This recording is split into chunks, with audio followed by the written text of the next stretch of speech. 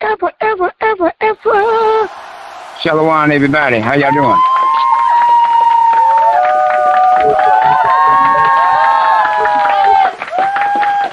Shalom.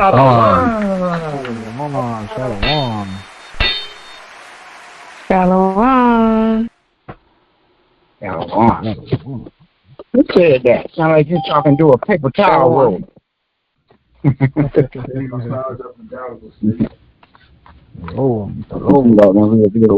Little boys and girls. Shalom. What's the news?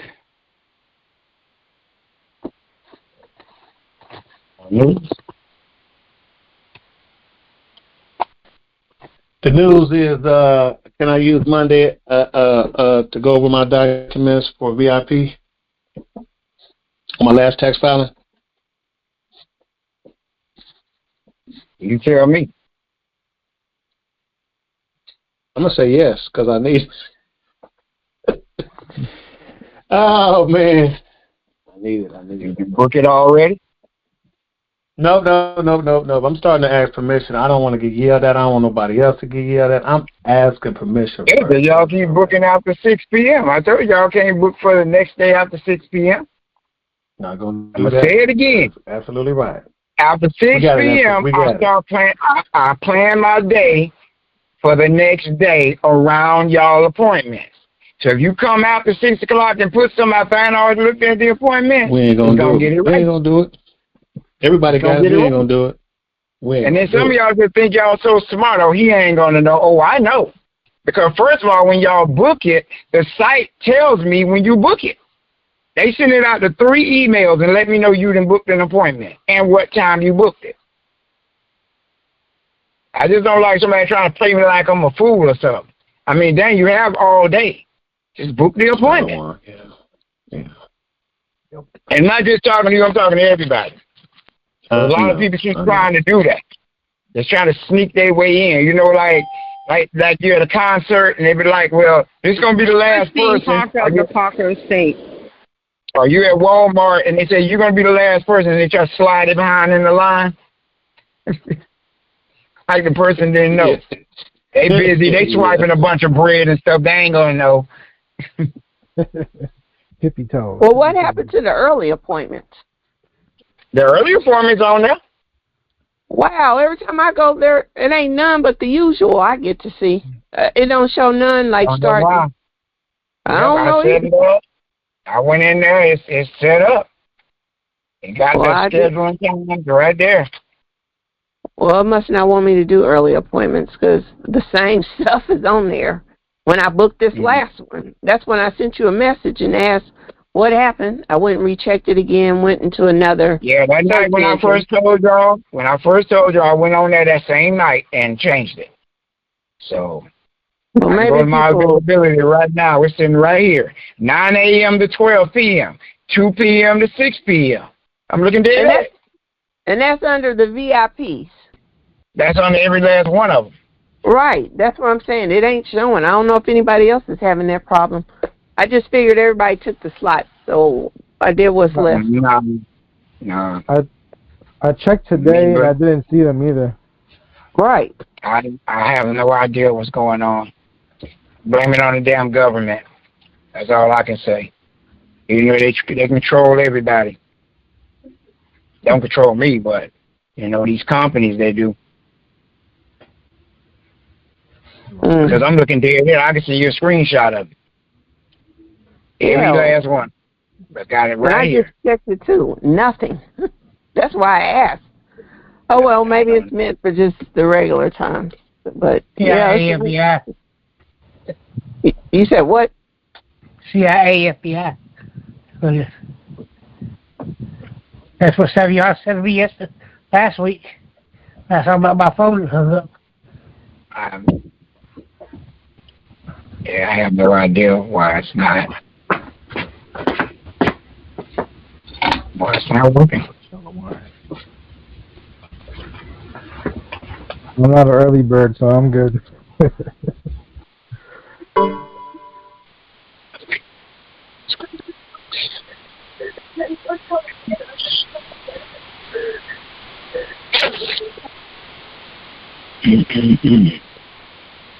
Yeah, I'm looking at it. There's nothing else to change on here. They're just blocking us then, so we'll just keep with what we normally do. But it's not on there. On our end, it doesn't show up. Yeah, I was looking at some different things there. Remove my 100 Kings and Queens logo off the computer. I'm like, now I know I put it over here. I put my certain things in different spots, so I know. Went in there, it wasn't nowhere on my computer. Period.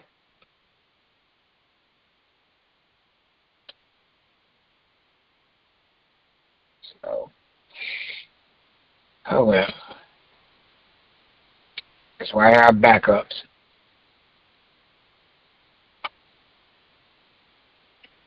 So we have a question though, regarding the new format for 1099 online. When you input that state name on 1099B, you got to know the state identification number, it seems, to move forward. The state identification number is your tax ID number. Well, yeah, but when it's for the recipient, which is the company or the creditor, it's going to be theirs then. Okay, we'll put their, okay. No. When it comes down to the state filing tax ID number or identification number, it is yours. You're the one that's supposed to be going after them for the taxes. They're not asking for the recipient, they're asking for the payer. Who paid the company? One or two. Yeah, okay. Let me look at this again. Shalom. Okay. Hey, you know what day you'll be looking at those documents? What documents? The one from our meeting that you had me upload. I looked at it last night. I sent you an email last night. Lord, see, they blocking because they know I'm on my way. I even wrote it in your folder. I'll send you a screenshot of the folder, the notes. Every time I reply to an email or appointment, put it in my notes, and I send it in the email. See, they blocking because I'm sitting here looking at my email and nothing. Matter of fact, let me go to my sent folder. I'm sending you a picture of it. That is crazy. I went through everybody's last night.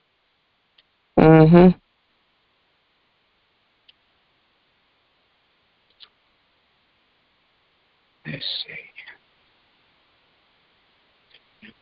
And matter of fact, I sent it on the notes on the appointment as well. That's another thing. Because I also put it in there. Well, I'll go back into that. But yeah, nothing. So they must know some people about to get paid. It's all nothing. Everything's blocked. On the site, we don't see the extra appointments because we were going to. Well, I can tell you exactly what I said. Okay. One thing I said was stop trying to pile up more than one thing in one step at one time. I clearly said that. I said that goes for everybody because you got your. I don't know if this is your last tax filing or whatever. Because when I'm focused on that, I need to be focused on that. I don't need to be dealing with your assumed name, copyright, but at the same time you're trying to get me to look at your taxes. Just take a look at that right now. Put that on your dinner table. Okay. Here's the trade. Wait a minute though. Here's the trade name. Here's the birth certificate and all that, and whatever you put in the newspaper. And then it looked confusing because I do know when you settle for debt with the state, you got to have a newspaper article saying that you paid them. So, but you got a trade name mixed in the midst of all this. So I got to jump from that. My focus being on that, and then go look at the trade name and tell you if your trade name is good. But the only way I can do the trade name is, I got to go back, remember what you gave me from a month or so ago or some weeks ago, and put two and two together at the same time while trying to focus on your numbers and stuff for your birth certificate. You see, it's confusing. I like focusing on one thing, and this goes for everybody. When you send me something, send me one thing at a time. I don't want to deal with no other steps. If I'm dealing with taxes, that's all I want to deal with. If I'm dealing with Form 56, that's all I want to deal with. If I'm dealing with 2848, that's all I want to deal with. Because it's starting to be too much. Because now I got to grade 2 different things at the same time. Send it all back to you trying to, because I'm saying if you focus on one thing, you're going to be successful on one thing. If you don't, you're not. But and like I said, I'm going to say it just like I told you in the email. If you want to throw it all to me at one time, go right ahead. I'll do it. But when you fail, don't come back saying it don't work like some bozo came on YouTube the other day saying, your process don't work. You don't know because you ain't never graduated. You don't know because you ain't finished the process because you ain't do it correctly. So anybody who's saying that, they got an issue. Got nothing to do with you. This is why I tell everybody, focus on one thing at a time. Get that out the way. You will be very successful by putting your energy in one thing. I'm telling you how I was successful. I'm telling you how I knock out these corporate crackheads when they come to me. The student loan people, $60,000. The IRS tax bill that was $300 and some for the girl. My home when they came at me with my 9-8. I wasn't focused on nothing else. I focused on one thing, and I knocked them out. It was successful. So I hope that's for everybody. That ain't just for you, that's for everybody. And I'm only giving you a suggestion because I want to see y'all prosper.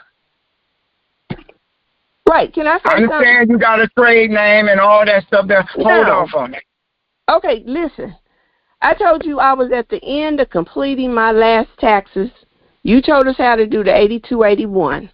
I made the changes you said to make sure the date was on there. And you asked me. I didn't see an 8281 on that one. That's the main one. And you asked on me the one you said, the one you talking about the point for yesterday? Yeah, I did you asked me, okay, I don't see, when we got on the phone I had a 211, form, I had your trade name in there. Listen, let me show you how this went. We had a meeting prior to this one. I did the 8281, did the schedule. You said it looks good, but the date is missing. And made sure my numbers matched on the 1096 and OID. I said, well, I will be through with the last tax filing for the state of Missouri. You said make sure I got my 211 done, and then I found my newspaper ad. When I told you I was at the end of it, I mean the newspaper ad for you paying them, not for the trade name. Okay, that's what I just said. Okay. You went to county records and said it's not in there. I'm going to send you the template. So the template you sent me, I filled it out. So is that the one for? But that's not the one. That's not the one. I gave everybody that newspaper article and I even got a video showing y'all what the rights. That's showing that you paid the bill. That wasn't the one. See, I didn't know what template you was talking about. That's what I emailed when I asked for it. I said for the settlement of the birth certificate that you told me to run a county record. The title said trade name, though. So the two is two completely different ones. Yes, it is. There's one for the debt settlement, and then there's one for the trade name certificate in the county. That's 2 different ones. Okay, but in my email, if I said the trade name included, I said for the settlement of the birth certificate. So I just filled out the one you sent me. So I need to wait for you to send me the next one. So if you could send me that one. But see, that's why I was wondering, why were you asking for it when I sent it out to everybody?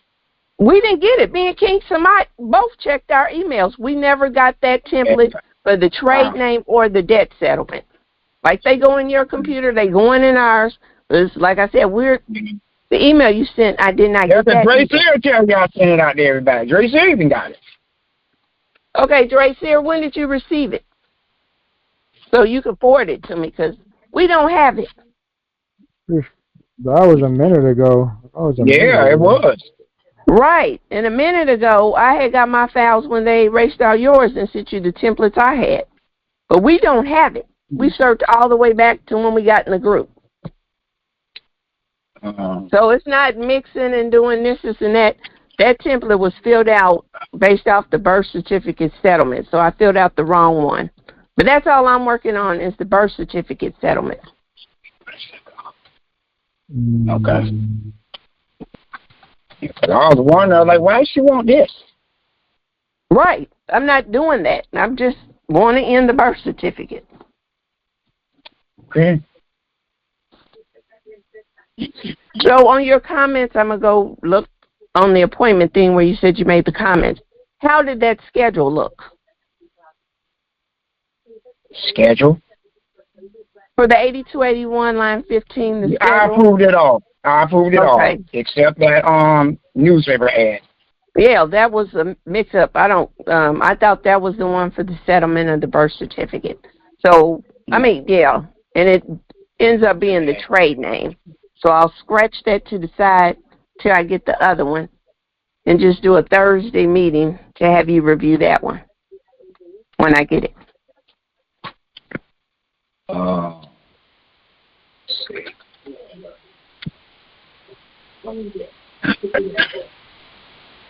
Matter of fact, I'm going to send it out to everybody so nobody can't say they don't got it. Ooh, thank you.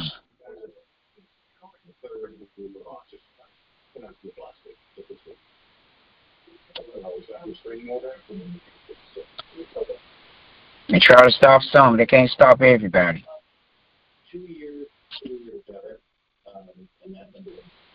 I ain't never come across some jealousy in my life like this. Damn. They're trying to stop everybody from getting everything. I told y'all it was going to get worse. So here's they told y'all. And now it's even going to get more worse. They're going to start showing up at people's doorsteps, tell them to leave it alone. I'm telling you.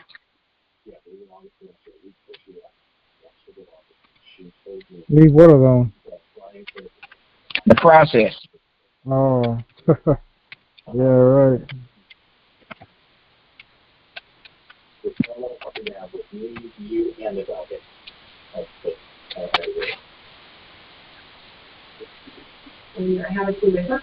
Nobody ain't believe what I was saying. He don't know what he's talking about. Okay. Like I was telling somebody yesterday, I was like, based on that other damn group sitting here turning, how many 1099 OIDs it was the doofus turned in? What was it, like 3,000? Was it 3,000?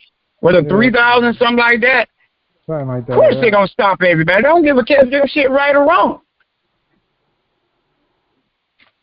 It's crazy.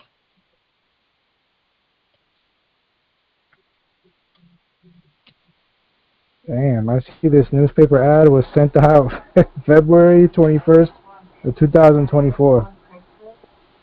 Wow. A minute ago. Yeah. Well, let's make sure this is right. Is that the one that says newspaper ad, copyright, and trade name? No, I think that's the one that's just settled. Let me see.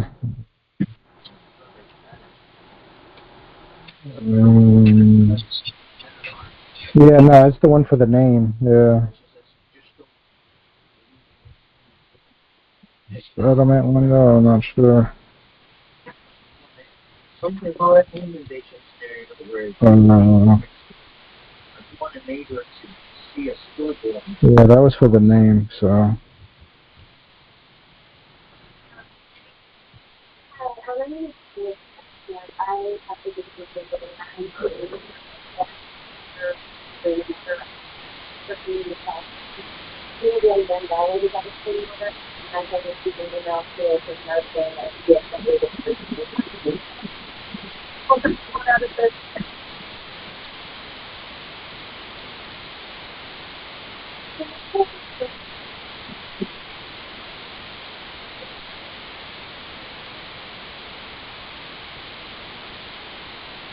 And the newspaper ad was the one that is the settlement of the birth certificate. It just has the wrong notary template that's supposed to go to the county. But that newspaper ad is for the settlement of the birth certificate.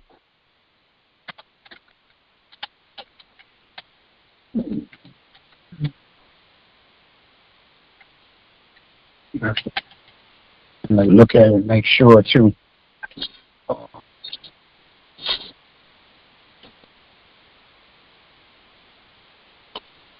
It says this is public notice claim that the debt tax of boom to blank has been paid, settled, and .999 pure silver. But it's highlighted so you can put whatever you want. If it's your gold deed, if it's your album, you put that number, put the barcode number, by your, got your trust, estate, or straw man, the company, boom, that's who you're paying, has been assigned, and you got the assignment number with the 12-digit barcodes. After this claim to return the tax principal of, boom, that's the principal that's on the left side, and demand lawful money interest of, boom, that's on the right side, to your trust for straw man or estate. So it's one of those three.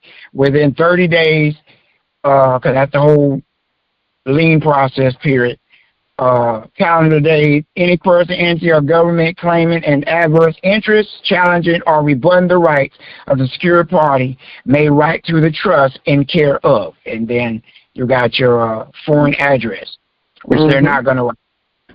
So do not put no domestic address. Yeah, because I was looking at that thing you had gave, and I was like, why is she using her straw man name as the trustee? And that's another thing I said, you put your straw man as the trustee.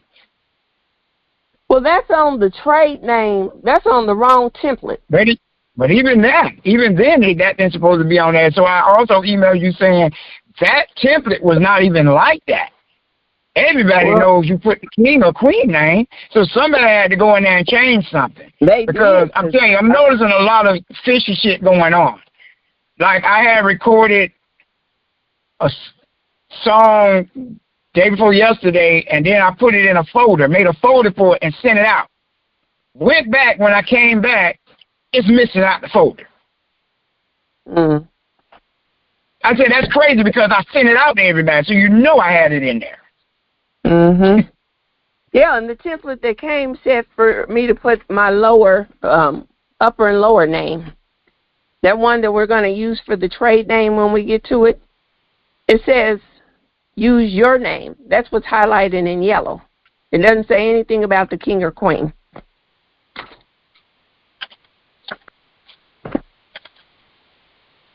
Okay.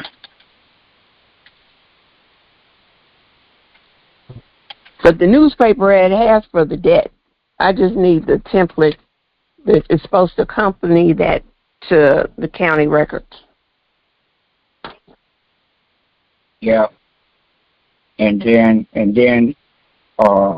after doing that, you get a certified copy and then get it exemplified. Along with you got to put your assignment in there. You got to put the assignment in back to yourself, actually. If you paid them, then you have the assignment to them. Okay? But if you're taking it over and taking it from them, then it'll be the 982 back to the estate to the 98. So the 98 is taking it over. So once you're exemplified, then you got your proof right there. It's paid.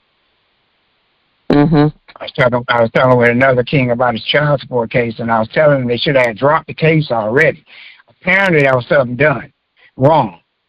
And I keep telling y'all, every time, all it takes is me one time looking at some documents, I can clearly tell where you went wrong. And it's always somebody that left something out, changed something around. Never fails. Never. That's why I said, I'm like, maybe I just need to stop looking at people's stuff. No, because the bad part. Is it that personal where you don't want me to see what you've done so I can tell you if it's correct or wrong? Or you rather just take it? Let me tell you, everybody on this call, what's going to happen. If y'all do it without me seeing it, and once you're done it, and send it off to these people, ain't no correcting. It ain't no trying to do it a second time, because now they know you're incompetent. And they're going to label that. You come again with some paperwork, they're going to label you as a paper terrorist. And anything you try to put in their records or send to them, they're just going to ignore it. They're going to look at each other like they're trying it again. They're going to be like, throw that shit in the trash can. And it's going to be a downhearted Christian manager at that place, and we're like, I'm a Christian, but throw that shit in the trash can.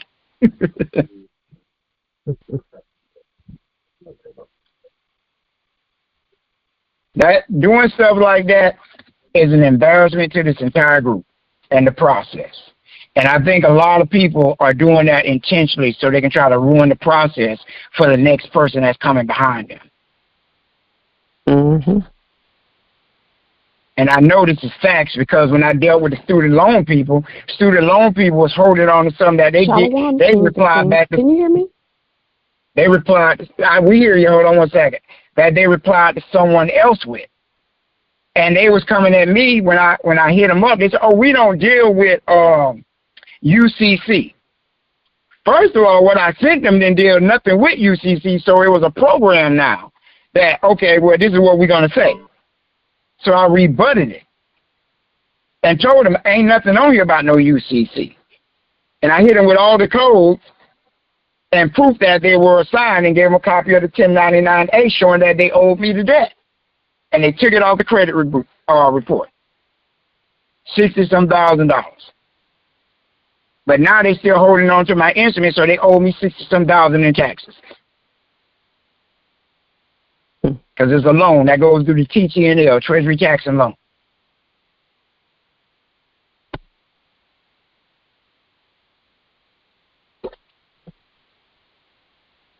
Thank you. So I got the ad email.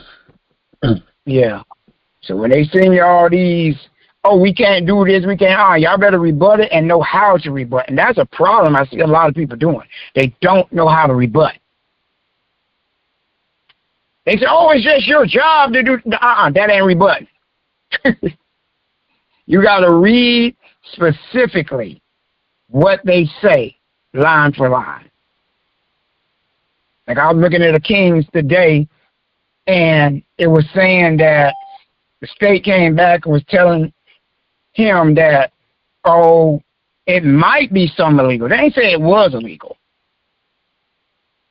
They said they got to look at it to make sure. And then the main thing they really wanted was, what is this going to be used for?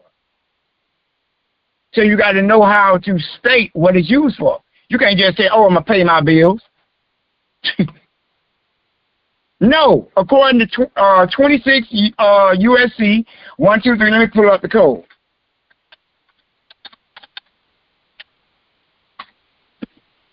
Yep, 26 USC 1231 under the United States Tax Code. If you're bringing any trade item, whether it's done, forced, you're forced to do it. But whatever you bringing in, there's taxes that's involved. And that's part of the tax code. So they can't interfere with that. Let me look at this form. It's a involuntary conversion.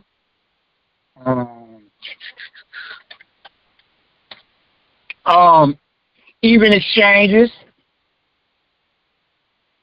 So when they come and say they don't want to authenticate your silver, you tell them according to the code, this is be used for even exchanges with corporations under the IRS tax code.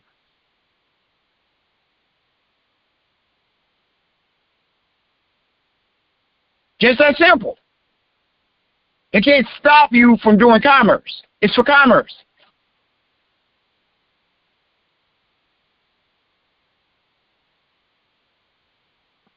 You want to give them the forms, you tell them Form 8949, 4797, 1041D. Hope y'all getting them notes. Because I don't want to hear nobody say, oh, they rejected my letter. I already told you the answer.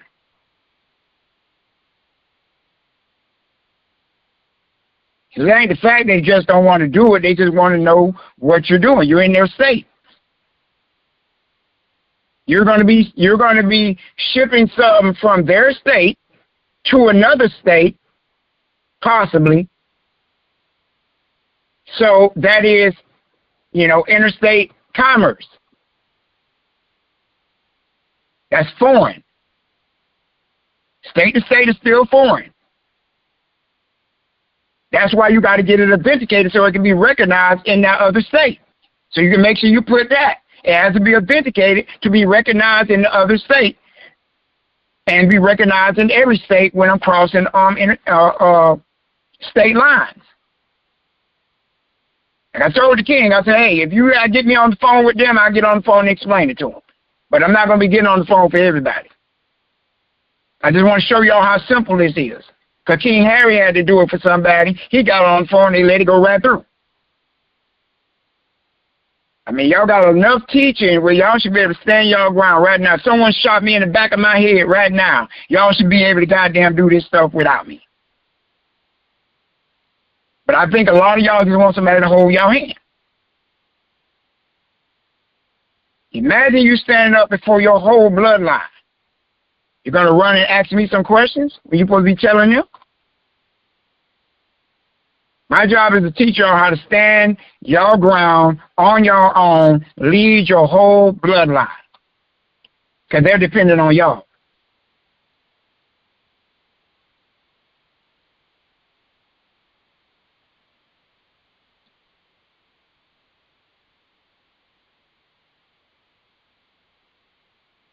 I mean, you got to understand the state's position because they didn't deal with a lot of these gurus and all these people just throwing stuff at them. Oh, you got to do this. You got to do that.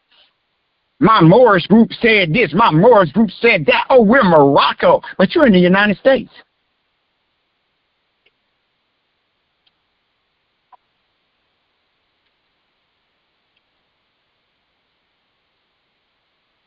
See, that's what I'm saying. If you read what they're saying, you'll understand what they're asking.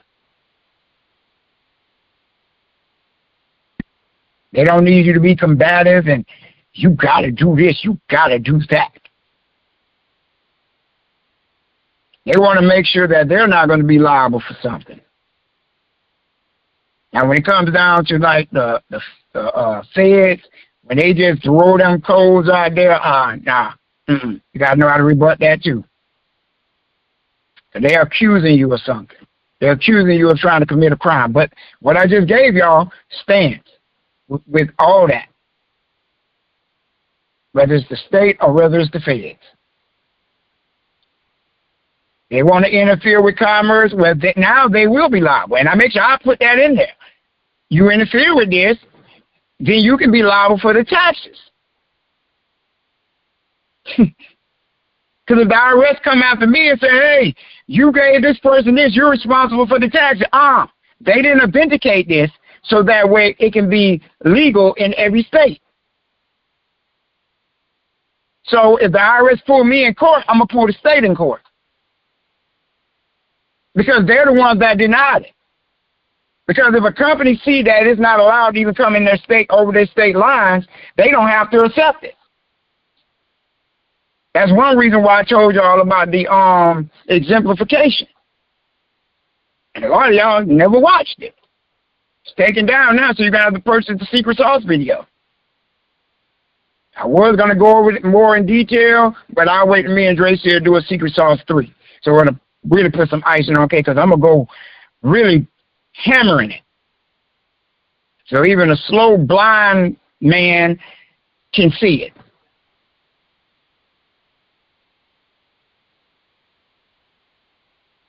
What that girl did that I kicked out the group, that was just an embarrassment.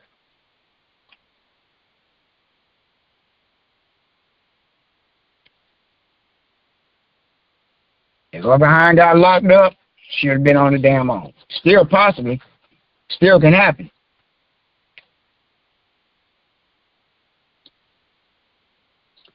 Because remember, once you say you're taking some out of one jurisdiction and putting it into another, remember, if you still claiming the United States, then you're saying you're a U.S. citizen. What is that, 8 U.S.C. 911? If you say that you're a citizen, represent that you're a citizen, you can go to prison?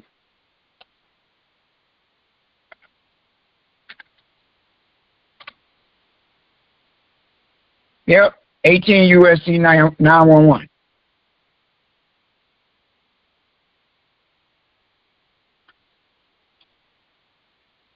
So.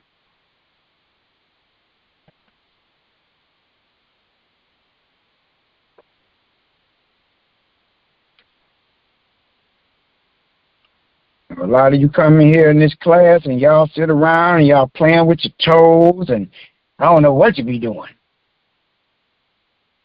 A lot of people don't take this stuff serious, and I'm really seeing that. People pay their monthly dues. I'm sitting around waiting on y'all to book an appointment. I don't get no appointment. A whole month then went by. What were you doing? Well, with some of these people, I wonder if they could see it. Like we can't. We just see the regular that was on the site. Because I tried. I was going to pay the extra $100 to finish up, to move along. But we don't see any open appointments besides what we're talking about the appointments. I have no idea what the hell is going on. Because the appointments are there. They're all there.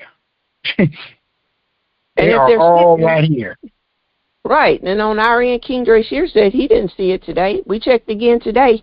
And I think this Friday, of course, is late now. But for today, 2 days ago, it was completely removed. Yeah. It's sitting right here, man. Ain't nothing else I can do to it either. Right. And it's on the list. It's on the list. Tuesday barcodes got 9 a.m. to 12 p.m. Then cut pick back up from 2 p.m. to 6 p.m. Mm-hmm. Same thing with Thursday. Yeah, something's going on. Well, to reflect back to the newspaper you had. What I'm going to do is I'm going to call these people and I'm going to see what the hell is going on because something's not right. Right. Well, back to my newspaper ad, that was to pay off the birth certificate. I have that template you just sent out, and you did do that a long time ago. I thought I needed a registration page in order to send it to the county when we talked. But that's what I gave you was my newspaper ad for the payoff of the birth certificate. You know what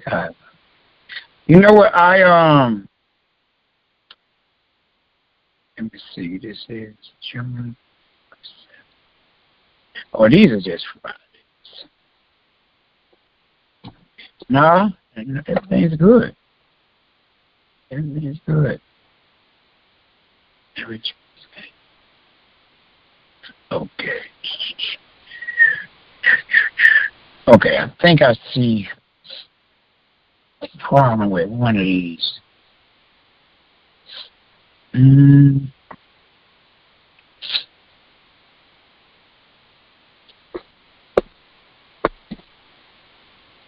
Let's see. How do I get that? Okay, let me see if this will work.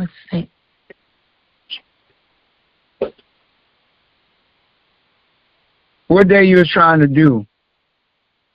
Well, after this hiccup here, just because it's for one page. First ask, is there a cover page that goes with this to the county for paying off the debt?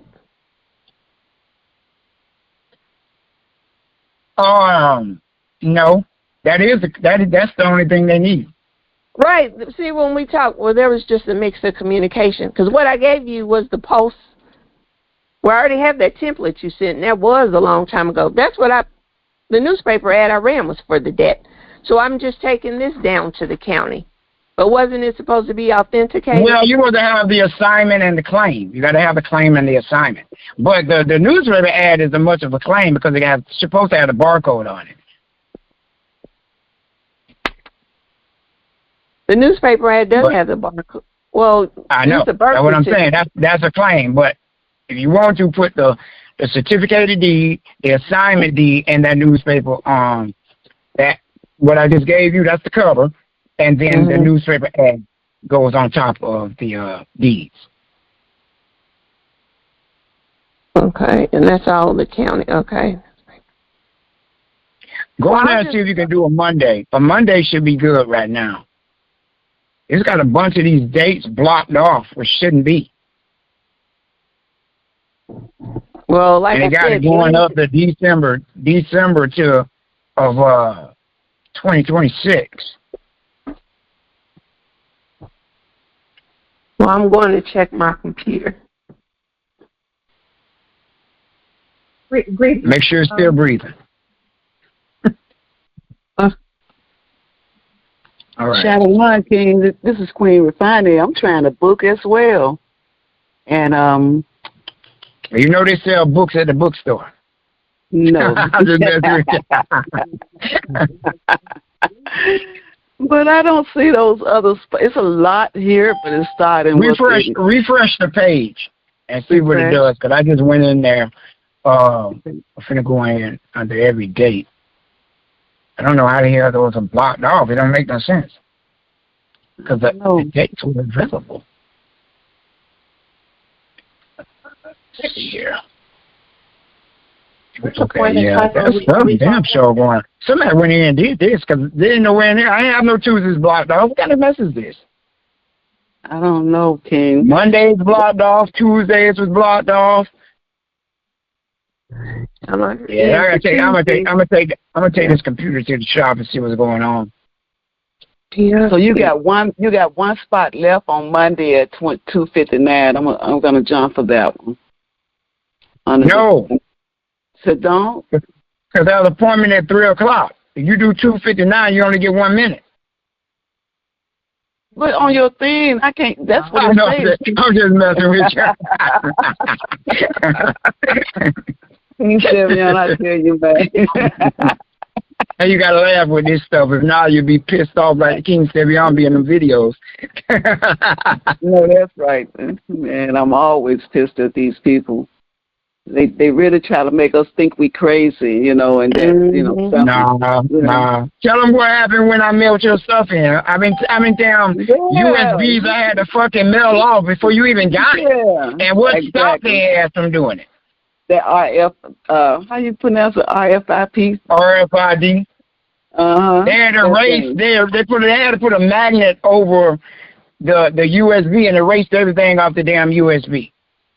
Unbelievable. I mean, listen. I look at those videos on them USBs twice before I mail them off. I believe you. I don't put nothing past these critters. I don't put nothing past them. I know I read COINTELPRO.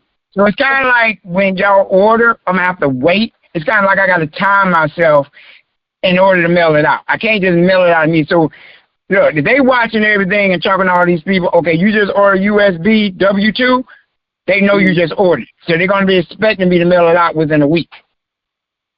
Wow, yep. You smart. It's a shame we got to strategize, you know, like this. And I thought it was just yours, but nah, it happened to a bunch of people when I mailed their stuff. Wow. One king didn't get it. I mailed his off twice. He paid for a whole nother tax class. Whole nother $300 tax class. I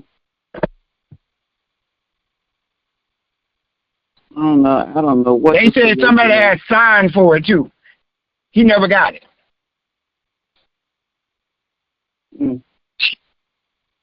So apparently they scared of something.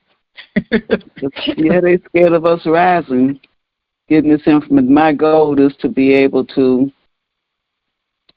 Somebody that's figured out what they doing. Right. The games that they playing, how they lying to people. Right. So we didn't figure the mess out. Well, that's what they be bothering us. They don't bother you if you ain't doing it right, because that'd be money for them. If we were doing it wrong, they'll be happy because that means they're going to get a bunch of frivolous filings. And they're going to get a bunch, what is that, 10 grand for frivolous filing or 5 grand?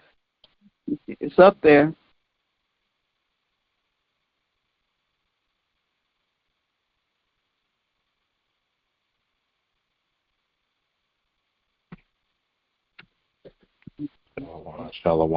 Shalom, King. This is Queen Eliam of the Allen Estates. And on the website, it didn't recognize my, I tried to sign in, it didn't recognize my email address, even when I said my password was forgotten. But it didn't recognize my email at all on the website. I use the same email that you had on the, whatever you put on the application. And if it's the same that matches on your appointments. Yeah, it's the same. I will try it again though. Did I register with you on the phone?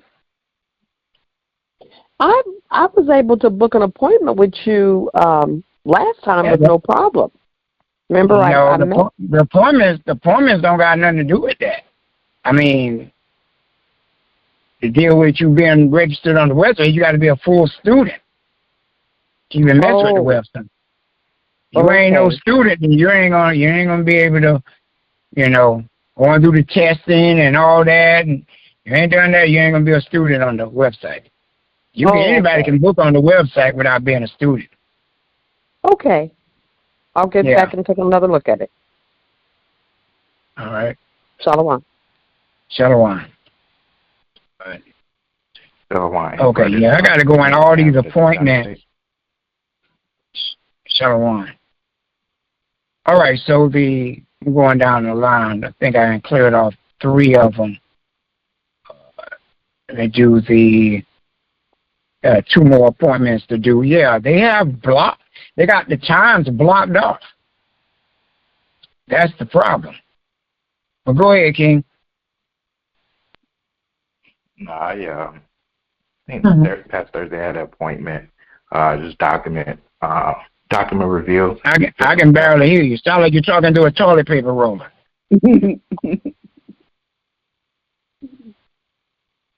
Like we was kids. Go ahead. You able to hear me better now, Emperor? Oh, no, man. You stepped farther away from the toilet paper roller. Hey, how about now? Yeah, that's better. So I went back and looked at that video for you did for the exemplification. So I read and did some meditation on it, and that thing deep, even went online, really looked at what it is, getting it exemplification, with the register of deeds. So and one thing that's a real good video. Yeah, I mean, I don't think people get it. I don't know. I really don't know. Because my main thing has been proving to everybody that everything is a tax, right? So you got to put 2 and 2 together. It's easy. The word exempt is the first word of exemplification. Okay? That's 1. Exempt from what? Exempt from taxation. Well, what proves that? Where do you got to go to get the exemplification? At the county tax collector's office, which is the courts. They're the tax collector. Exemplification, tax collector, which is the comptroller. Just like Gene Keaton said, I keep saying it. Just like you said, this is a tax matter. Yeah. Everything's a goddamn tax. Yeah, I went and meditate on that, and then, when I went and see, I was like, okay, so the register of deeds, they'll sign it, and then after that, a judge will go, so that's just backing it up at the end of the day. Yes. That just proved everything I've been saying and everything I've been reading. And remember, everything goes back to where? The T, and L.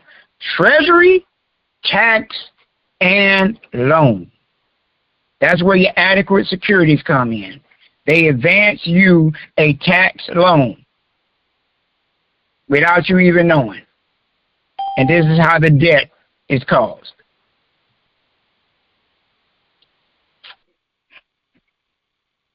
Shalom. Yes, and so that right there, even for everybody in the group and those listening, like that video, like really go back and because after I got off my appointment with the Emperor, I had to go back. I was like, okay, Emperor told me this, well, let me go so I can understand it. And when I read it, it hit the nail on the head. Yeah, and there might be some gurus that might not even agree. I don't see how you can't. Jurisdiction has nothing to do with nothing else except taxation. Model 1, Model 2, under the fins and gin. This is why you want your fins and gin. Listen, Child Support tried to come back again. I didn't tell y'all this. They tried to come back again. I hit their ass with my fins and gins. They bowed down and left me alone.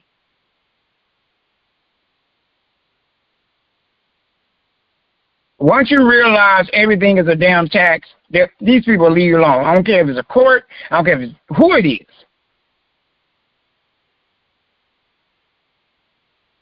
That's why we in the new dispute ladder we incorporated that, hey, we didn't get no tax loan from these people. Now they really gonna be getting in trouble.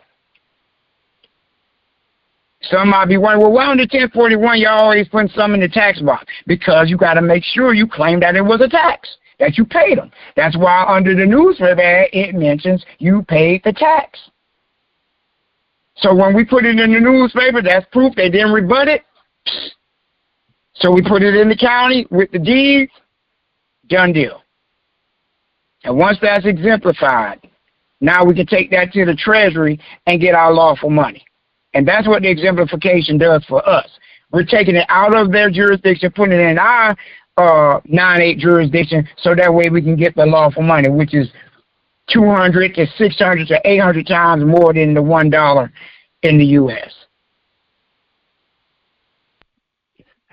Emperor, I got one question about that. So, say for my silver registration, now I would want to do that, get that exemplified in my birth state, correct? In the county, in my birth state, correct? What the thing about it is, here's the thing. It's already coming from that country because of the 9/8. Okay. So when we exemplify, what we're doing is taking it from the state and taking it to our foreign country. So if they got a case in the United States, we're just taking it from their jurisdiction, putting it over in the foreign country. That's what you're doing. You're just moving the chess piece back to a place that's safe. So if we already got something that's coming from the 9/8 country, we really don't need to be apostilling anything. All we got to have is a notary document. That's it. Now, when we use it to settle the debt, that's when we'll have it, the case, along with that document, taken back to your country. Because remember, the silver or the gold or whatever it is belongs to your foreign country. So you gave it to them to settle the debt, but they didn't do what they're supposed to do. So, okay, well, since you didn't, it's kind of like you're on the checkerboard and you jumping somebody's man, and then, you know what I'm saying, you would take their man along with yours. See? So, I like crowning your king. You belong to me. Boom. So, yeah. Now you got your silver, you gave it to them, but you're taking it back to where it belongs. Once you stamped it. Stamp whatever bill or contract it is. Okay, you use my silver, I got to take it back. And once you take it back, now the Treasury got to pay you all your money. Emperor, I was referring to so the state of North Carolina, they had kicked back my apostille and authenticating my silver registration. So I know what you was talking about. Mm-hmm. So that's what I'm saying. If you're talking about the silver, just notarize it. You don't got to worry about nothing else. And when it's time to use it for your bills, like I was just saying, you're going to do your newspaper article. You got your proof that you settled it, whatever debt you're going to settle, and then they're not going to respond anyway. So now once you file it in the county, you get that exemplified, and now you take it back to your country. Because remember, they're supposed to give our instruments back, but they don't. They don't. They keep them. They keep them. So we got to take it back. It's ours. We got to take it back. And now we got to go to the Treasury and say, hey, they got this in the United States. They need to be taxed. That's the purpose of the 8288.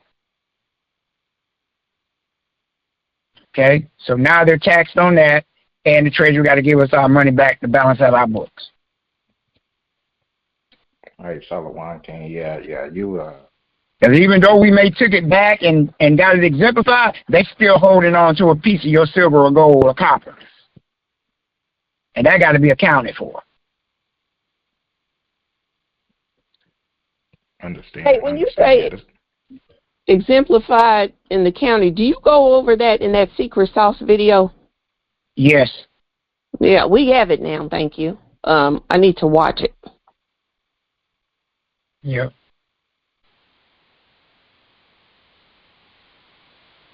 All right. Looks like if you refresh your screen, you should be good to book any day now. Anytime. Not no Saturdays, though. That's special days there. Let me check. Yeah, I cleared it off, so it's, I don't know how the hell these even get like this. They blocked off every damn day. It was every calendar was blocked off. The only day should be not blocked off is should be blocked off is Fridays. Because Fridays, I decided I'm just gonna, because if I'm gonna have a class meeting, I need to have all my energy. I'm not just gonna be running around doing appointments and then have to go to the meeting. No, can't do it.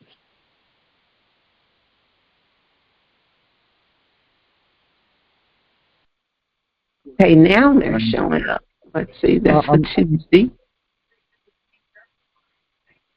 I'm looking at which county court I gotta go to, and it says if you need to file a satisfaction of judgment, go here. So that's pretty much what it is, the newspaper article. And I'm looking at the clerk's office, and it says the fee for filing. It's the way you file the deeds. You filing deeds, man. Yeah. There's a deed because you settled the debt. Yeah, this is what it looks like, because this says transcript of money judgments. The fee for filing each money judgment is $25. Then there's an additional $15, and then exemplification fee is $25, with additional issuance of the transcript fee of $15. Yeah. Okay. Please allow 48 to 72 hours for your exemplification process to be completed. Nice, man. Good shit. It's right here. It's like 10 minutes away from me. Yep. So, should always be a way to bypass what these people are trying to do. Mm-hmm. And if they won't do it, in your if they won't do it in your own city, go to a smaller city.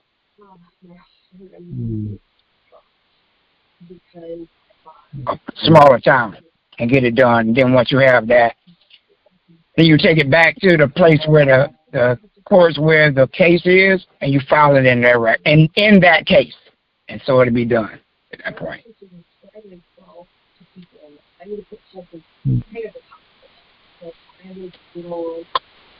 So which case is that though?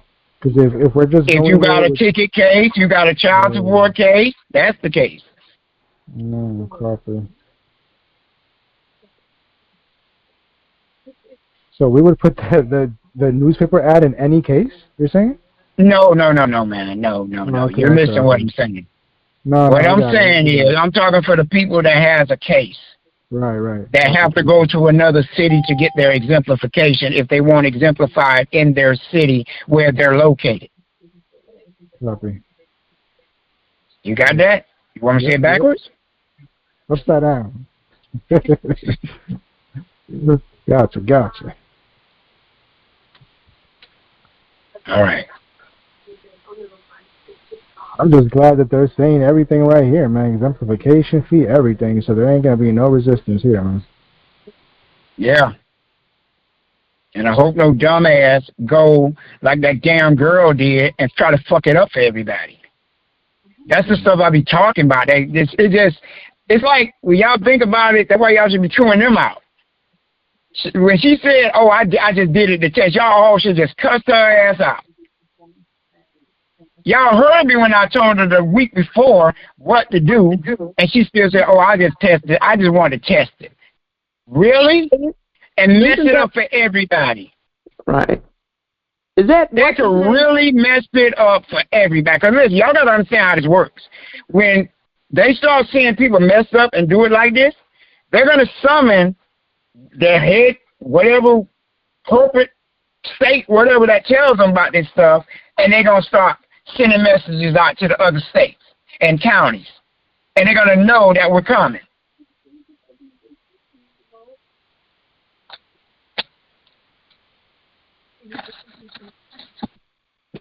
Hey, was that the queen to the guy that's locked up? Yeah. So she's not in The the two, group anymore? the two, no, the hell no. They don't, they can't give me no amount of money to come back. They're not coming back. That's it. Right. It's over. It's over. Oh, That's like spitting in my face. Right. And the only reason she was on the call last time was she was trying to get more information. I don't get it. You're paying your monthly dues. Why not just do things the way it's supposed to be done? I don't get it.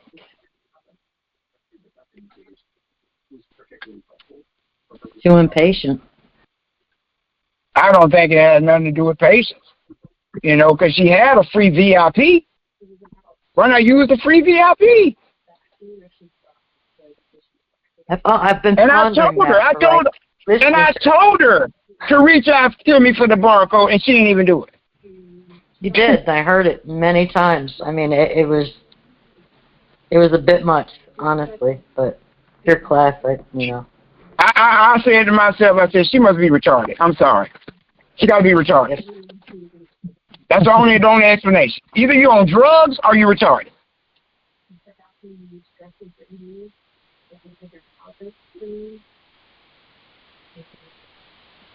And then you take up the whole class for everybody to hear this. I think that was the most annoying part. It was like week after week. It was even when you weren't there, she was still trying to get the next step without. Exactly. Without being approved, without taking no tests. And then she had nerve to come and say, I thought you said we ain't going to be taking no more quizzes. Well, you're the power of attorney for him, so now I have to quiz you so you don't mess it up for him. Yes.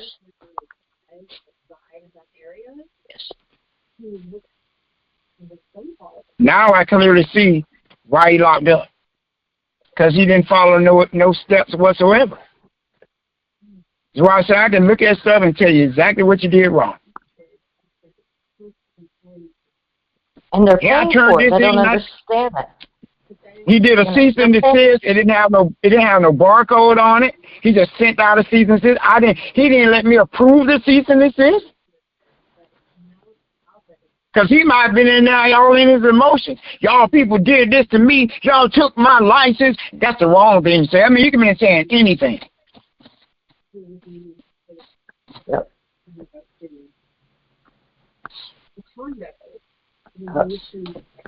Boy, I mean, when I see stuff like that, all I can tell people is you don't care about your family. You don't. And I totally agree. And I can clearly say that, because if you got a way out that's been proven, why not follow? I honestly don't get it. I improved myself over and over and over and over again until I'm blue in the face like Papa Smurf.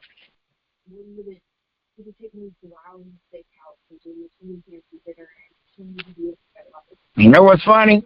I can tell when God's telling me to go the other way. Because my daughter, one who hasn't been worried about this stuff here at all, asked me yesterday, Dad, what's the difference between an estate and a trust? And she sat there and listened. He said, that's what I want to do. She said she want to do her estate. I said, well, you already part of my estate. And I had broke it down to her. How it works. Anything that is of you belongs to the estate.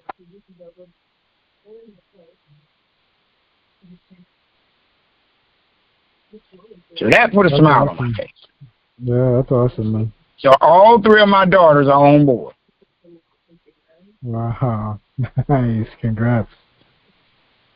That's beautiful to hear, man.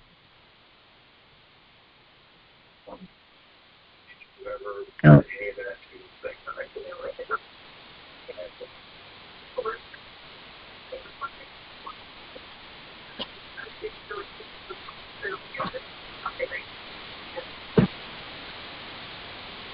Yeah.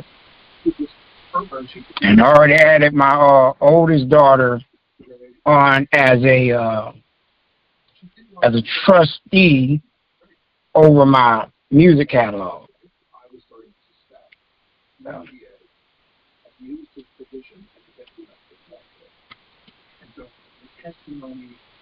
So good things that. What was that about the My music you daughter. said? I had my oldest daughter as trustee. Oh, nice. She's on the account. Nice, nice. Yeah, they're ready, huh? That's what's up, man. Hey, and speaking of that, like I told Dre Sear, every month I'll be putting out 3 to 4 albums. Guaranteed 3. Already got 3 coming out in, 3 more weeks? Yep. So for every song I'm doing, there'll be a story for it. So just like I did the Take Our States Back story, there's gonna be a story for every song. So I don't know if y'all remember I told y'all I was building my catalog up to beat out Sony. So I'm working on the first 39,000 tracks. Yeah. Yeah. So everybody should be working on something that they can leave behind that has something to do with your voice, whether it's a painting, a drawing, T-shirt, something. Memorabilia, letters, all that. For those that watched the, what was the name of that video, Trace here? Collectibles. Something with the collectibles. Where you could put anything as a collectible? Yeah. Yeah, yeah. The list of the collectibles, yeah, as memorabilia are tangible and intangible assets. Mm-hmm. Mm-hmm.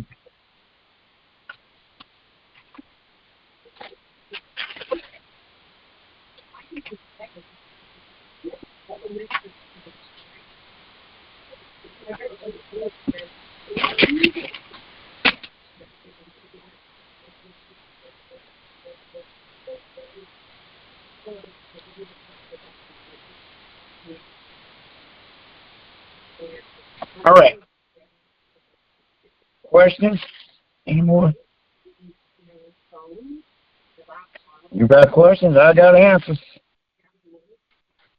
I ain't gonna tell you how to cook no spaghetti though. This is Queen Erdner. Can you hear me? Mm-hmm. Okay, so I just wanted just some clarity. So I want to make sure that we're all on the same page in terms of the appointments, because I refreshed and I was just looking at your VIP schedule. Yeah. So I think one of the queens earlier said that Monday slot was 2:59 p.m. was one spot left for Monday. And then it had... No, that was before it was updated. Okay, because I came out of it and went back in. Let me try it again. Okay.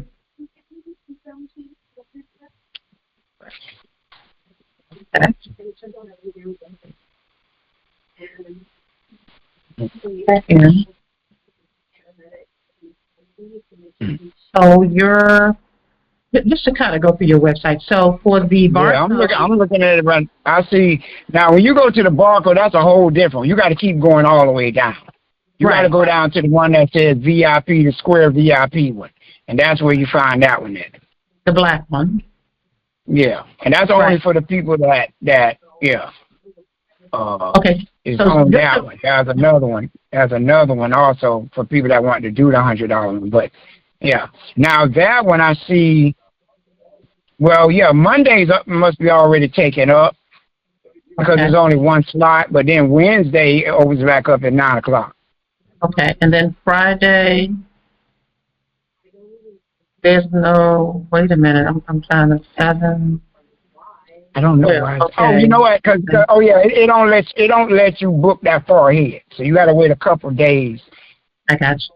Okay. Try again Monday, and it should those days right there should be available. Okay. Okay. So this VIP is for anyone that has done the $100 VIP fee. Yeah. Okay, I got you. Okay, so I wanted to kind of go through my taxes. That's something that I can do with you.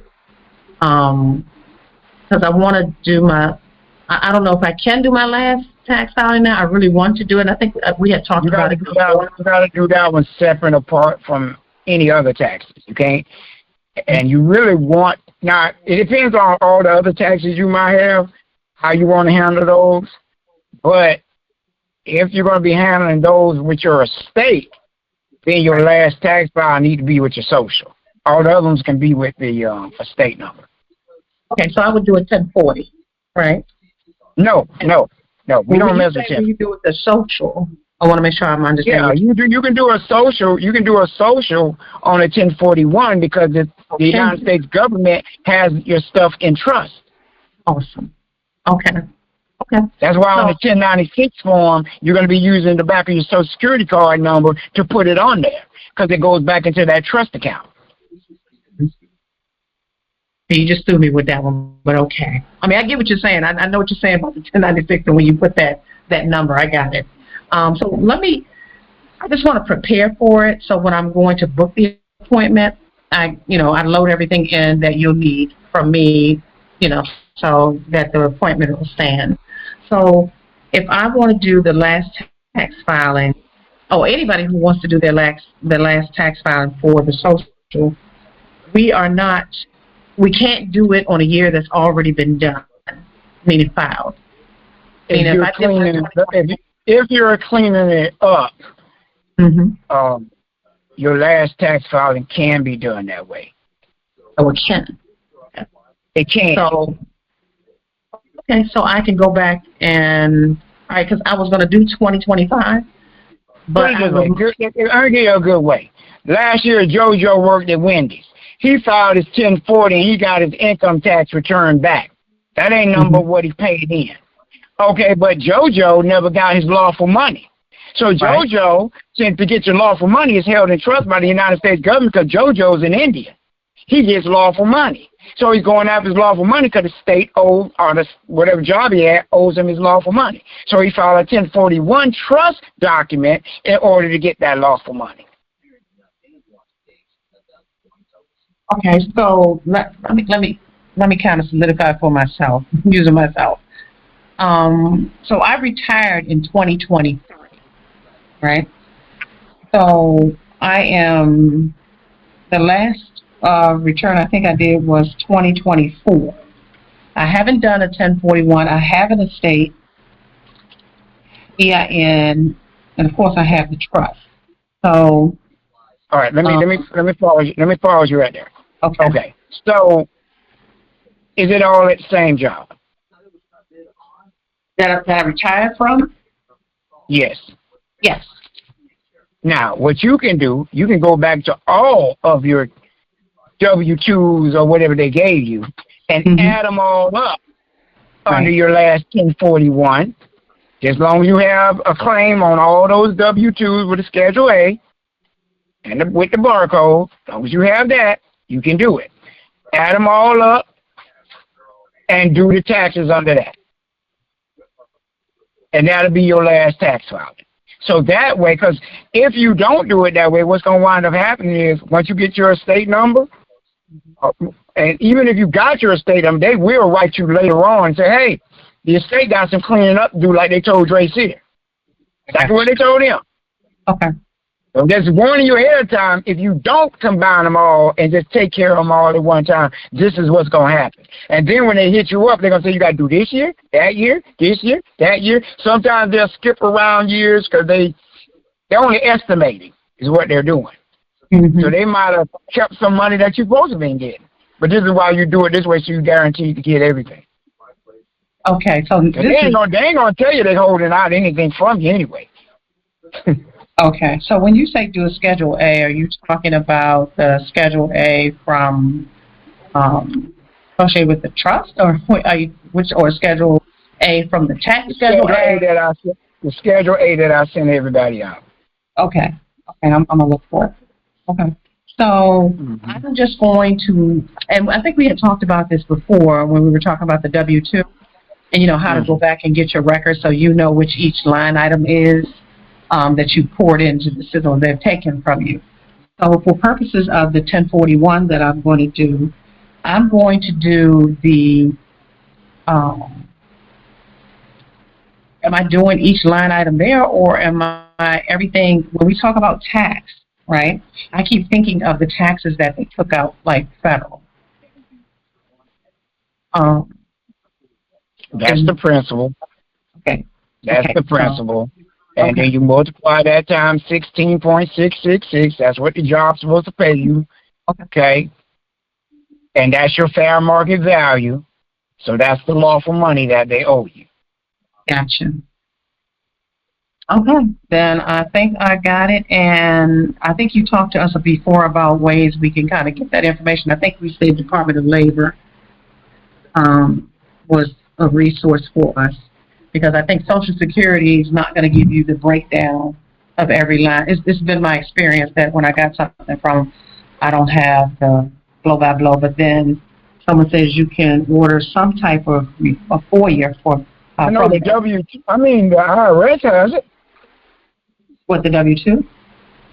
Yeah. Yeah, but people when they got they got some W2s from the IRS. Yeah, but I think they said maybe been $100 or 100 pages or something like that. Okay, so is it under the FOIA that we're getting it? Because you could go on. No, I think you had to go to the IRS to get that. No, we're on the same page. So is it a transcript that they're giving you, or you're just writing to them doing a FOIA for the W2? You get copies of the actual W2. Okay. All right, so that'll be the first thing I asked from when I first. Yes. Okay. I think that's it. So I'm good on the scheduling now. I can see. So if it's not there, that means whatever's on the site is what's available. Everything else has been booked and it's all. And with the one more thing I have to ask you about. So just so I'm clear, one thing we're preparing for the last tax filing. The other thing is, when we're claiming, when we got copies of all, once we get copies of all of the W-2s, we're going to do the endorsement and all that stuff that you showed us in, I think, one of the videos we saw. Mm-hmm. And that's a separate process from that. Does one go before the other? Mm-hmm. Say it again. You missed me. So, and I may not be remembering correctly because I have to order that particular video. But it seems like we were claiming the lawful money for the W-2, right? But okay, yeah. So is this W-2, will these necessarily have to go with the filing or not? The W-2 numbers? No, the actual W-2, because usually when they ask you, you do a filing. Well, what you're doing is you're putting a claim in. That's going to go with your 1099 OID 8281 form, and you're going to give those to the United States Department of the Treasury. The IRS don't get that. They don't get no copy of the W-2 because they already got them. They do. Okay, I think okay, that's clear for me. And if I could just jump one more thing, and then I'm done. I was watching a video, and you were talking about the how to make your tribe form, I think. So the videos that are out there now, those are available if you do the $29.99 subscription, and that's what's there. But anything, like we've had a special one, the sauce, and some of the ones from these meetings that we're having, those are the ones we request. Those are the ones. Those are, if we had a meeting last week, those should have went out today, but that actually slipped me from the one from last Friday. Normally I email those out the following week when I mail out the meetings for like tonight. I suppose I did it yesterday, and y'all would already had it. But other than that, if it's one on YouTube that says members only, you can go to the member section. They have a whole list of them, which I'm taking those off of that and then making them private. But you can request something from there. Or if it's just something you want a video on, 9 times out of 10 already got it done. You just request it. Okay. Okay, because I know I had talked to you before about sometimes when I go into the YouTube and I go into the site, it just seems like a lot of stuff is gone, right? And it's kind of hit or miss what's there. I see the recent stuff that's popped up, but it seems like it was a lot more. And I know you were kind of working on, kind of moving some stuff or cleaning up. So I just want to make sure that how I access different things. So what I'm hearing is if I don't see it, I can just send you an email and ask for it. Yeah. Okay, I got you. I'm like a walking encyclopedia, so. All right. Gratitude. Thank you.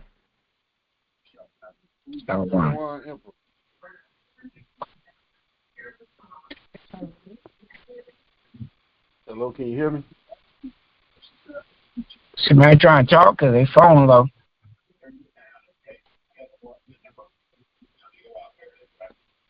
Can you hear me, Emperor? Barely. Is it better now? Yeah, you got to take me off the FBI recording.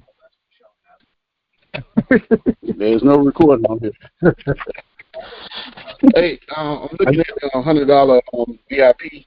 It seems like you only have Monday and Wednesday, correct? Yeah, right now it does because you can't book till next Friday. I mean, you can't book more than 7 days in advance. So it's only allowing you to do up to Wednesday. Okay. I want to get my schedule together to see when I can be available, but I want to pay the $100 next week. And it's still for a whole month, right? Yeah. All right. So I'm going to just check my schedule before I can book it accordingly. All right, Shalom. That's all my questions. All right, Shalom.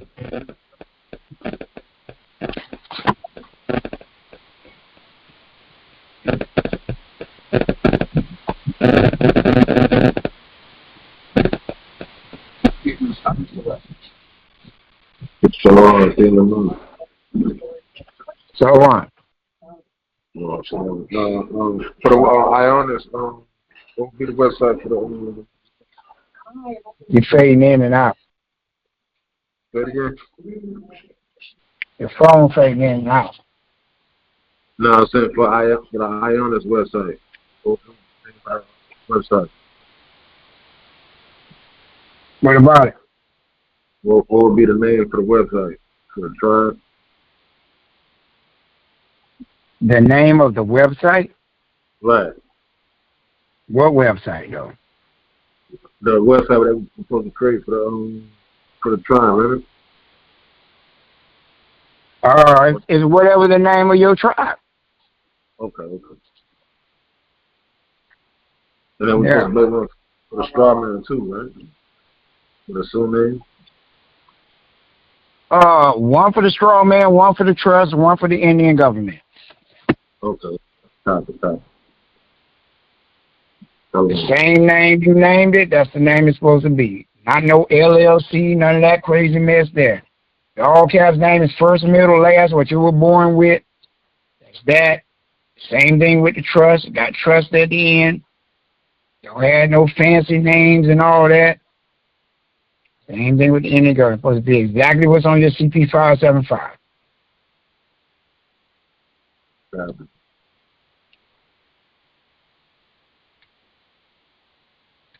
Oh.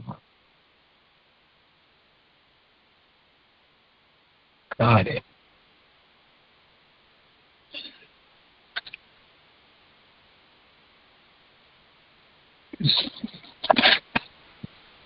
Mm-hmm.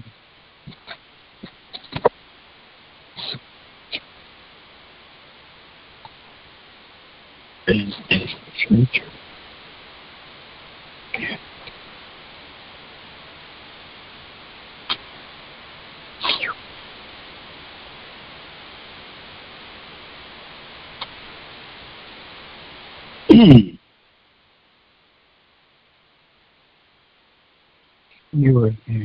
It's crazy.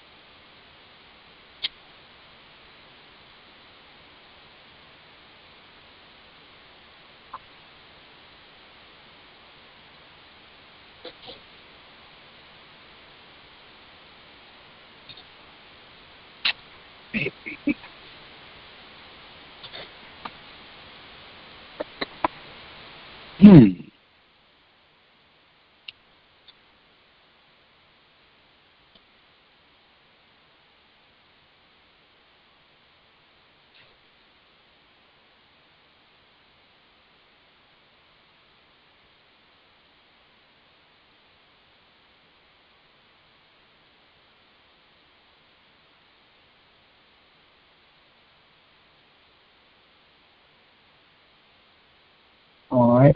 Where's your questions? Okay.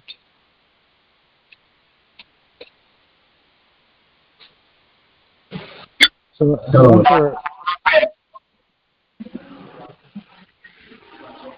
want to say something? No, go ahead. Your phone feeding back.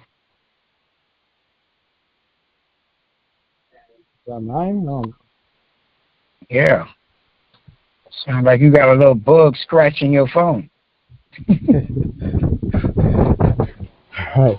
I just want to make I'll be 1,000% sure here, because so when I go, because I asked the other day, because I got my newspaper article certified and I got authenticated, and I asked the people at the courthouse, and I said, do you guys take the original and not give it back? And they said, yeah, we don't give it back. So I was like, oh, so then.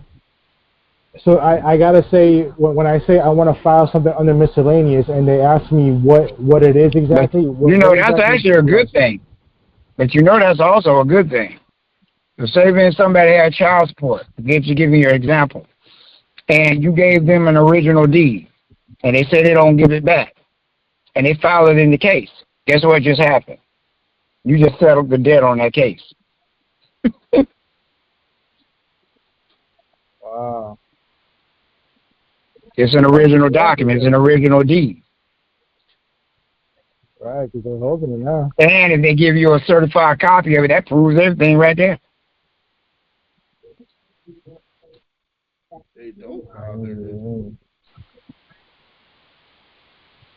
That makes sense, yeah, because they're holding it, and now they know.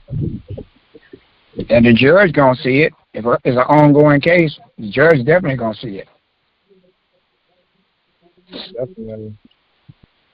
Okay. All right. So okay, good. So then when I tell them, when I do this newspaper article, when I tell them I want to file this in the miscellaneous, and they ask me what is it? What is this that I'm filing? What do I say exactly? It's a deed. It's a deed. It's a deed.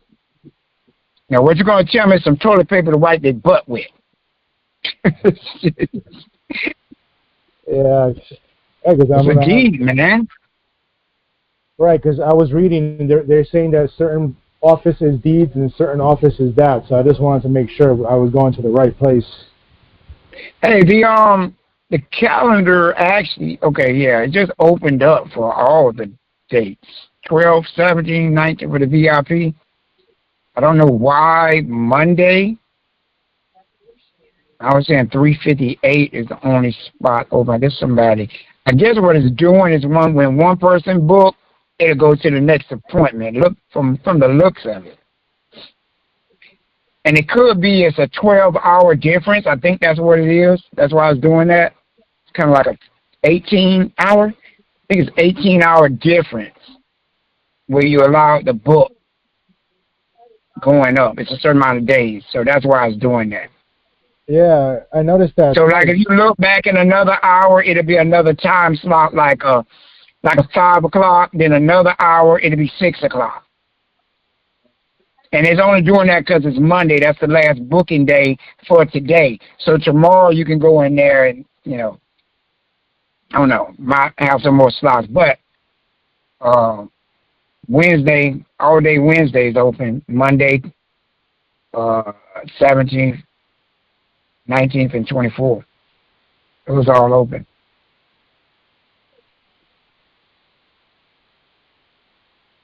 Yeah, I noticed that too for 2 weeks that the Friday wasn't popping up. So yeah, Friday's not gonna pop up. That's why I opened up these other days. So it makes up for that day. Copy.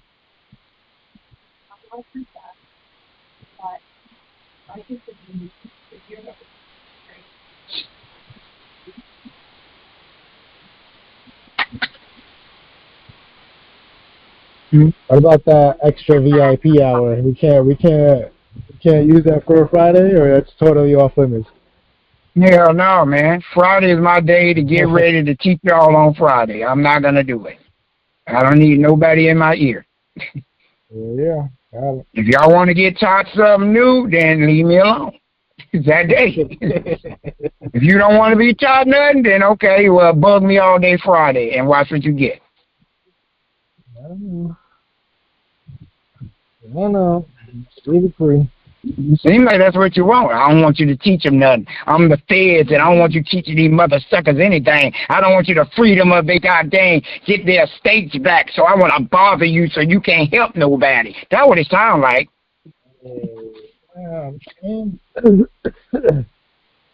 Man.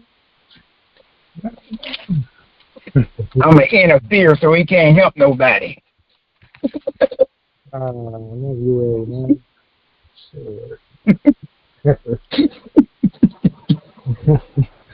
Nah, man, I just want to get this damn exemplification, man. That's what the hell I want to get now. Shit. I'm doing that next week. Okay. Yeah, so just to say one more thing, King. So, look, you know, and if you just have copies and you put a certified notary acknowledgement on top, that makes it a certified copy, right? Just want to make sure. Hold on, say that again. You know, if you just have copies of something, but you put a certified notary acknowledgement on top, that makes it a certified copy, right? Officially? No? A certified copy ain't nothing but a copy of something. That's all it is. It's a copy of something that's official or original.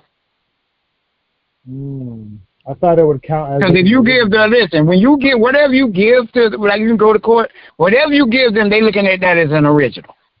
Yeah. Because it's the original document that was put in the case. And then when you get a copy of that, now it's a certified copy. Because it's not the original. It's no different from your birth certificate. A live birth is the original showing that you are alive. A certified copy is just a copy of what's living, which is an imitation. It's dead.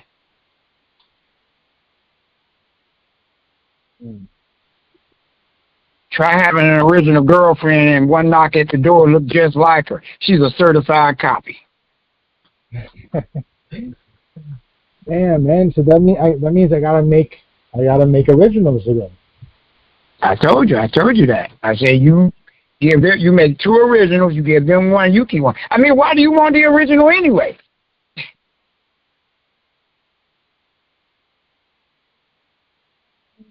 If I got my original of my silver deed, nobody's going to get the original. But whatever I give them is an original to them. Unless I put certified copy.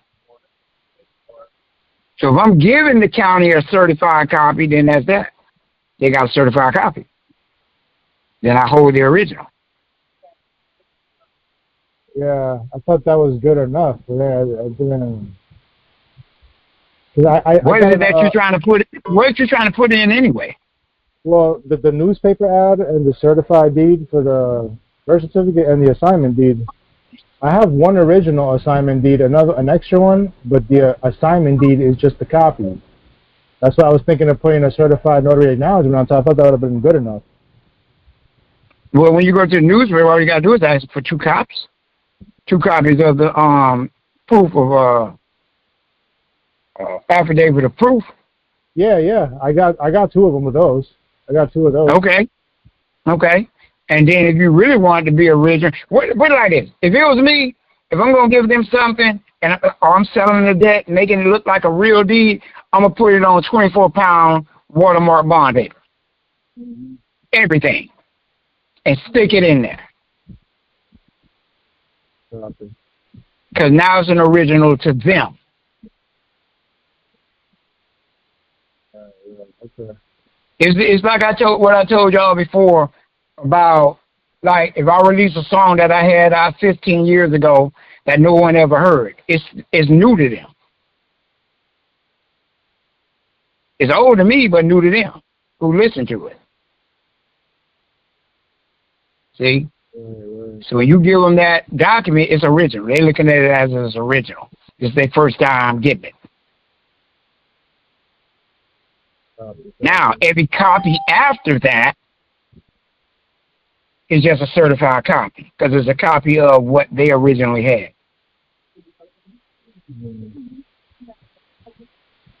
Right, because I know when we send for the refund, we gotta send. You said send an original of the newspaper article to them too with the 1041s and stuff. So that's 2 gone right there.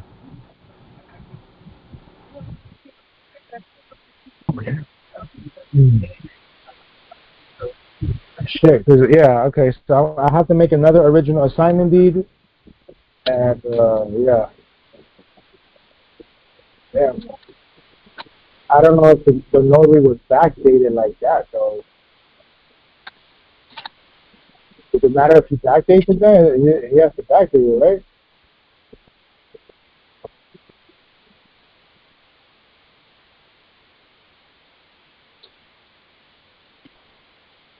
I didn't catch that. Because if I make another original, right, which I can, then let me ask you this. Why are you so infatuated by an original? No, I'm not. I'd rather not give the original. No, that's what it sounds like. It's like I gotta have an original. You give them one, I get you sitting back smoking a blunt, I got the fucking original though. No, they think they got it, but I really got the real dope. They got some knockoff perpetration. Man. No, I get that.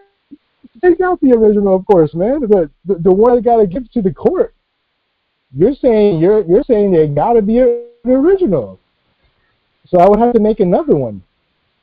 But that's what I'm saying. If I make another one, just because you listen, man, just make them a damn copy on watermark bond paper, right? And keep your original.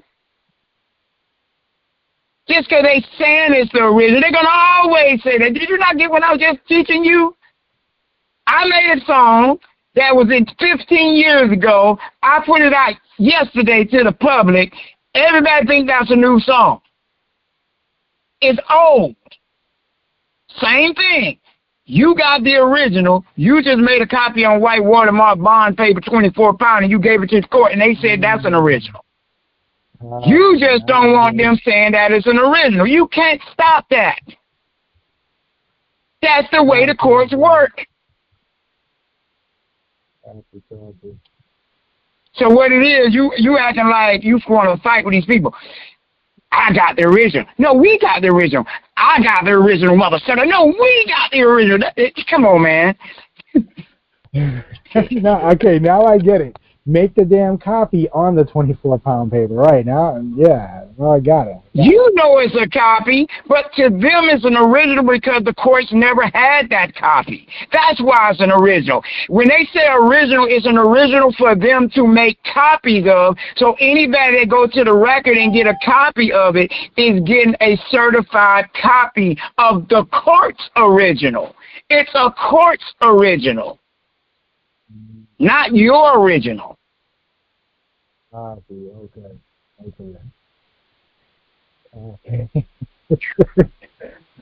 you, man. Oh my gosh. Thank you. I didn't catch that, man. Man, you just made my brain run around in circles. There's a little rat running around in my head in circles, twisting my brain around. Come on, man. Man, you were stressing me out for a second, man. I thought I had to have. Yeah, you were stressing all of us out over there. Man, these people at the court, man, they like to be difficult, man. So I gotta be on point when I go there, man. I gotta be on point. So I got it now. All right. Yeah, man. Yeah. So I'm ready. I'm good. Sure. I'm good. Hey, King Dre Shear, did you speak to the revenue officer yet? Oh, yeah. Yeah, what happened? That's what I was going to ask you about. What happened? Okay, so it was a little annoying, really, but I called her, and I asked her for her full name, and she didn't want to give it to me. She said she wasn't obligated to give it to me, and then I told her... What code? I would have asked her what code says that. Yeah, I'm tired. I thought of that shit after, but I did tell her. I said, well, under 18 U.S.C. 1342, we gotta use a proper name. And that's true. Yeah, and she kind of like brushed that shit off. You know what I mean? She's like, I'm not obligated to give that to you. And I thought of that after. I should have said, where in black and white does it state that? That's what I should have asked her. Had to with that shit. Yeah, because they mailed the letter. They mailed the letter to you, and yes, they do. They have to do it in their proper name. Right, because it's fraud if it's not in their proper name. It's fraud because you don't know if you're talking to somebody that's real or not. Right, that looked like it kind of set her off a bit because I heard her like voice kind of like, you know, she probably got pissed off with that shit. But I don't give a damn. And well, hell, they'll do you like that. Right. So that's why I don't. They always want to throw up some damn code. Right. And then she just told me, did you see the publications that was sent to you? I'm like, well, nothing was enclosed, just the publication numbers, which I looked up on the computer or whatever. And then, when I first called her, I said, Shalom, this is King Jasir, the Alcivator State. Is this Pierre? You told her Shalom? Yeah. So you said it to her, this white woman, like she was an Indian. Or she was some kind of Hebrew Israelite. Did you really tell her Shalom? I don't even think she heard me, man. You know, it's trying to be on a good She probably thought you said go home. You said Shalom, she probably thought you meant go home. Go ahead. She tried to play around though. She tried to play around because I clearly said this is King Jasir, and then she says, what she said is your representative gonna be on the phone? I said, well, I did tell you. I am the representative. Yeah, I said I am the representative. I did introduce myself as King Jasir, and she said, and then she said, well, I can't discuss these things with you. Yes, you can, according to the 2848. Yes, you can. That's the purpose of it. The box is checked right here on my document saying that you can discuss these tax forms with someone else. That's right. From the IRS. Right, and before that, she asked me for the EIN in question, and then she asked for the CAF number, and I gave that to her. And then she said that she couldn't discuss that with me, and I said, why not? You have my 2848, the letter that you mailed me right here that's in front of me says that King Jasir is in effect. So what's the issue? And she's like, I can't discuss that with you. And then I said, why are you... and I know what I would have said. According to the durable power of attorney in fact, barcode number 0655847, such. it says here that I can discuss this with any IRS agent or any court in this state that I'm in right now.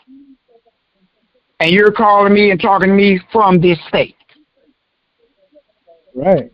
Right. I did tell her that I got the 2848 right in front of me. I got the letter that you sent me, and it says it right here that King Jasir is in effect. And she said I can't disclose that. If it was a different situation. So that means she was calling you to try to talk about something else then. Right. Well, and then because the document, the boxes were unchecked to talk to me about any unfiled taxes, right? And then it says if the boxes are unchecked, we're here to talk about your representation if you want to update your representation. And then that's what she asked me, and I said, why would I update my representation?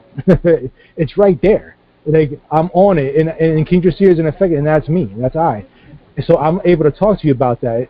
And she says, are you able to get your client on the phone right now? And I said, not at the moment. He's not available at the moment.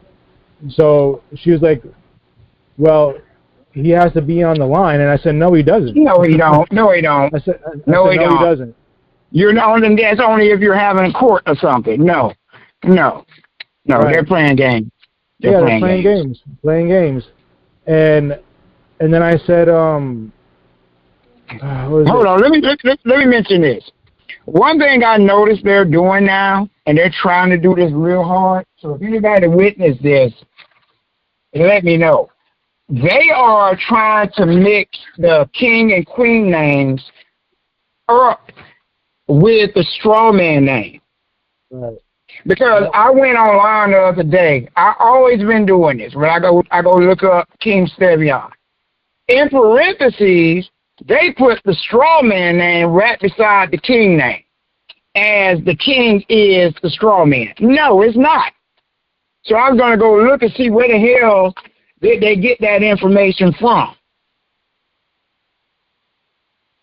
Yeah, trying to play games, man. That's what their MO is right now.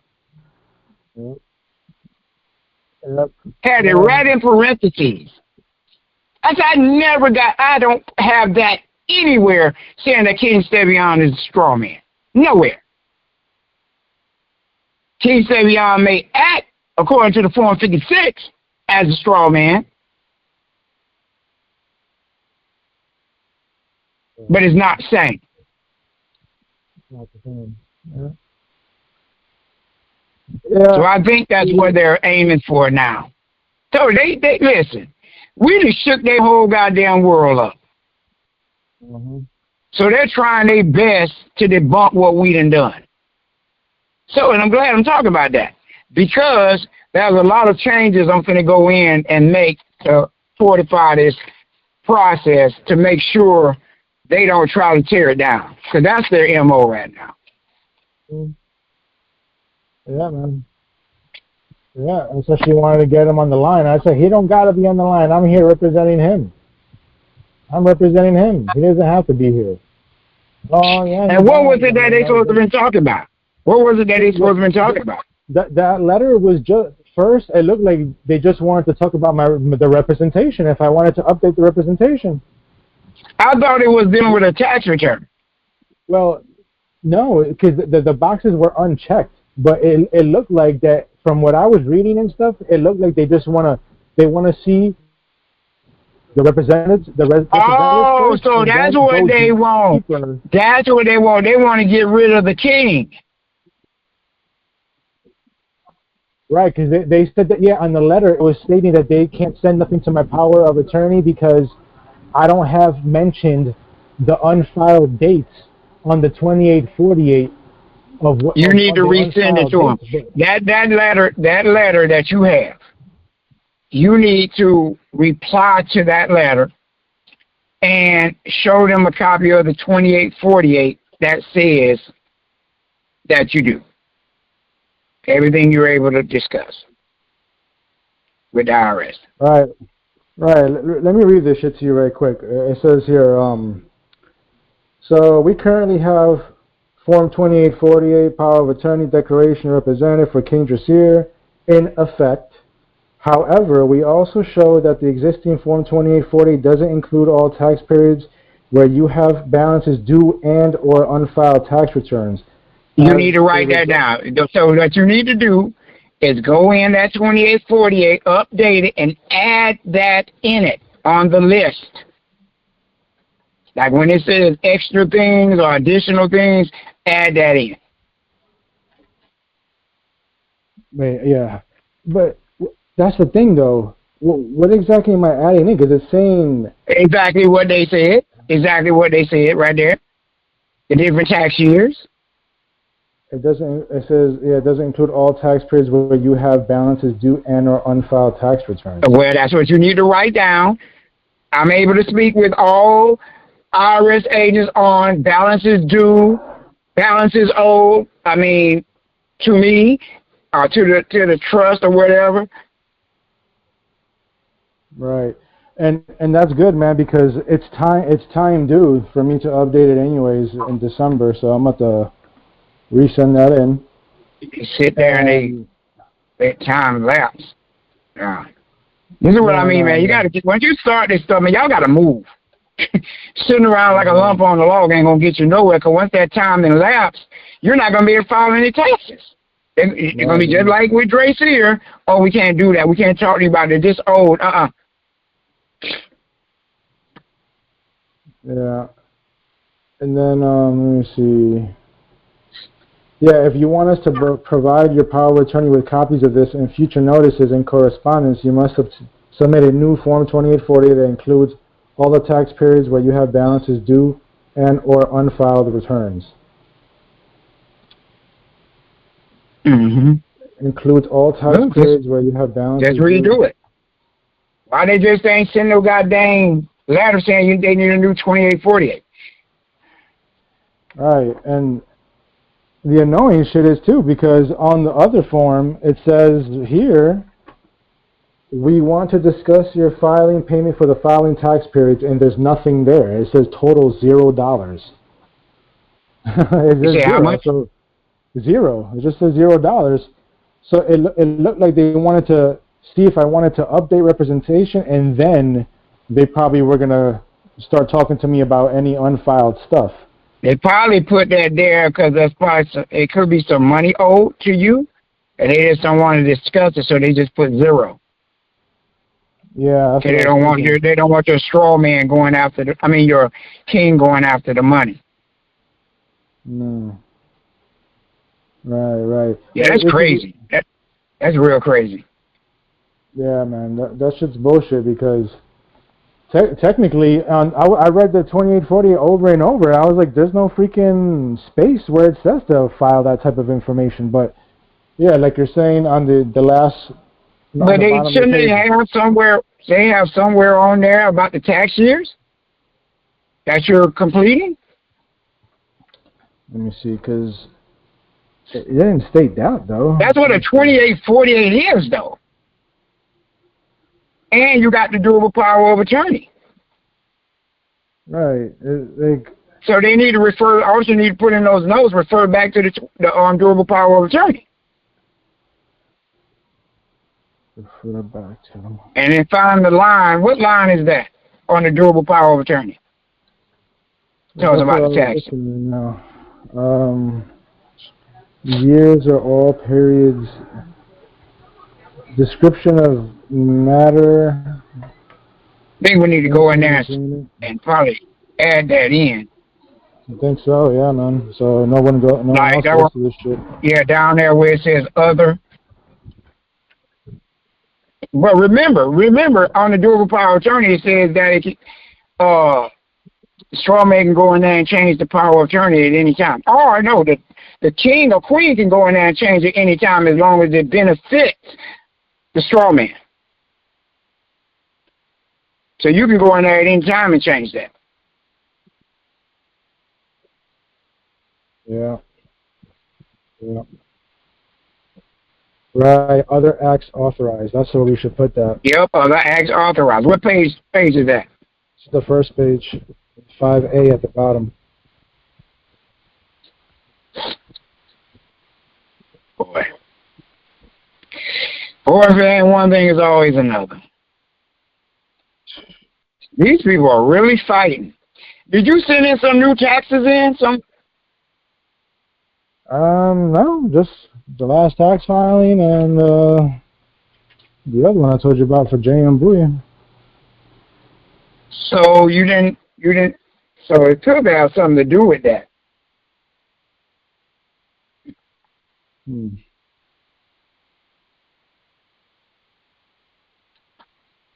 They know there's a refund. They're trying to stop you. Well, let me ask you that question now. So since my last tax filing is in officially already and pretty much past the day that the 45 days that they're supposed to pay me, do you think I should still wait a minute. Hold on. Say that again. What was the date they're supposed to pay? They're supposed to pay me. Let me see. What day you on? Let me see. Put the picture on my calendar here. Payday, this is June, July, August. Payday was June 14th. The date they supposed to pay it out? Yeah. June 14, I have here. Yeah, they acting like they owe you something. They trying to stop you. Right. So I'm from what I counted before, we're probably like on the 80th day. So it takes 45 days though.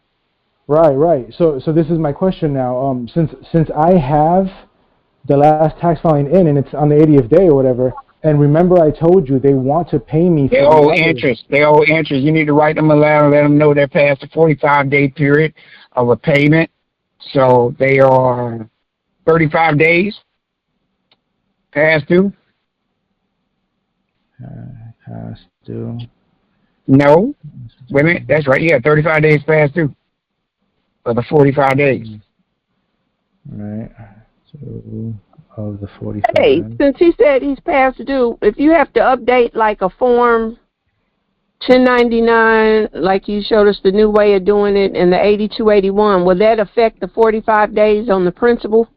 Yes, you can't go back in there once you're waiting. That long, you can't go back in there unless they write you and say something needs to change. No. You're already done. You're just waiting. Mm-hmm. Right, but what I'm saying, would the 45 days start over once they receive your updated, like, 80? No. No. You're in your interest period now. They owe you interest on the refund. I think it's 1.1%, 1.2. So that means, okay, well, I don't know my days right off, but I believe I'm past my days. But I thought, since you showed us how to do the updated 8281 with the schedule, they're waiting to receive corrected documents before they would even pay out.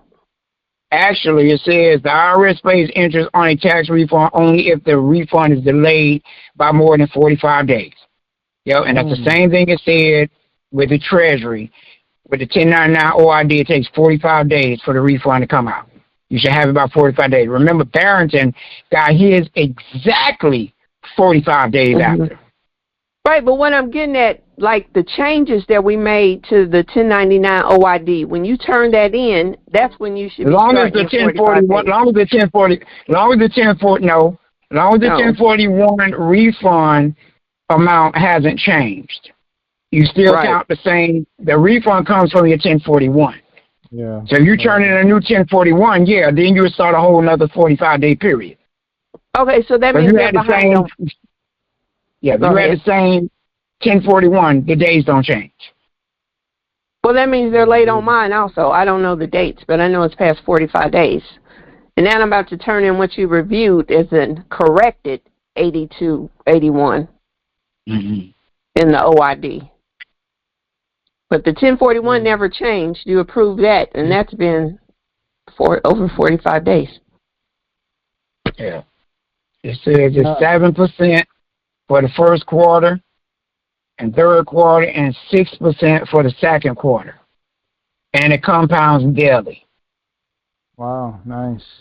But what's fucked up about this, I don't like, is it says it's considered taxable income. How?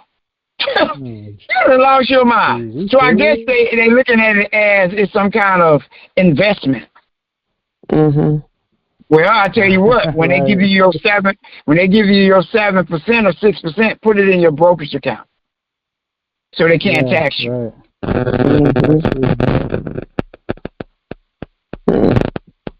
Just don't spend it. Just put it in the brokerage account. Right.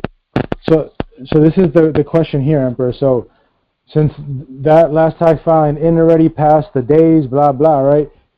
So can I submit that form that these people sent me? Because remember, they want to pay me for the JM bullion. Should I send that in so they could pay me, or should I still wait for the last tax filing to pay out first? Who want to pay you? Remember I did the freaking the JM bullion, and then you told me to wait to knock out the last tax filing. Because remember, these people wanted to pay me. So I was wondering if I should fill out that paperwork so they could pay me out for the JM bullion, or should I wait until they pay me out for the last tax filing? I still don't know what's supposed to pay you out, but you got money, wait and go get it. Yeah, it's right. Well, remember, it's for that situation that I did the JM bullion, and then fucking I had to do the freaking last tax filing. You're talking about the tax return. Yeah. As long as your last tax filing was completed, remember that date got to reflect before that estate tax filing. So there'll be a bunch of confusion. Yeah. Oh yeah, I did that. As long as the dates are different, and the last tax filing was filed before the estate. Right. That's exactly what I did. Yep. Definitely. There it is. So I would send an invoice, the same invoice that y'all got, same barcode, and in the description, you're going to put exactly what it says. The interest rate for the and you need to calculate it. If you don't know how to calculate, get AI to calculate it for you. The interest rate of 7%. What quarter are we in? It's the second quarter? I think we started the third, right? Wait a minute. What? Boy, it was June. Well, go back to when your 45 days ended. So that would have been quarter 2. June.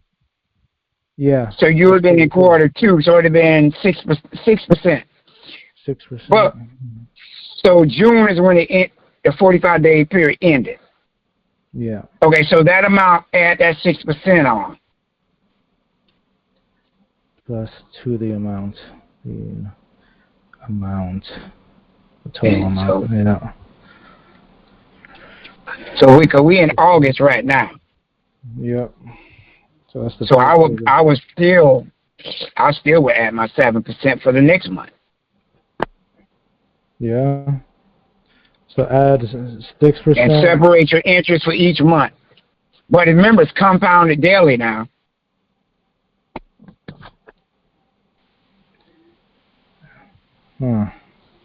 Shit, 6% per day? It compounds daily. Shit, that's good stuff right there. Damn. Yeah, it's better than a brokerage account. Yeah, hell yeah. Hell yeah, real good. Right. So you do it by the term. So 6% till it gets to the third quarter, then you do 7%. Damn. For that. Yeah, that's a lot. That's like, I'll get AI to do that for me, because that's too much calculating. Yeah. Where can we find that information about the interest from the IRS or on the IRS?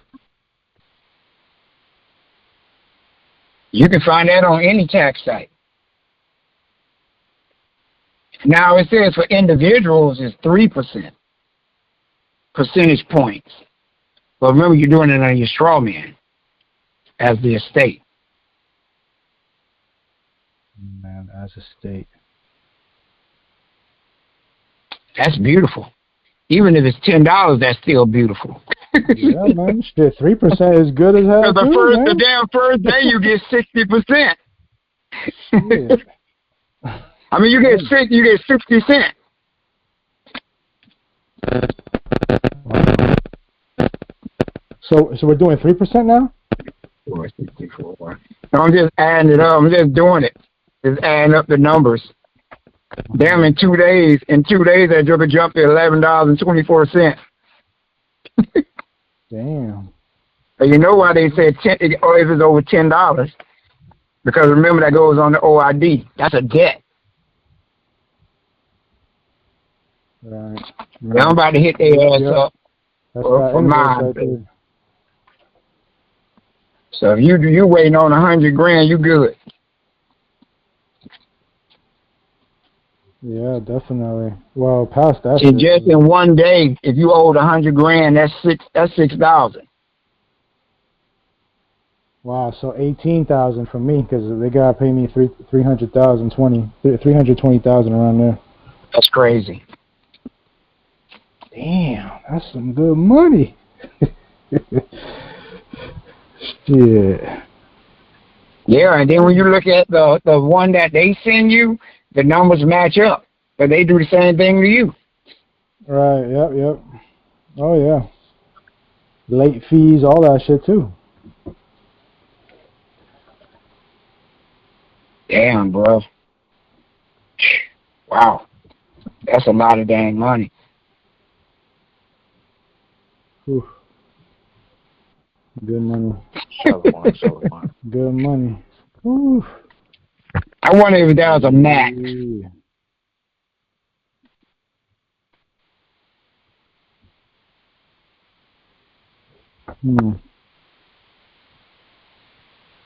Go ahead, King. Yeah, Shalom. Or just had a question, just here, just reviewing some stuff. So just pondering on what we was talking about earlier about the exemplification. So since we're going to start taking that route with the exemplification. So we already been taking that route. We already took it. One person routed himself in the ditch. Cars upside down and shit. But go ahead. So I'm going to book an appointment probably tomorrow morning. Go ahead and book my appointment. So I know I'm on the pre-step 2 right now with the civil registration. What it took you so long? I've been waiting so long. I've been in the end zone waiting on you to throw the ball. You ain't never throw it. What's going on? So I wanted to see if that's the case with the exemplification. Still didn't answer. Now go ahead. Would I move on to pre-step 3 or no? Yeah. Once you get that exemplified, then yeah. Okay. You move on to step 3. Okay. Shalom. Actually, pre-step, yeah. Yep. And now, with your birth certificate, did you already have one done? You had it done wrong, or you didn't never do it at all? No, I never had it done. I was just making sure I had do all the steps in order. I didn't want to do one thing before another. So I know you had told me just to hold off before I do anything. Just go ahead and finish pre-step 2. Yeah. All right, Shalom. All right, Shalom. I have a quick question. On these executive orders, I know we updated because I'm looking at my templates from one back in February, then it was one in May. Now, the first one, you said get these executive orders sent out because we already got the barcode for it. But if you notice on the attachments of the new one, you're telling us to include an invoice. Now, we're supposed to stick with the 7 steps. If we send these out, that would be a barcode that we need to pay for. Is that correct? For each executive order we're trying to send. The old one didn't have invoice. Yeah, because you're going ahead and putting a claim on it. Right. So we're going to pay for the barcode, but that will still be on Tuesdays, correct? Correct. Unless you do a VIP and then you can do it that day. Okay. Shalom.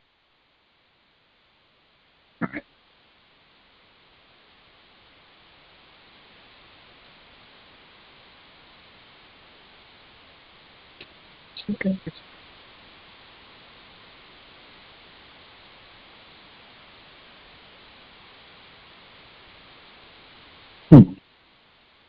Interesting.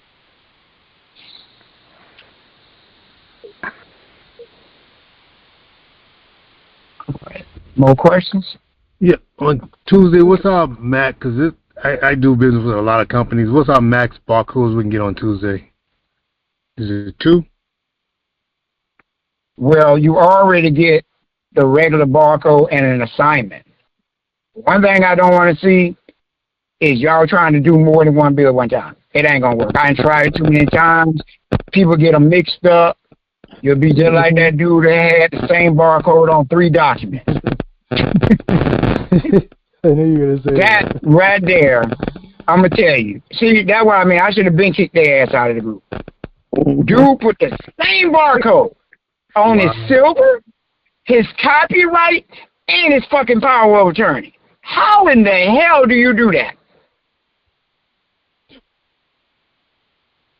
I ain't saying everybody's brain work the same, but that right there, like I tried it before and I tried it again with him, and it didn't work. So, yeah, just stick to the one. Stick to the one.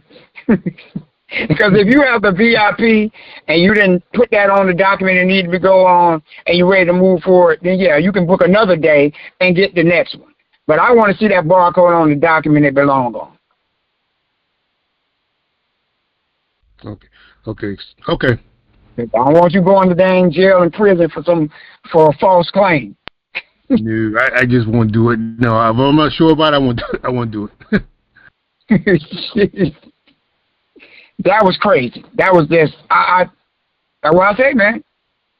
Some people got to be retarded or I don't know, on drugs.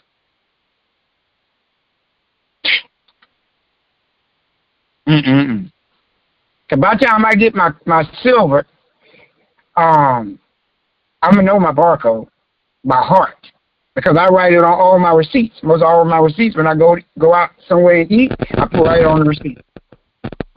And everybody needs to memorize their silver barcode too. So you really don't have to put a signature. You can just put your barcode number on there, settle the debt. As long as that receipt proves you got that barcode on there, they got paid.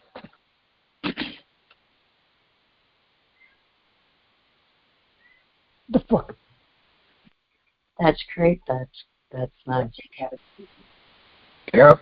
Because you know they ask for a copy of the receipt. So all you got to do is put it on there and they're going to take it with them. Hit them with 12 USC 411 beside it, you good.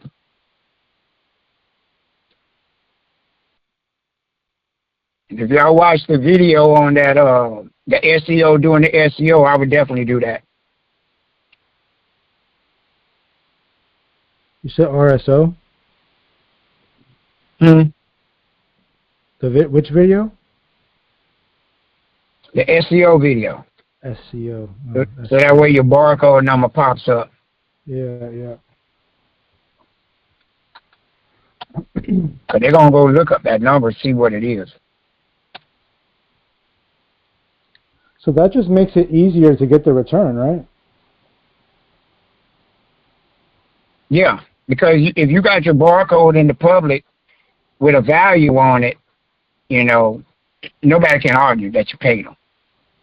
You use my silver, you got my silver, it paid you. Yeah. So.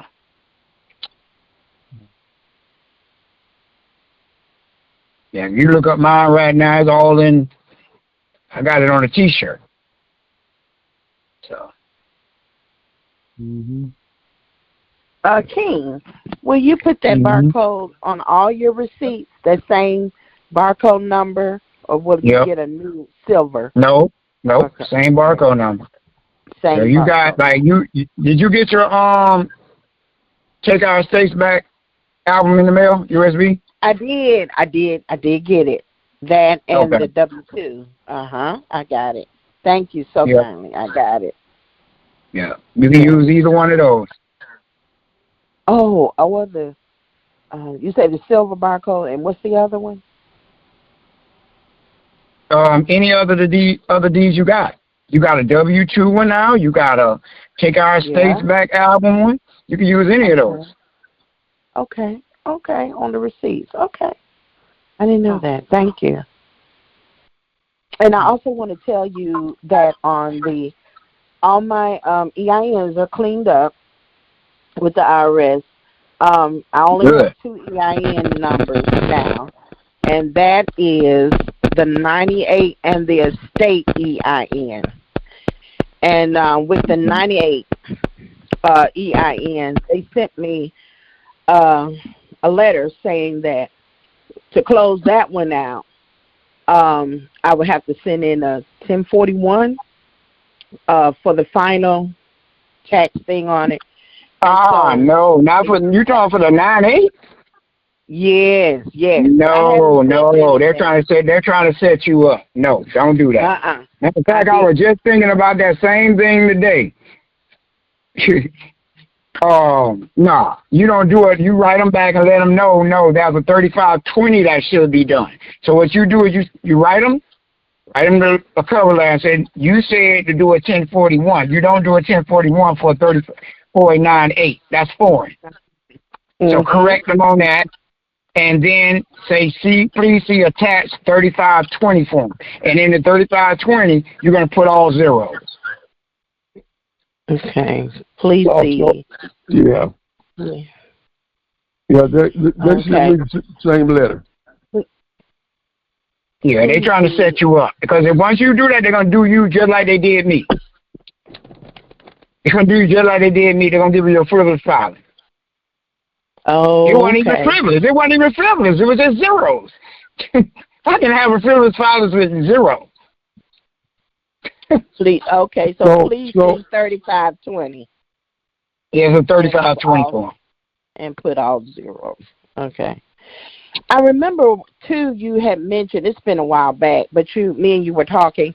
And well, that old me is dead. The old me is dead. I rose new with Jesus. Okay. Go ahead. No, I was saying the 98 number, this was for the Taiwan, but you were saying something I could change it out as well. Well, what name did you have? It depends on what name you use. Because if it wasn't your strawman name that you were born with, then no. I used my name that I was born with. And then you have trust that in. You didn't put no obituary trust or revocable trust or backflip trust. It was just first, middle, last trust. It was right on that 98. And for the Taiwan, yes, it was. Okay, so what first, made middle, you last, and then, but I had the Taiwan address, and I also had your original name as the trustee name. Yeah, trustee. So all you would have to do on that is just do a 1041 and an 8822B form. Change of the Michigan State. 88. Yeah, just change the name on there. Check the box on the 1041 that the name is changed, and the address you would have to. If you're going to do Kenya, you need to do Kenya. Okay, and put the new address there, but your mailing address need to be in the United States as the branch office, and you need to specify that. So you're going to do a cover letter, and in there you're going to tell them you made the changes you made. Please see the 1041 and the 8822B. And you mail those 3 letters in with a copy of the 98 of the old one. Mail all that in, and you should be good. Okay. And now the address for I know the branch office would be mine. But then you just say they got rid. They said they already terminated it. They have not terminated. At first, I thought they did because when I was cleaning up the record, I thought that they did. But then they sent me out this letter, and I recently got it, and it was telling me about, the taxes. Do the taxes. Right, do the 1041 on the 98. Mm-hmm. And so you're right. But I didn't send in anything with that or anything. So I just thought I would ask you about it, because I know eventually when I get to that step, I'm going to need the 98 and my estate EIN. So, Right. Okay. So I was just waiting. And so, yeah. So, but just that, Okay. I have the address. Let me tell y'all another place y'all can post your ad at. I mean, besides just posting it in the actual newspaper, there's another place you can post it at where to be seen online. But make sure you put it up under your trust name when you sign up, or your king or queen name. Alignable says for small business owners, so I would do it either probably under the trust or the estate. Going under Alignable, and then they have a blog where you can post different things under, and that's where you would post your ad at. What ad? The ad for when you pay your bills. Oh, okay. What's the website? Alignable. ALIGNABLE. Alignable. It ends with align and begins with align and able. You're able to align. Hey, there you go. Yeah. Yeah. Want me to say that backwards? The upside down.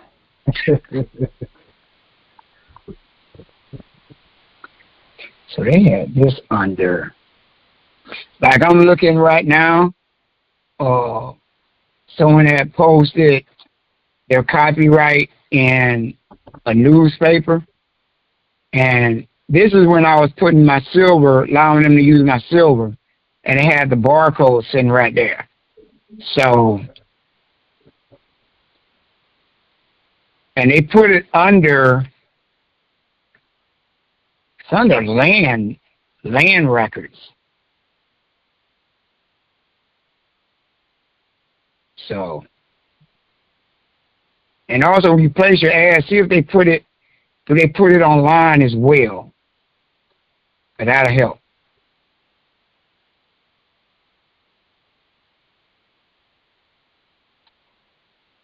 Yeah, they got it under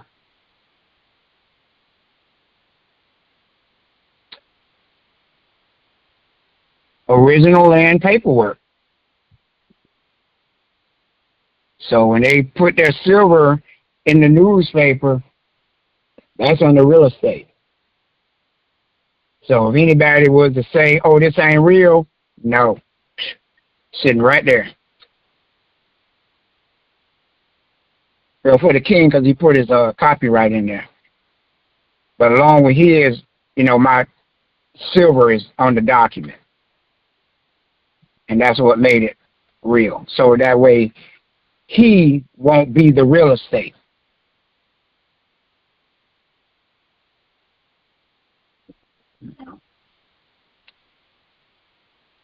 You got that.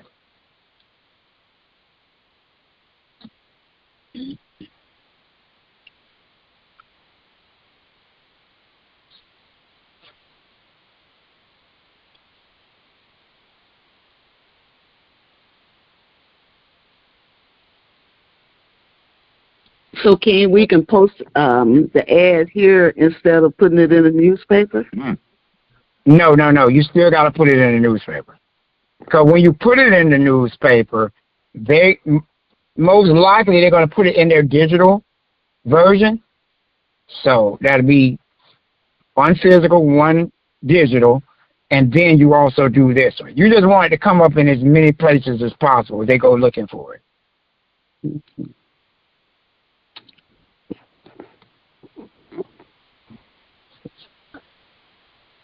So we can put a silver registration and copper registration there too then, right?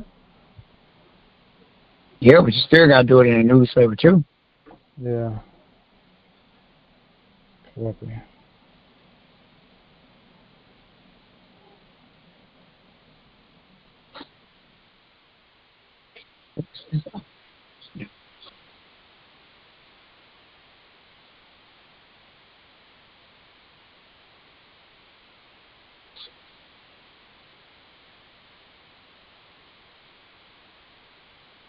Like for my sons, this is one thing that helps. So people be like, "Oh, I want proof." Well, here's your proof right here. If you type in 100 Kings, 100 Queens, Indian tribal government takes over case, and just the numbers 25 CF 763A. That'll come up. Matter of fact, I was just looking for my silver, and that came up. Because in the case, that's what settled the debt.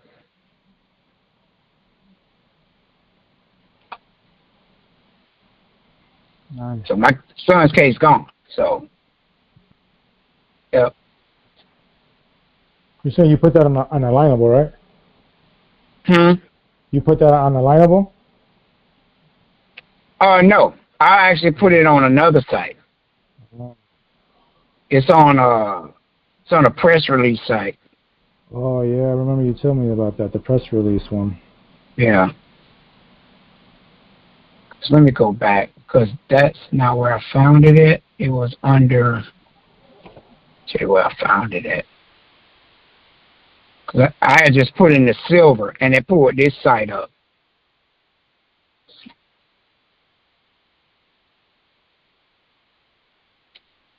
Let me find it. Hey, while you looking for that, I got a question. When we pay you the tithes, are we supposed to turn around and, the 10%? Remember you said bring the tithes, the offering, when you be talking? No. You know, I was just joking. Tribute. You don't got to give me nothing. No, we pay. Even though that other king didn't give me nothing.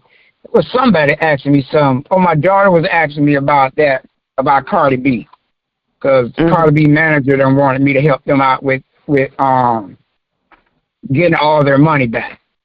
And then this news just came out. I'm about to get to what you were saying, but this news just came out about Cameron and Cardi B. How the same people that wanted to deal with me dealt with Cameron and didn't pay Cameron anything. So I'm saying I'm so glad I saw this. So if they were to come to me today and say, "Hey, we want your help," I'm like, "No, I can't do nothing." Especially after what I know experienced with old boy. I help him get his money. Yeah. I mean, crazy. My daughter was like, "You ain't getting nothing." I said, "No." I said, "He got millions and ain't give me nothing." Wow. Didn't know Jack. Didn't even know he was getting robbed.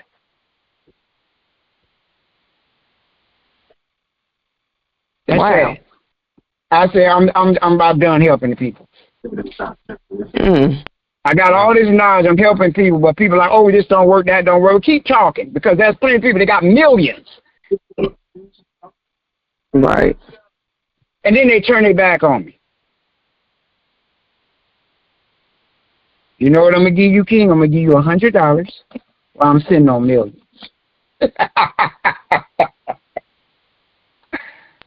It's shameful. Great. Scumbag. It is. You was getting robbed. And you didn't even have the money to buy your children Christmas. You know, it just opened my eyes to people will put on a front for the longest, and they don't know you once they get fiat. But here's the thing. God sees everything. Yep, that's and you're going to fall on your face. Go fall on your face. And just like all them other artists who got all these millions, they don't think about paying the IRS tax dollars. Then they're going to need help on how to get rid of it. Yep. Hey, yo, King. Hey, King, can you help me? Nah, buddy. Okay, so how will we do Cardi B that? can stay where she at. She can stay where she at. I'm not helping her. Go ahead. Right. So say we paid you whatever the 10% tithe. What do we have to turn around and settle that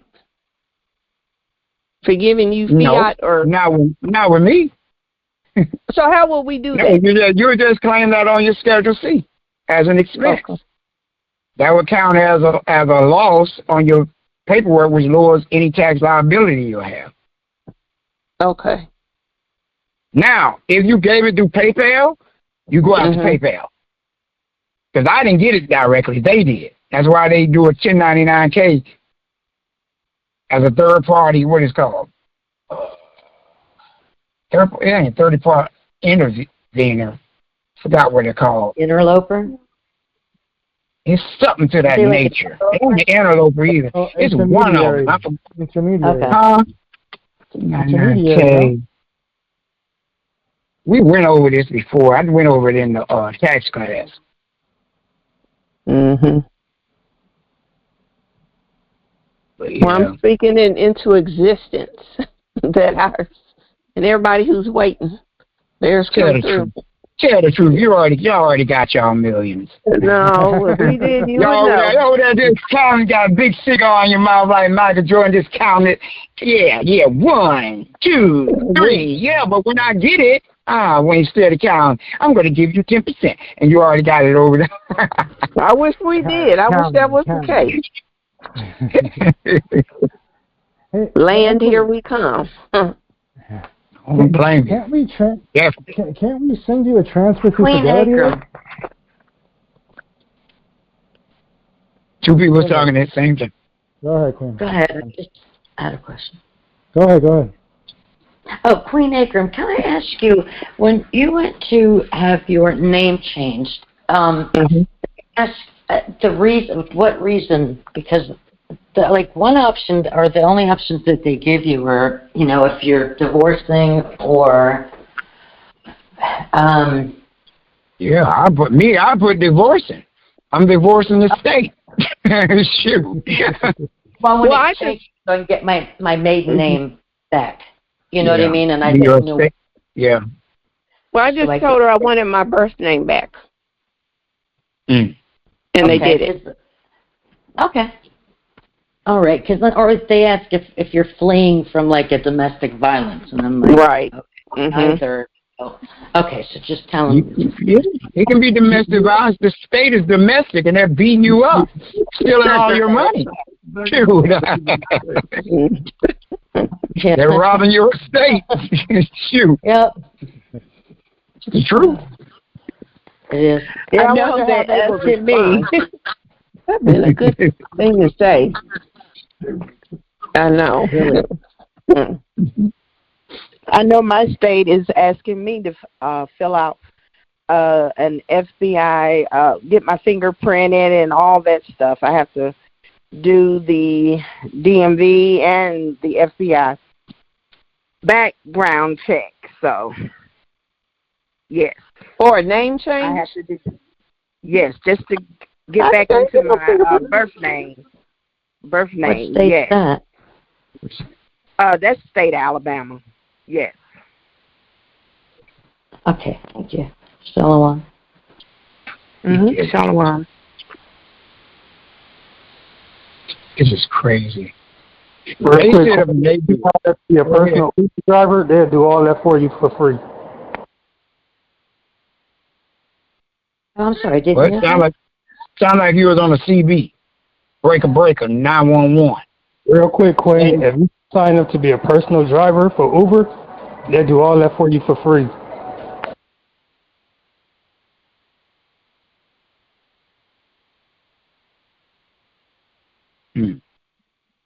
Say that again, King.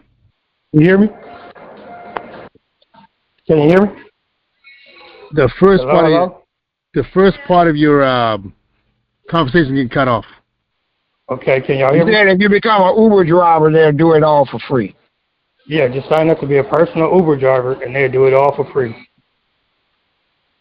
Oh, that's cool. With DMV what is all that? What is all that? What's it?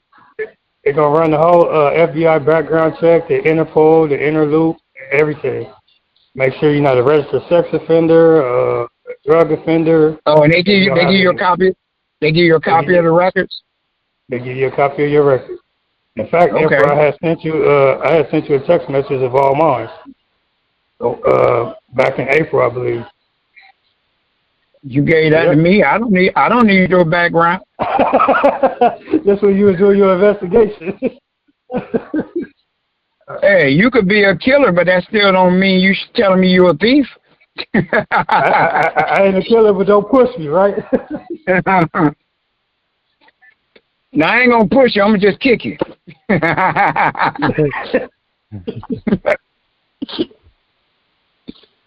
In a dick. No, I'm only joking. Hey,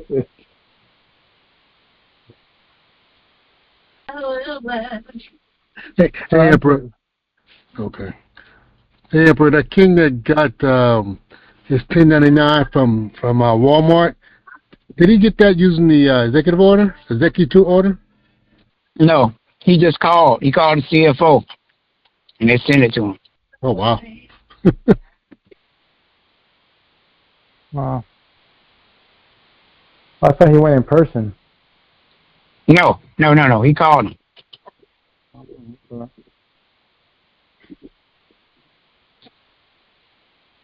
Emperor, to make it easier, couldn't we send you the 10% through Fidelity? Can't we transfer that to you?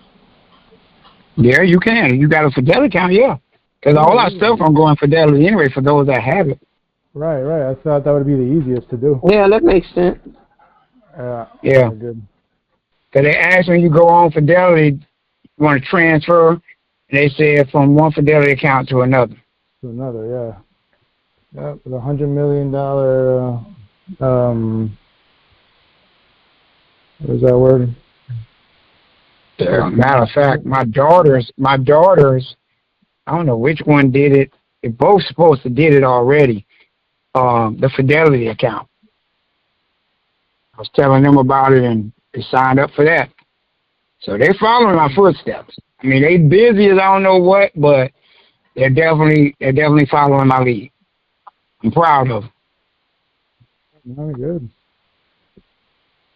Yep. That's one thing that definitely makes me happy. Mm-hmm. I mean, they up on their game now. That's one thing I got to give them. They got insurance policy. We sat down and met, and I told them about what they're supposed to be using the policies for. They told me how much it was, and I said, well, when you don't spend the insurance money when someone passed, you only supposed to spend it on the burial, and then the rest goes in the brokerage account. And I was telling my daughter yesterday about hiring the trustee. If you're going to be the trustee, and then you distribute the benefits every month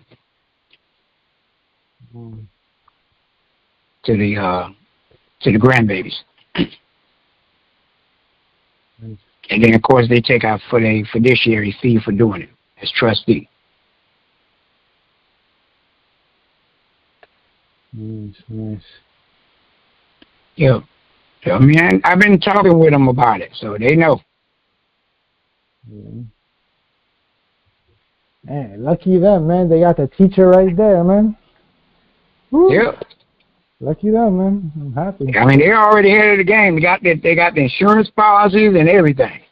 And then I told them they still got to settle the debt on what they give the companies, because that's an IOU. So told them they got to settle that.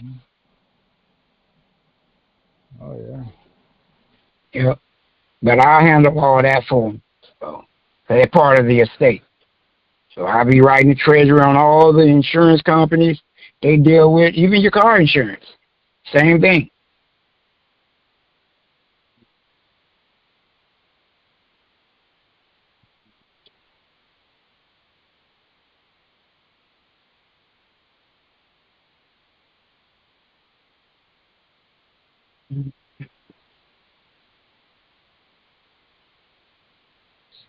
Yeah. Emperor, I got a question. Okay. It's kind of off topic, but on topic. These gold dollar coins that the certain liquor stores are issuing out, can we acquire those as well as our assets? Liquor stores? Yeah, say if you go to the store and you purchase something, they give you your change back. Some of them are issuing gold dollar coins back. Are they real gold? It come from the treasury. It might be gold leaf. That's why I'm asking you. You would know more than me. I don't know. I haven't got one. You sure? You sure it ain't from no hobo peeing on it and it turned yellow? Not the special one. They do have coins. They'll be changing colors though. They do? Yeah. I didn't see them. It wasn't gold. Or it was just a faded gold one, so. Yeah, I got Did about you 20. get one? Did you get one? I got about 20 of them. I was waiting to get 200 so I can get one of all the tribal members. So You need to send me a picture of that so I can look at it and look it up. And you said it's from the Treasury? Yeah, so what it is, when I go to like these machines to buy my train ticket, instead of them issuing out dollar bills, they issue out the gold dollar coins. Oh, yeah, I take that. They did that at a vending machine I used at like a rest stop once. Yes. The change was in gold coins. You know, that could be the new gold coins that it probably ain't new, but that lines up with the states starting to be able to use gold as currency.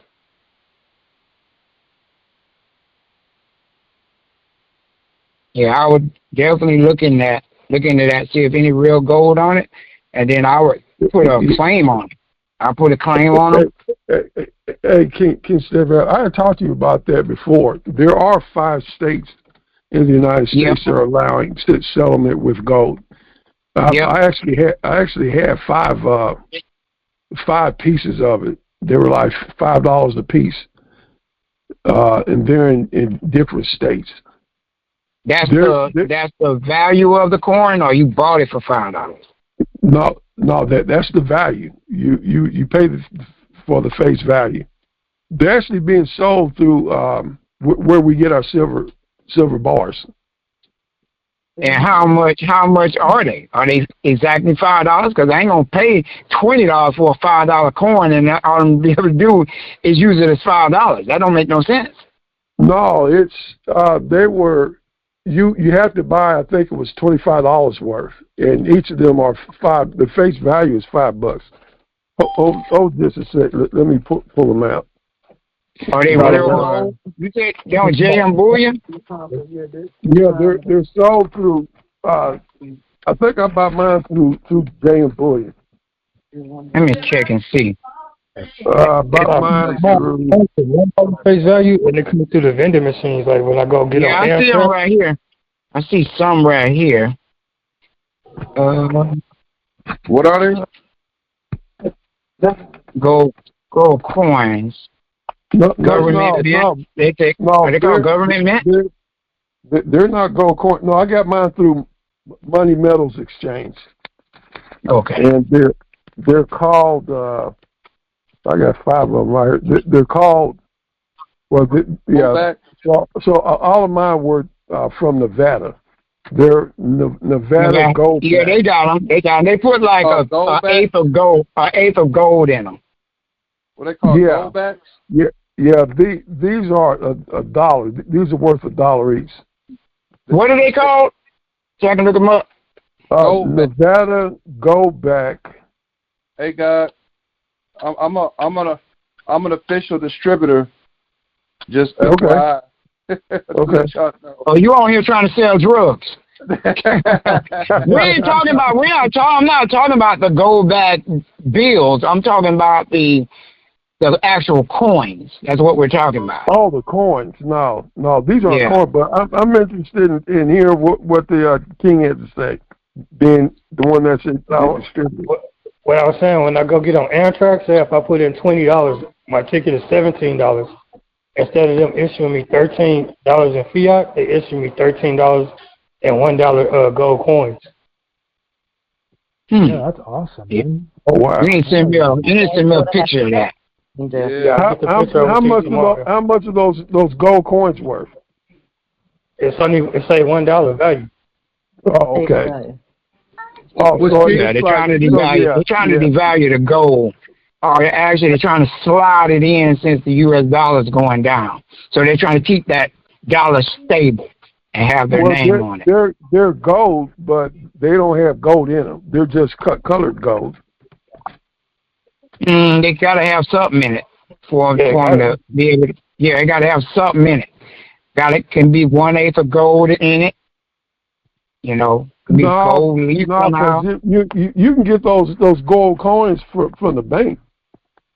If correct. I'm talking about the same thing that the King's talking about, and when I talk, that's what I'm talking about. That's what I'm talking about. I got 30 of them right now, and they're gold. But they told me that they don't have no damn gold in them. So why put on the front?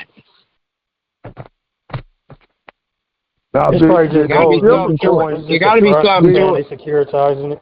The silver coins do have silver and copper, but the gold coins is they're actually, I think they said it's gold. I mean, copper and nickel.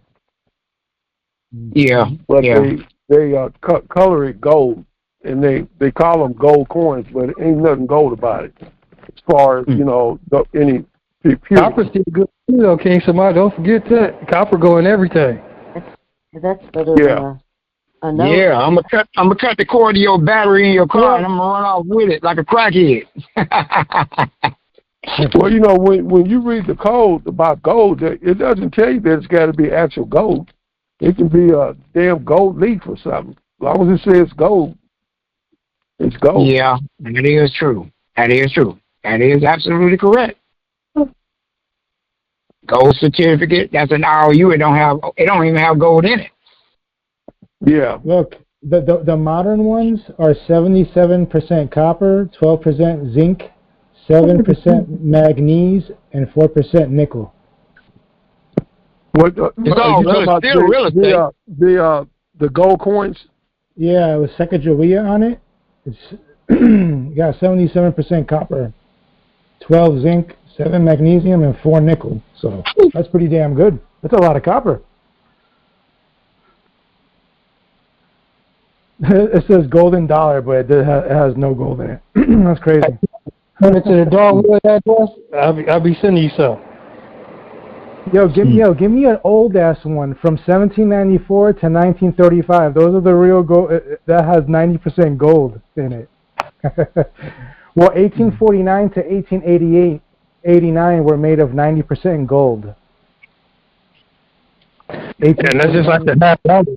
So I think it was 56 or 65 is 95% gold. What are y'all talking about? The dollars. Oh. Yeah, Sacagawea and Susan B. Anthony, they're different. Susan B. Anthony is 75% copper and 25% nickel.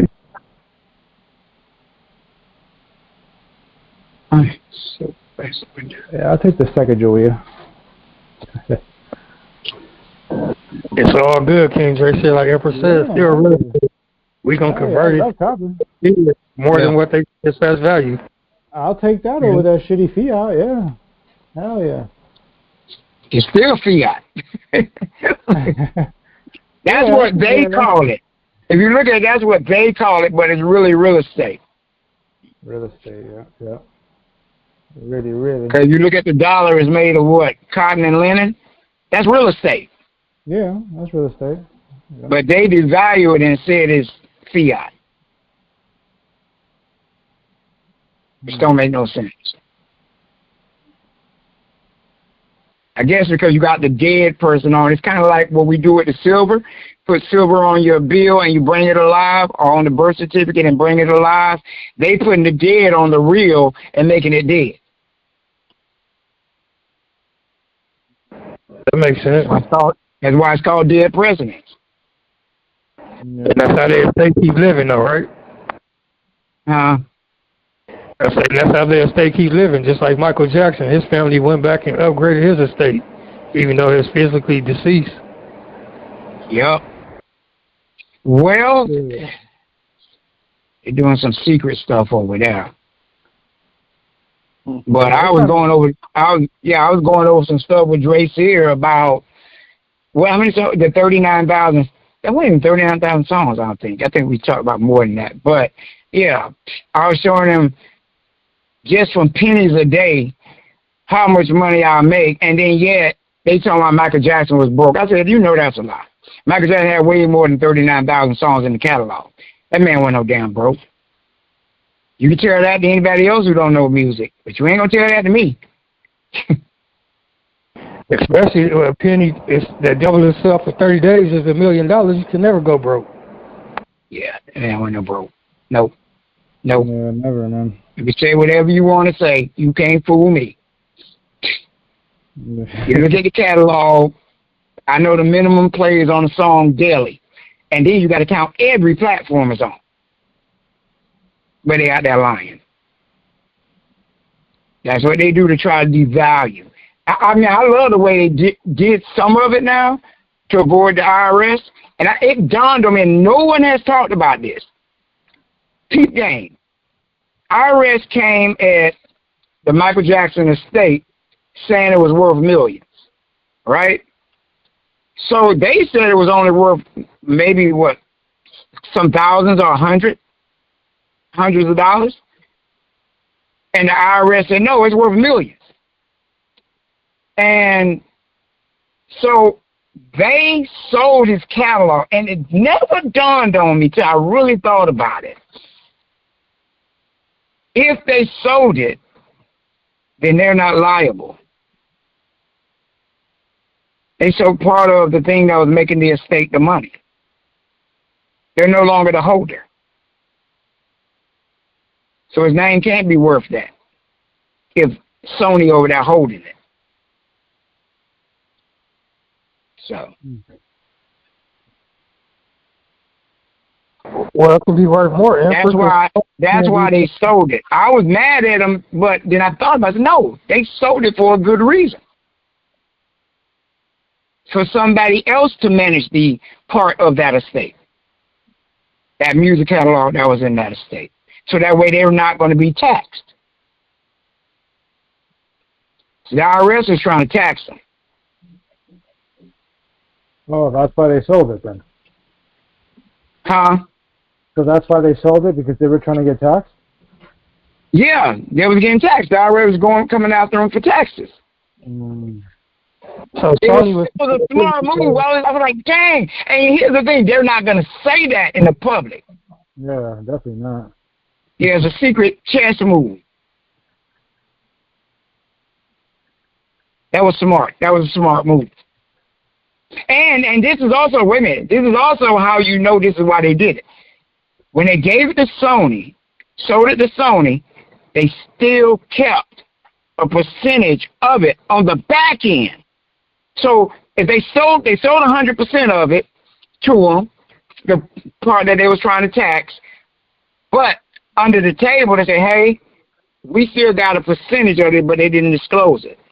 So what's going to happen is Sony got it, they're using it, they're going to make the money, and from the sale of the music, now it kicks back to the estate. See? And that's easy to handle. See, the estate, the assets, you can't hide that. But the fiat, you can. Because now you can just sit that in a brokerage account and the IRS can't tax it if it's tied up into an investment. Smart move. Oh, yeah. Very smart. Whew, that's a lot, man. That would have been a lot of taxes right there. I was like, dang, why they just didn't come out and tell us that? Then you had to get somebody like me to figure it out. Yeah. But I got it, and I said, oh, that's smart. Wow. So they're going to... lesson one, if you got your assets and you pass away, you better keep them private. That's why you keep them in another country. And that's what I said. I said, if he had put the estate in another country, they wouldn't have been able to touch it. Because then those assets, they could have just distributed it over here and licensed them to the different record companies, and then they would have made money on the back end, which would have still went back to that country, avoiding the IRS. I hate the fact that we all got to run from these bastards.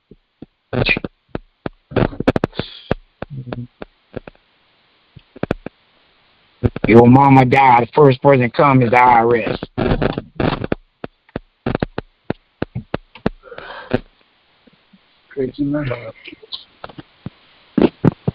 Oh, King. Yes. I also this past week received a letter from the court, probate court. My mother's estate is, the judge let it go. She's discharged out of the probate. So I was good. What did you give him? I forgot. Talking about far as discharge, I just put in a motion request for it to go ahead on to discharge it, and the Medicaid wanted to charge $40,000 for what my mother had used. Never knowing that. Yes. What the heck? That's what she put in money throughout the years. What the heck they owe you? Exactly. They put in a claim. That in fact, that was the only one that put in a claim for $40,000. So my mother, crazy. It's crazy. Died insolvency. So I claimed insolvency. They waived it. I sent it to the state and everything, and so they waived it, and they sent it back to me, a waiver, and I turned it over to the court. And a couple of weeks later, the judge went on and granted the motion for it to be discharged. So now her estate is totally out of probate, and I would never, ever do it again. But you know what? In a way, I'm glad I did, because my mother went through life. She didn't like the first name that's on her birth certificate, and the first name is Thelma. She always went by Bernice, which is her middle name, her second name. So you better make sure that don't mess you up with your Indian claim. And long as you got your grandmother's original name, you should be good there. Well, when a person changes their name, that messes up a lot. Well, she on there they have it. You know, that year I had it in probate. I made sure that they corrected it and did an AKA far as her name, which is what she was born with by her parents, is on the record. And all of that is registered on there. And I got it discharged. But far as the Indian information, I did on the birth certificate. I sent them her birth certificate as well. And they have all that information with her correct, what she was born with, her correct all cap name on her birth certificate. So, yes, I completed that. So I just moving along. Hey, you've been doing some working, haven't you? You ain't playing. No. That's right, mother. Show them how you do it. Tell them, y'all around here, you came in this group and like, yeah, y'all in here playing around with King Stevian. I'm going to come in and show y'all how it's done. I thank the Lord for got rid of all your EINs. Shoot, you got your Indian government thing going. Shoot, come on now. That's what I'm talking about. And I thank God for it. And I thank God for you, that you out here sticking your neck out, teaching people when you could be doing other things. And I thank you for that. I thank God for you. Hey, I thank you for doing it. Shoot. You can show other people, hey, it's easy. It ain't going to take no 10 years just to get your status corrected. Right. If you have a determined mind and determined spirit, Yeah. God be go with you and be forward, especially when you have someone who's taking you by the hand, showing you step by step. You can't get no better than that. You just go in faith and do what you have to do and keep it going, keep it moving. Mm-hmm. So I'm grateful. Awesome. Keep moving. Don't stop. Yes.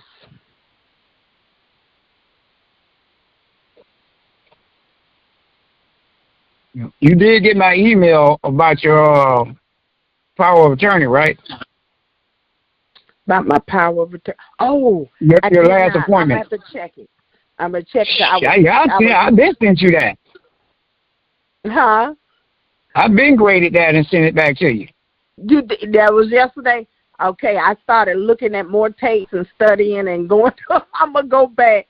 I'm gonna check it, and if you got it, you sent it to me. I got it.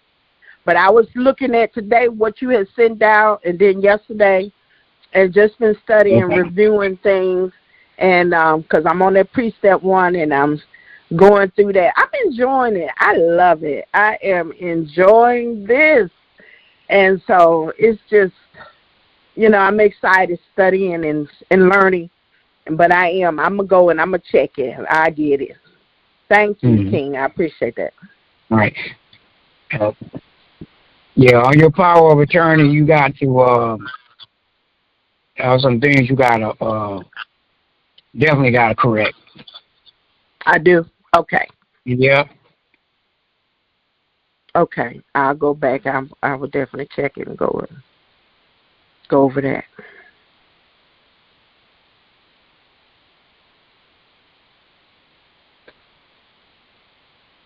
Emperor. Yep.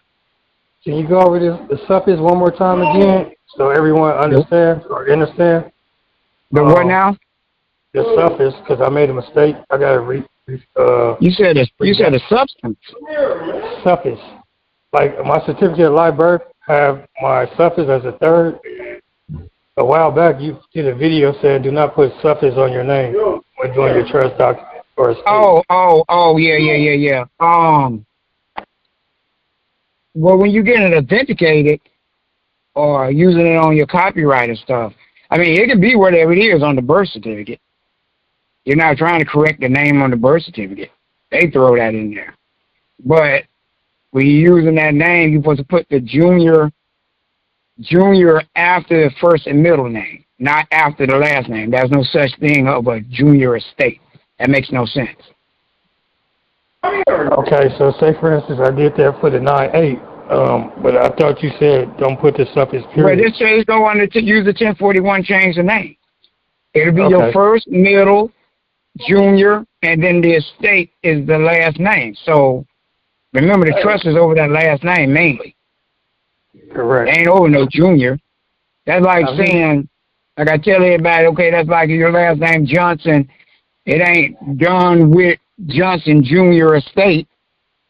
So that's like saying, yeah, I'm the big Johnson over here. My son, who's a junior, he got an estate over there. When his ass died, he don't got nothing to do with me.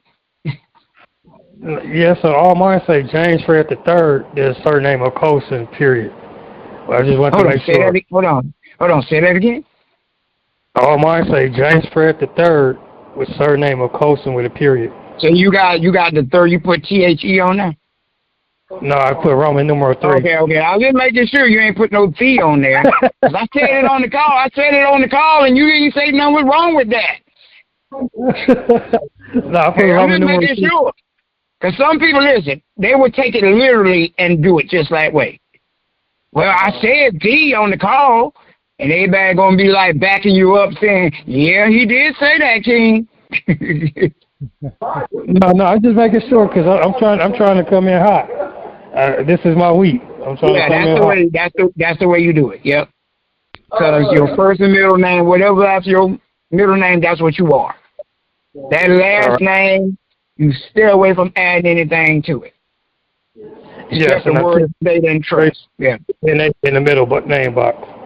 Yeah, because the proof of that is like one of the queens went and was a couple of queens went and were dealing with the American Indian LLC, and they gave they was talking to the Indian government, and they was like about the last names. See, so what you gonna go tell them? My last name is Johnson Jr. They're like, ain't no Johnson Jr.'s here. That's the first thing they're gonna say. So you just stick with the last name. It makes all the sense, Emperor. I just, like I say, I'm not trying to come in. I don't want you cussing me out anymore. I already got cussed out a million times. Man, I ain't never cussed you out. You must have been dreaming about me cussing you out. You cuss it out, you cuss it all out. It's a movie. Coming in hot. You don't let you cuss out anymore.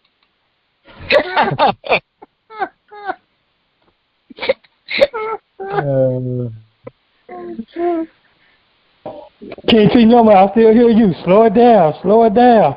Until I hear Emperor. At the time of my voice, everybody needs to be doing this. Can't see no more. Slow it down. Slow it down.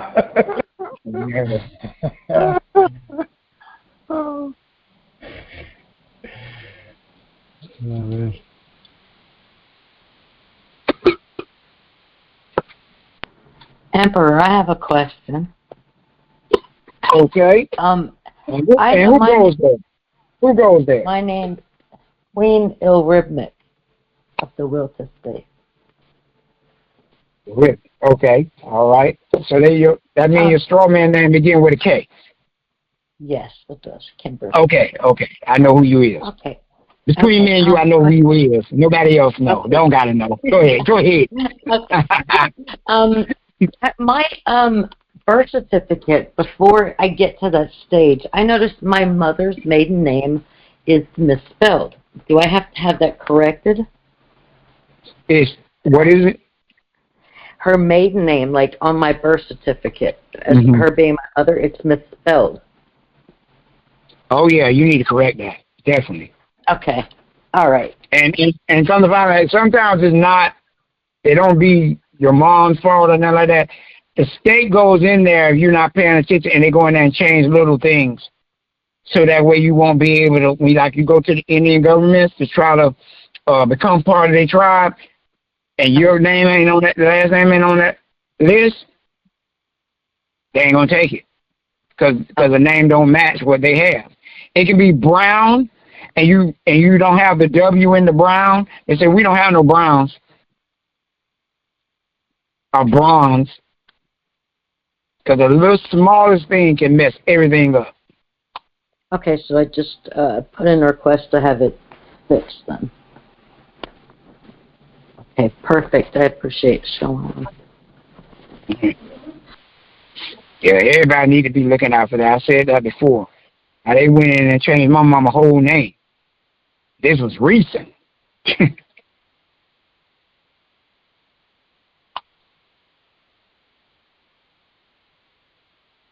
So they are watching. Hey, you know the codes video? Are you going to release that, or is that one we need to buy on the USB? I think I'm gonna put it with the secret sauce. I don't know. I thought I did. I did release it. Well, they messed Did I not release that? We didn't get it. The one we went over the codes in class. I know. That's what I'm talking about. No, King Dre Shear said which one. The codes. They're going over the codes. Did you take it off the page? No, you took it off your page already? YouTube? I took it off of YouTube. Yeah. Let me see. Yeah, that was the wrong one.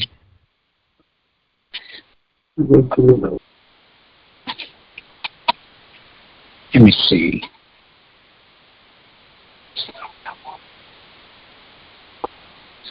I'm looking it up.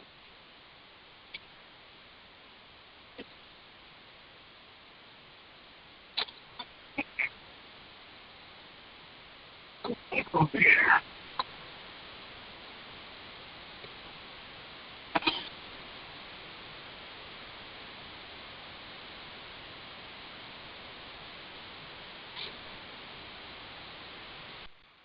Had to go find the name of it. Hey, did you already put in the mail my collectible video? Not yet. Wait a minute. Yes, I did. Well, I got the one. Collectible? So Collectible? Yeah. Remember I asked for it like a month ago? You said you would mail it. Yeah, 'cause that's the one I'm interested in. I don't do music, but you said that can apply to art. Hold on. I'm trying. You got to refresh my memory. You know where you went over? It was on that other site. Yeah. That's a pay-per-view. Yeah. Right, yeah. but you said you would send it. The collectible I asked for. It was around the time my grandmother passed, and I said I was going to do some art instead. I don't do music, but you said it applies to the same. But you went over what I. Well, I didn't make no. Yeah, I didn't. Probably meant I'll send it through an email or something, but I got to find that. Okay. Thank you.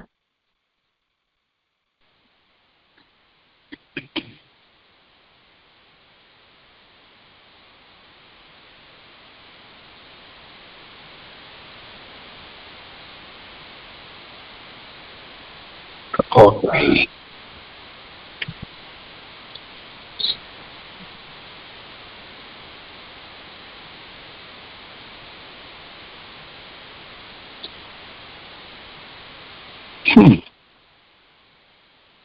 Okay, there you go.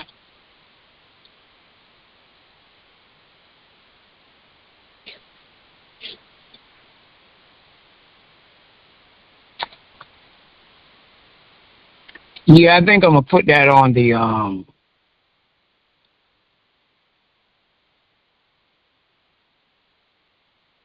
USB with the secret sauce 3. Okay.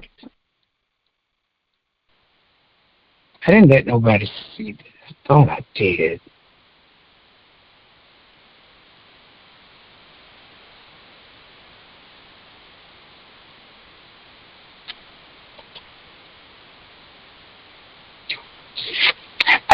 I think I did, if I'm not mistaken.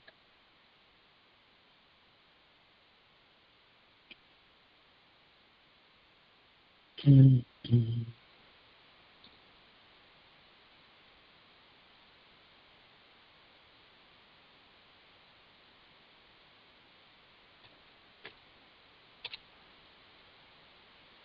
It's not coming up.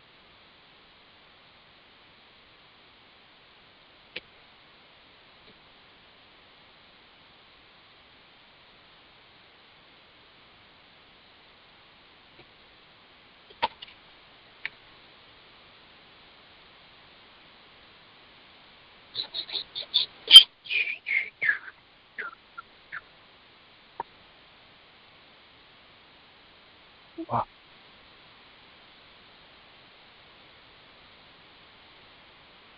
Pulling up a search for it. That would go.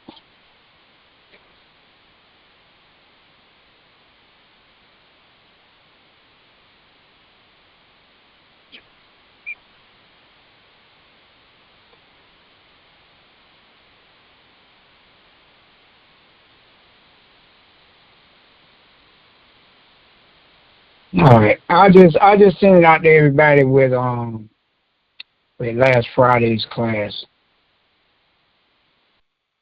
Okay. Thank you. Got 7 days to watch it. Times 2. No, I'm just fine. Definitely not. You gotta be on to the next thing. Yeah. Yeah, Emperor, I'm kind of like that last king that spoke with the junior in the name. You remember what form that is to change the name? What form? Yeah, because like I also have junior in my name. I think I had a Boston Junior Trust, and I need to change it from to Junior Boston Trust. Remember what form that is to change that? Is it 82? 88, 20. B. 88, yeah, B. 22B? Okay. All right, thank you. I got a question, Emperor. So on. About the junior and those suffixes at the end of the name. So does my I have two sons with my name. One junior. Yeah, one. you need to take. So you got two sons with your name. Yeah. What the heck you trying to be? What's that dude that boxer that name on his church and thing? George Foreman. George Foreman 1, 2. What the heck? Yeah. All y'all Lamont. Lamont won't get in the house. What the heck? Heck no. You didn't tell me to clean my room. You told the other one to do that. That was number all 3. Y'all get your ass whooped in. Come on. Be around here and they sending dang on court papers to your house. We got a warrant for such and such. Which one? We're arresting all of them.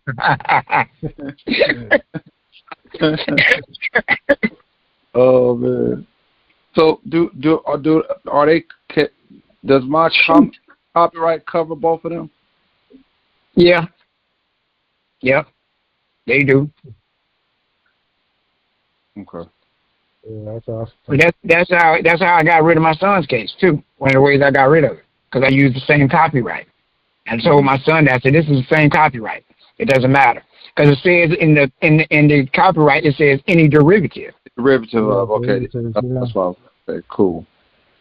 Oh, it makes my job easier, man. That's what's up. Shalom. Yeah, shalom. Hold on.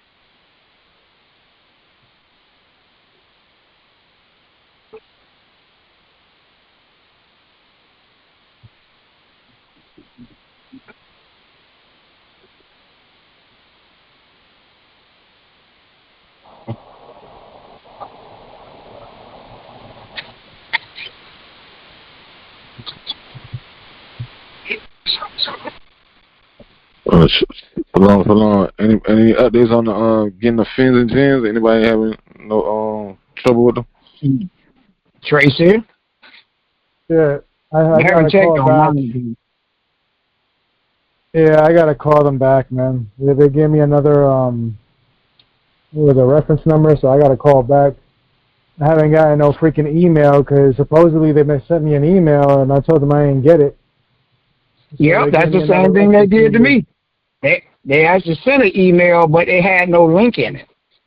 They what they did, they sent an email saying that we sent you an email already for me to look at, and none never come through. Nothing. So I got to call back and give them my reference number again, and stick on them. Got to hound them down.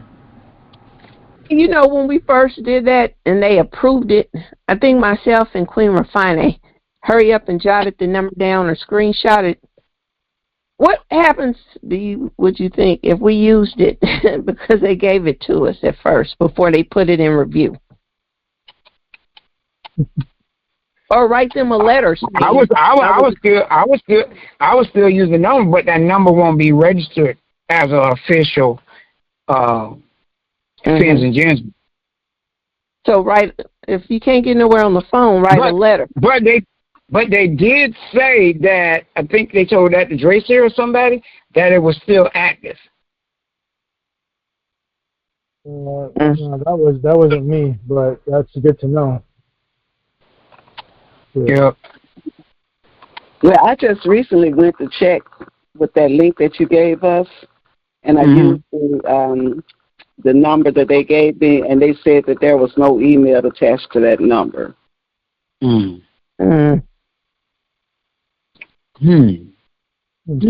they said I could reapply. I was like, what? I don't know. Wow. Yeah. See, I think it was crazy is because they got this system where everybody's mandated to go through. My question is, what about the people that already had one that didn't go through registering on the IRS website? So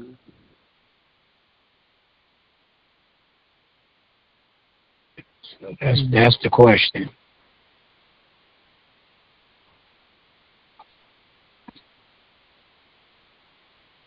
It should not be taking that long, man. No, I don't. Cause we figured it out. We figured out what the whole damn jurisdiction thing is. And so if we get our fins and jizz number, then they can't tax you, period. Mm-hmm. And that ain't number debt. Everything's a damn tax, man. So sad, bro.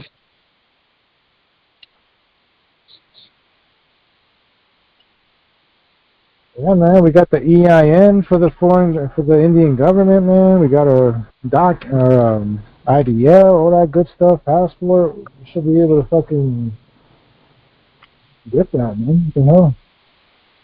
We forced them to give it to us somehow.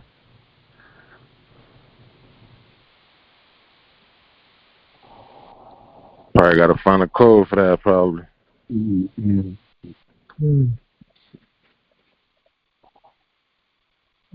Send them a bill for every day they haven't sent it. Charge them $1,000 a day every time they don't send it. Send that shit. Yeah, listen to this. This is on a Fins and Gens site. If a tribe, and they're talking about an Indian tribe, if a tribe has land and or members in two countries, such as the United States and Mexico or Canada, the laws of each country apply in that country only. A tribe with land and members in both the United States and Canada will be subject to the laws of the United States in the tribal lands in the United States. It's tax exempt then. It will also be subject to the laws of Canada for the tribal lands in Canada. Yeah, the tax exempt, yeah.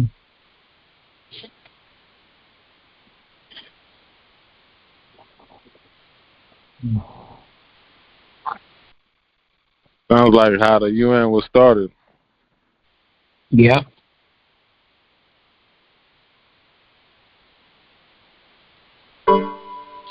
As anonymous entities throughout history until present. That's interesting.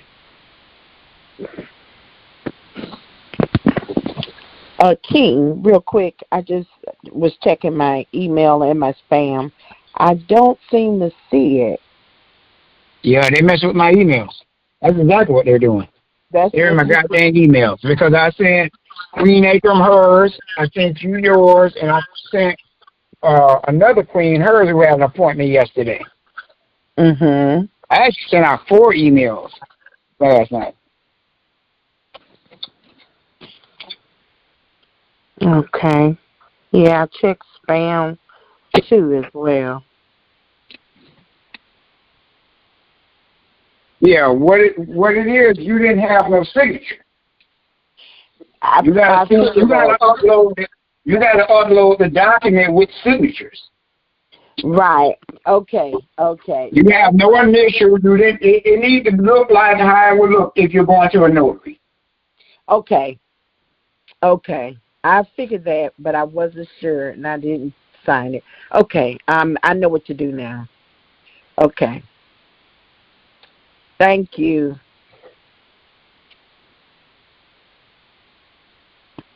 I'll redo it. Send it next week.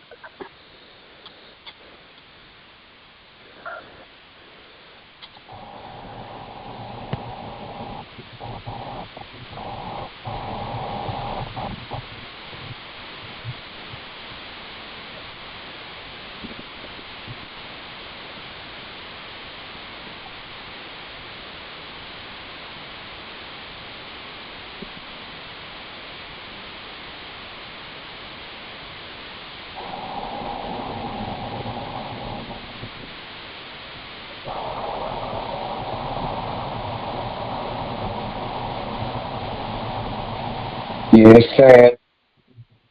Sad they're in my damn emails like that.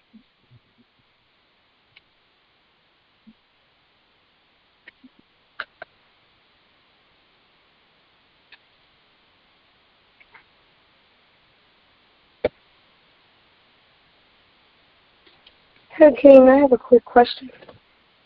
All right. Who is this? Queen Epiniatina of the Cologne Mason Estate. Which estate? Of the Cologne Mason Estate. Oh, okay. Go ahead. So I just wondered. I just want to make sure you ain't somebody I kicked out of the group. Okay. So I had like a little small check and I made copies of it, but my question was, do we make copies of the back too? Of the what? Of a check. Yeah. Yep. Okay.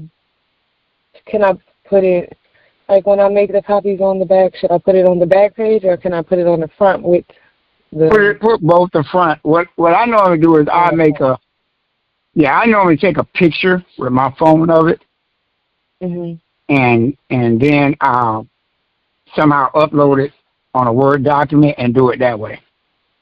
Okay. That way the front and the back is on one document. But however you're going to do it, yeah, both of them need to be on the same page. Okay. Thank you.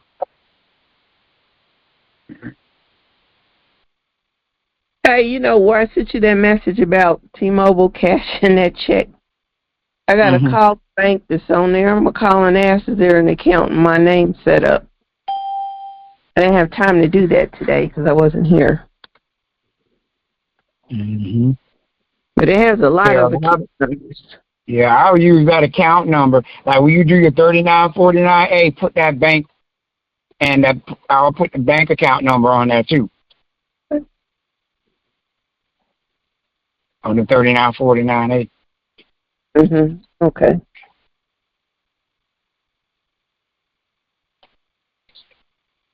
I didn't know account numbers could be so long. Well, wow.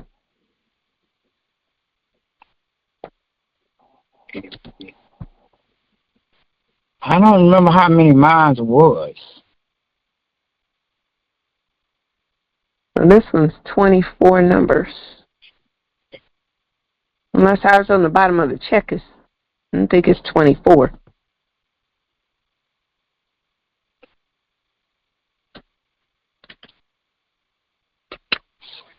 Which account are you talking about? Well, I sent, like King tells us to send all our bill people $10 so we can get the back of the account. Yeah, I got it back from T-Mobile today. Well, the other day. Nice. What was that, Queen? Where King tells us to send all our bill places $10, send them a check, not a money order. So they can cash it, and your bank will print the front part of the check and the back. And the back gives you the account for where they deposit funds in. Shalom.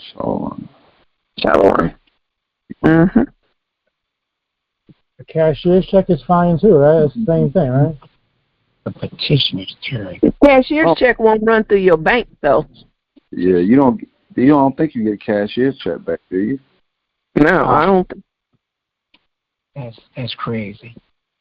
Yeah, because I don't got no damn checks. I would have to go to the bank, and I think they would make a cashier's check. I think it's called a cashier's check. Here's what you do. You go to Walmart. You know how they have where you can order checks? I verified it with the bank. Got the bank information, the routing number, my account number, make sure everything was perfect. And they told me, you can go to Walmart and get the checks, duplicates for, I think it was $11, just some basic ones. They'll send it to you in about 7 days, get the packet with the book, mail the check off. You got the ones that are duplicates, with the carbon copy on the back. Yeah. Sent it to them. The bank approved it. They're the ones who told me to do it. It was cheaper. And now you have, 100 checks or 50 checks, whatever they come in. Oh, nice. Yep. Okay, wow. I don't think I've ever written a check in my life. I have in the past 20 years. Right? Shit. Yeah. Damn. You're going to be the first one then. All right. You know, did anybody ever look up United States definition for indigenous? Besides going by what we think it is?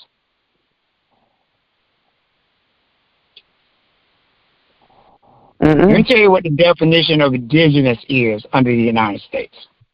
Oh, shit. Very interesting. Very interesting. It says indigenous means native to the continental United States in that at least part of the petitioner's territory at the time of first sustained contact extended into what is now the continental United States. So all you got to do to claim your indigenous status is claim the territory where your parents came from. And a lot of you can do that from just the Dow's Road. But, and I'm saying this is how you become a federally recognized Indian tribe. That's why I'm saying this. So say my grandfather goes back to the land. So it doesn't matter where they stayed at. Don't matter. Okay, wherever they were born at, that territory, before the United States came to get it, if it used to be Indian territory, have been taken over by the United States, then you're indigenous. Right. So all this other stuff we're talking about, proving this, proving that, that's all you got to do. It's dealing with the territory. It's not about you.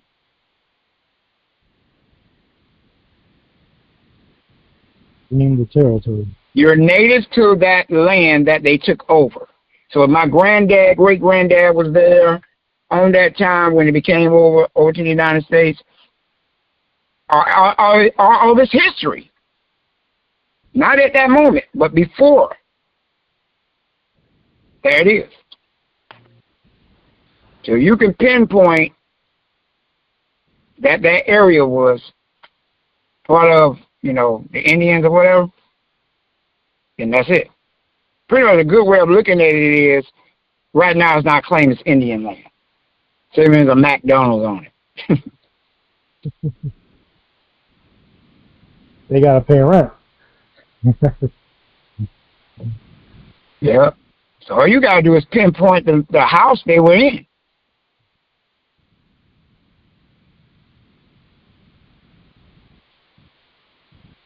That's it. Nowhere in here do it say anything about the person. No color, none of that. Long as it was before the United States came in.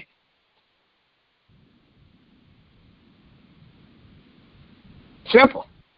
That's their definition of indigenous. You know what we mean when we say we're indigenous and we're part of the land.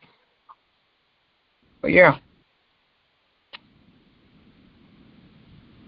So when you're trying to become federally recognized, that's why they say the tribes are federally recognized. Because that's the land. Mm-hmm.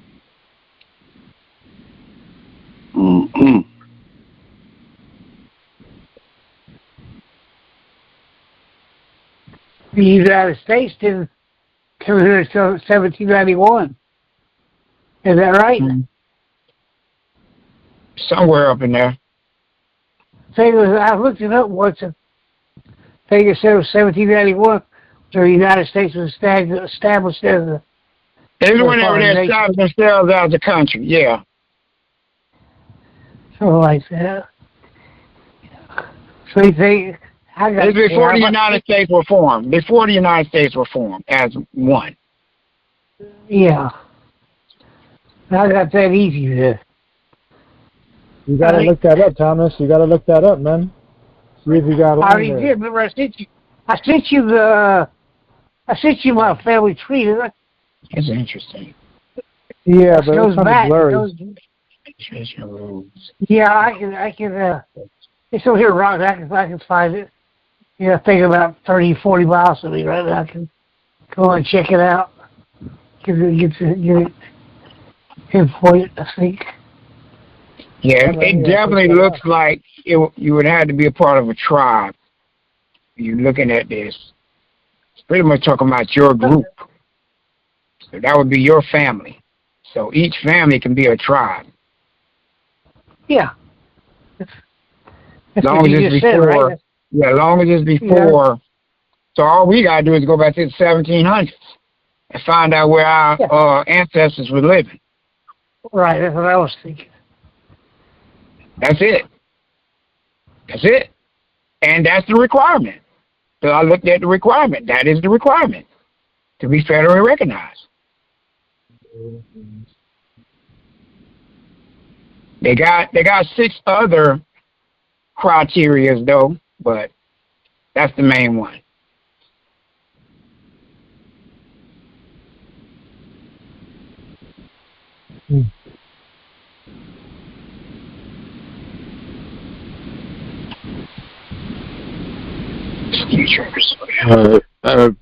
Got a question.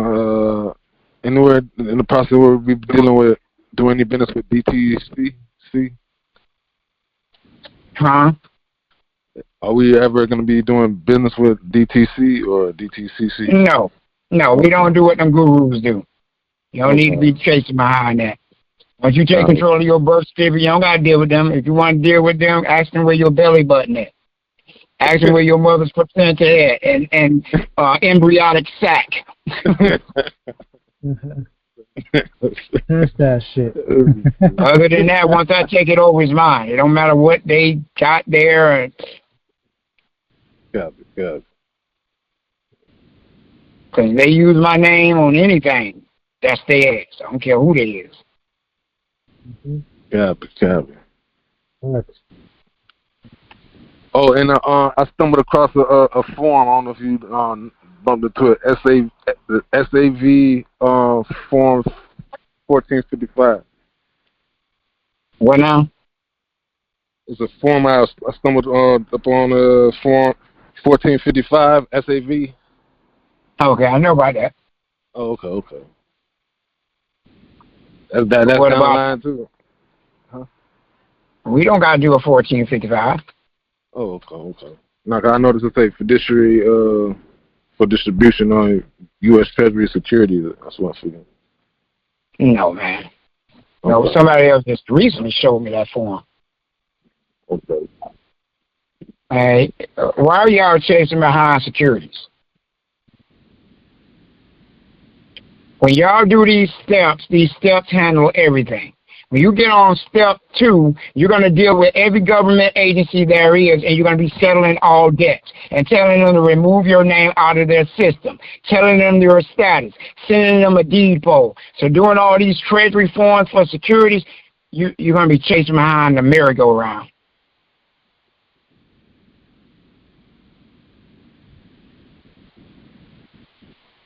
And keep in mind, those bonds that's created ain't yours.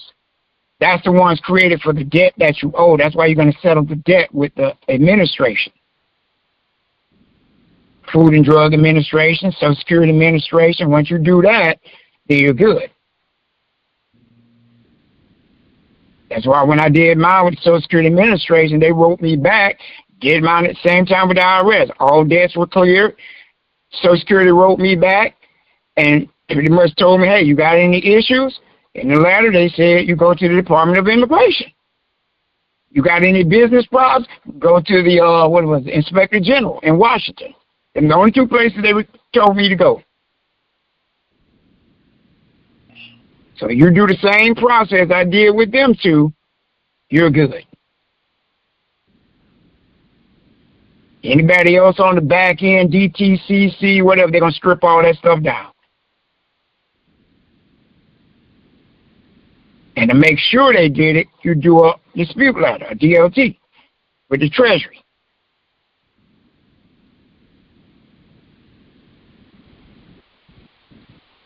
Because remember, that's the CID division to go in there and see if anything been done illegal, according to what you said. So if any money owed, they're going to have to give it back to your account.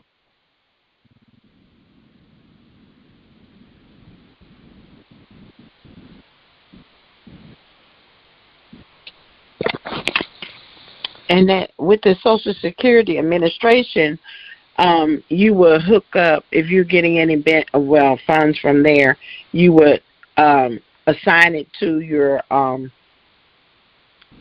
WIFIT account. Yep. Or you could let it sit in your regular brokerage account for your trust.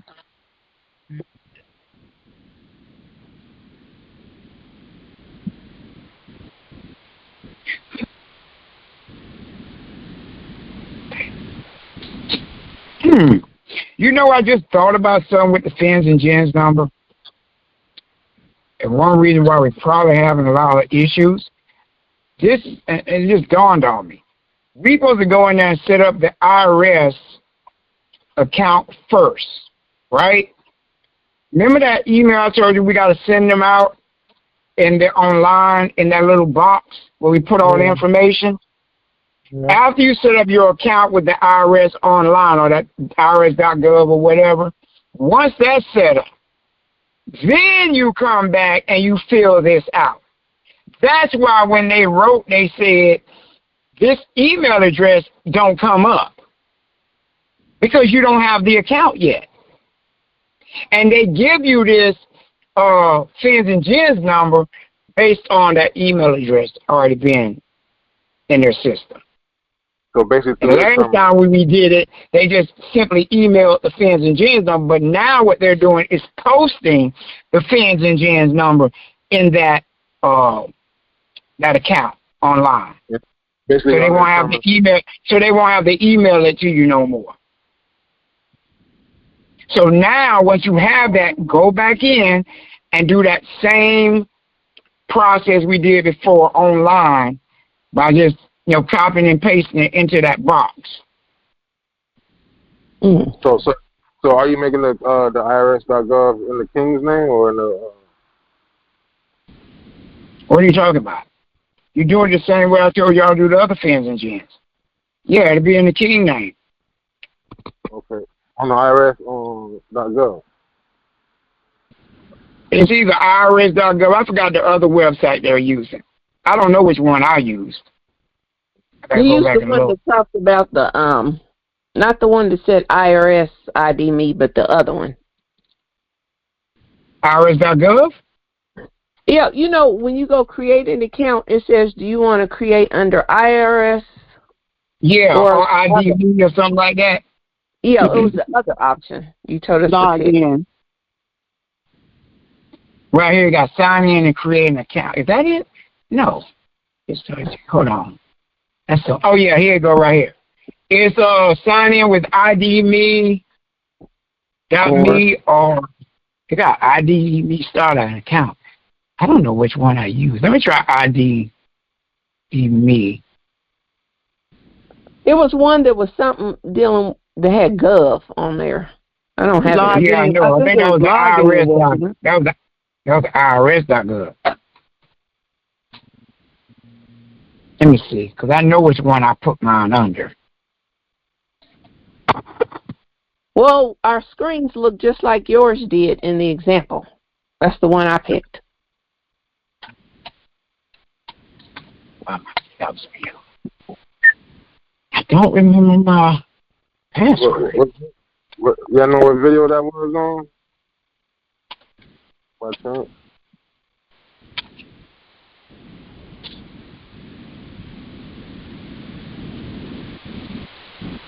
To complete your sign-in, receive a code by phone. Okay, yeah, that's my account. So that's what you got to do. I get it now.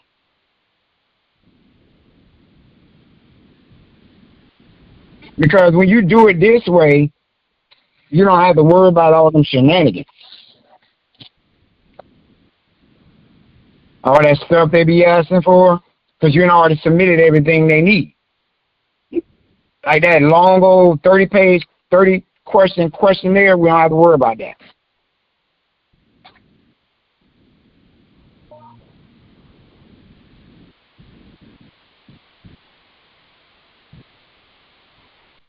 So we're going to reapply again the same way that you showed us to do from the template you sent. Yeah, from that short template. Yeah. So, what? I'm not gonna lie, I think I did that though. Will we use that the number they assigned to us? We won't be coming in as we'll tell them we have a fence and GN number. Would that be it? No, you're doing it for a new one. Okay. Yeah, but we're gonna have to use a different email then, all right?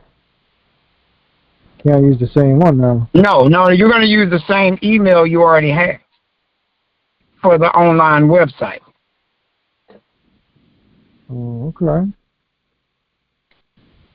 And then reapply with the other site where they give it to you online. Exactly. You're going to do it through the little questionnaire box. Okay. Right. Matter of fact, let me. That's the shit though. I think I did that. Let me check if See, because I remember I did it twice and they said they didn't recognize the email address. I pray they remember that. Yep. All right, so let me do this. Put this on. Put it on the screen. What is this? 1090.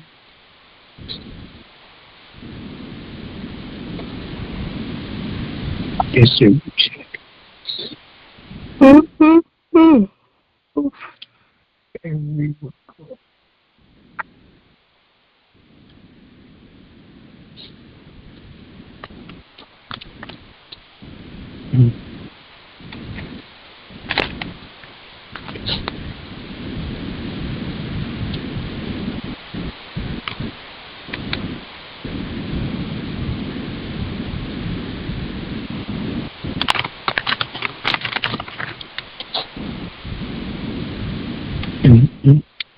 Whoa.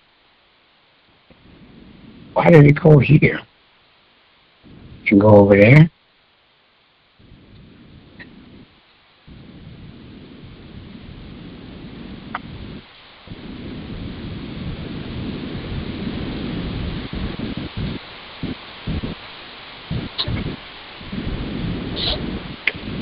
Screen.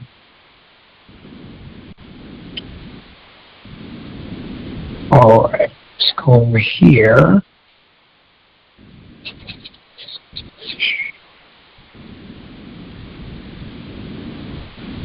All right. So you go to FACA registration system technical support thing. And that's the box you put it in. They copy all of this on the corporation enrollment process page. Just type in IRS corporation. What is this? Thin enrollment process. It should come up. FIN enrollment process. Let me put my email in that they got registered. And I had already switched before from my other email address, and they said it already had an account. So I went back to the Yahoo to do it there, but that's what they opened it up under. All right. So email address. It's It's supposed to have something else that came first. Okay, that's already there. That's already at the top. But you notice, right, that it says fin here, but when we do it on the other place, it gives us a gin. No, they give both. They give both. Because part of that number is the fins, and part of it is the gens. And then when they strip the other half off, it's just a fins number.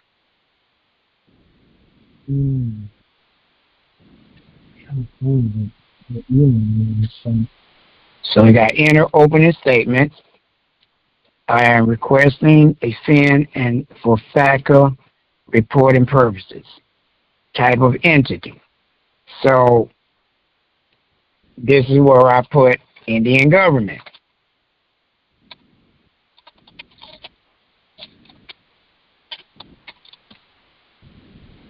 That's the type of entity? Yep. Well, for mine, that's what I'm doing it under. Yeah, I'm going to do that too, because I did the with it before, so I'm going to do the government now.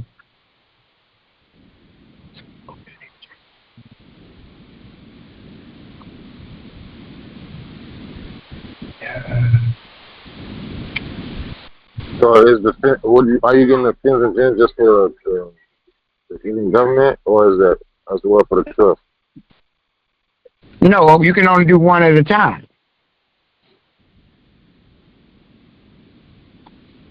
So can you apply for one for each one? The West Indian government? I mean, you're really only going to need one. Really. So which is what to do? I mean, if you ain't never got one, then that's up to you. Well, I was thinking, like, is it a benefit of one over the other if you're getting one? Well, the fins and gens is in a sense, because you know if you say you're in Indian, you're tax exempt already. So and remember when I hit the state up about my son, I said he's under our Indian government. Mhm. So, but even though my fins and gens is under a trust. So I think the Indian government will be more powerful. Yeah, definitely. Man. But now they definitely crossed that line, and still with the 9/8, they still do the same thing. But you're an Indian government, and they crossing the line, and they can't do that. Yeah, we're making it more clear like that, you know. Exactly. Yeah, So it's not a territory financial institution. So let me go back here and look. So which one? Type of entity? Yeah, they just type of entity. Okay, so we put U.S. withholding. Type of entity. I got Indian government, which I shouldn't have put that because they just asking over here. It'll be U.S. Yeah. Territory financial institution. Yep, that's what it'll be. So I'm gonna take that out. It's not Indian government. That'll be the legal name of entity. Indian government. Yep, it's none of these. I forgot I had to go back and look at what I had.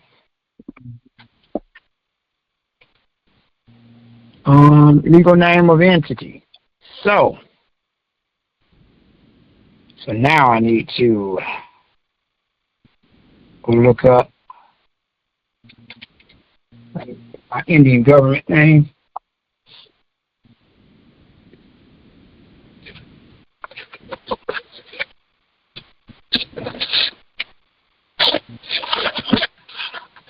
Now his name Kuta Kinte choked them people.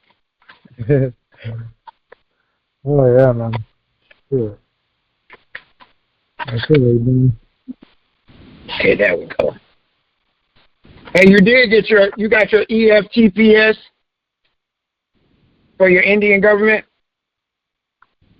Oh yeah. Yeah. I think so, yeah. I gotta check.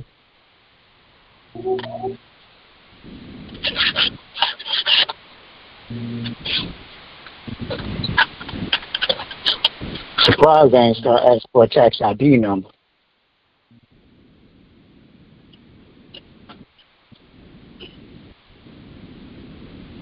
So the entity's tax jurisdiction. We put Model 1 option 2 before. We put Kenya. It says you enter it. It says right here, the entity's country of residence as other if you are a Model 1 jurisdiction. Enter the actual country of residence if you are filing from a Model 1 option 2. And didn't we say we was Model 1 option 2? Yes. So we put Kenya and Model 1 option 2 before. Let's go pull it up.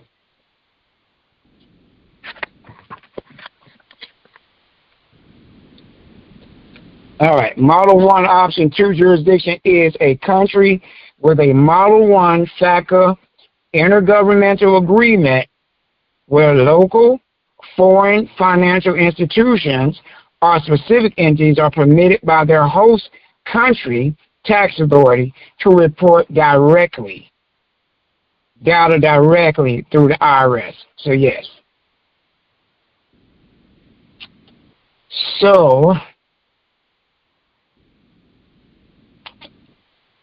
So when we did this, did we put Model 1 or we just put the actual country? Yeah, because it says this one would be other, so you would put that. Yeah, we put the country, and then we put Model 1 option 2 next to it. Yeah. I hate putting U.S. Yeah. It just irks me. Very annoying, man. Well, I guess considering the Indian status of indigenous, it says before, but you can go back. So you would have to put U.S. Still hate it though. It's Turtle Island. So the Indians. No, they don't have that listed on their documents. It would have to be in their computer. You can't just force a word. You can't force a word that don't exist in their database. Well, look it up in Google. It doesn't matter where it is. It doesn't matter where it is. It matters what's in the IRS database. When you look at the list of countries and states, it's nowhere in there. Turtle Island ain't nowhere in there. What's the thought anyway? Yeah. Trust me, I looked at all that before and it didn't, no.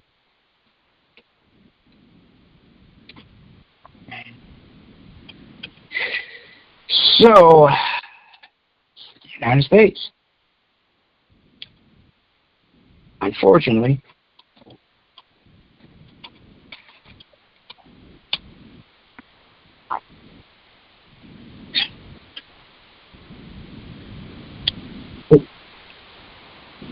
No. I'm starting all over again. Will we be the sponsoring entity? Oh, I'm not there yet. Oh.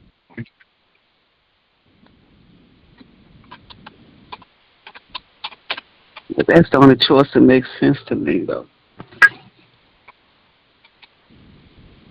Oh, I can't put that. I hate it. Texas tax jurisdiction. Identifying.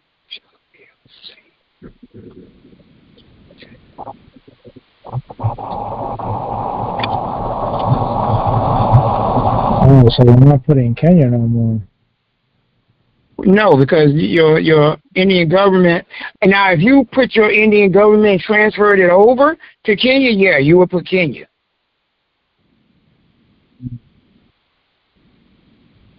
I did do that, but who knows if they freaking put that in the system.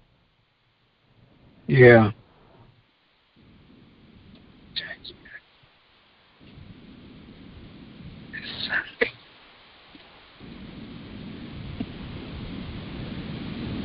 Let's see. Enter the POC's business title.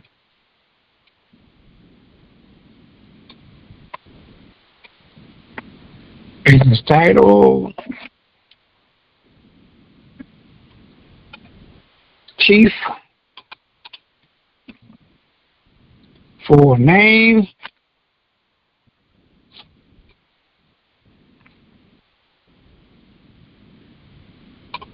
King Eagle Warlock. Oh, King Grizzly Bear.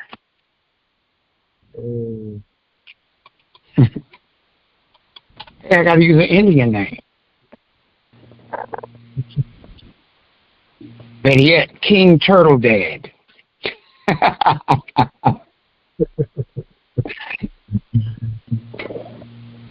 Let's see. King Turtle Slow. Mailing address. So, let's do.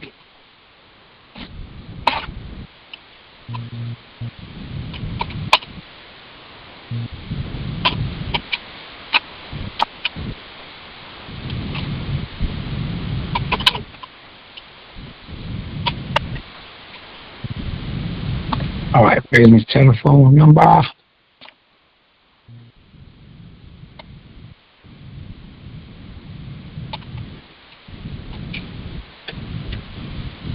Business email address. See, I guess this is where your website will come into play with that email address. But I'll use the same one that I apply with.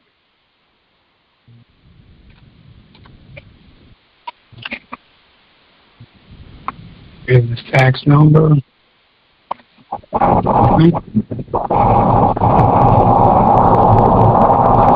PLC statement.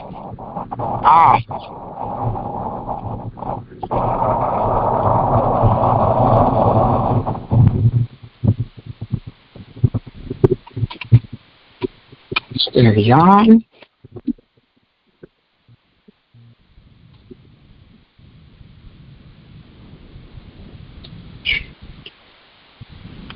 Give me a corporate officer. Trustee. You wouldn't put your last name and state. You just put in the first part. Oh yeah, thanks. I am a trustee.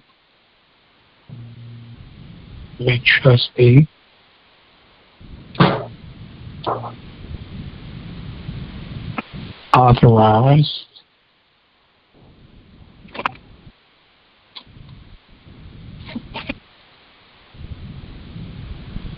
Put chief. Authorized on behalf of.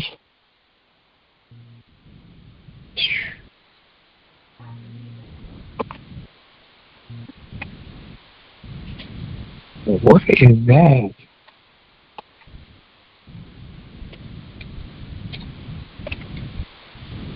Let's go grab.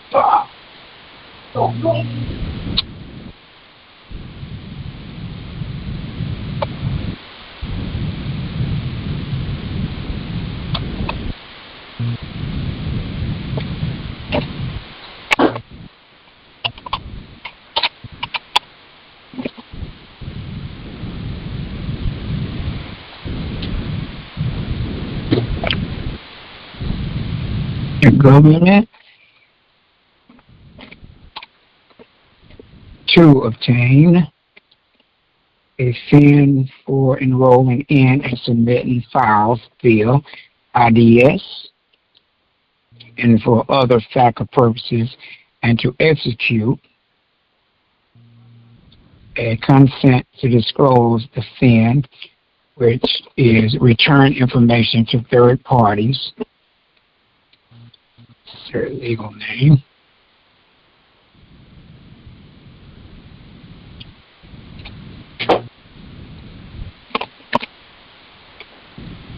Did you say one time they came at you about the legal name, Trace, here? You had a problem with that? That was you or someone else? That wasn't me. But I believe it's legal name. That was you? You know what I'm saying? Say Somebody had an issue with that. I think that was you, Dre, here. It was somebody dealing with the legal name. Since through the publication of his. It says enter the entity's name. Yeah. You have at the end. No, Right I thought it said legal name. No, entity, legal name. Entity. Oh, I didn't see entity. Let me go back and look. Let's see. $50 if we write. Insert legal name of entity. In food stamps. Oh, you're right. Legal name of entity. I didn't see the last part. Well, why did it make me put it twice? I already said it. Well, they're saying that pretty much power of attorney. Pretty much. The government consents to the publication of its stand by the IRS on the faculties. All right, let me separate this stuff. It looks kind of cluttered.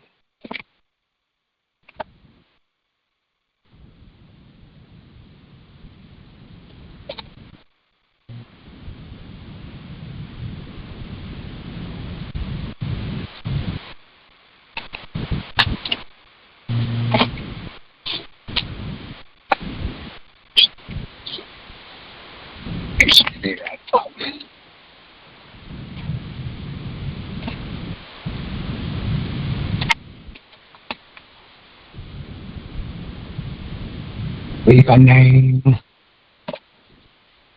type of entity, everything's okay.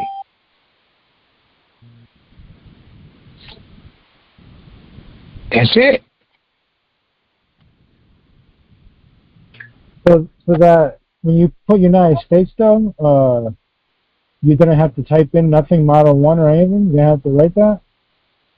No, because they already know. They said it right there. They said if it's anything other, like if it said, look, let me show you. Where was it? Let's pull it up.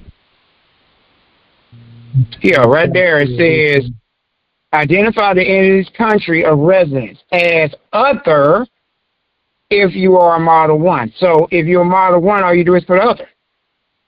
Now it says enter the actual country of residence if you are from a Model 1, option 2. So you would have to specify that country right there.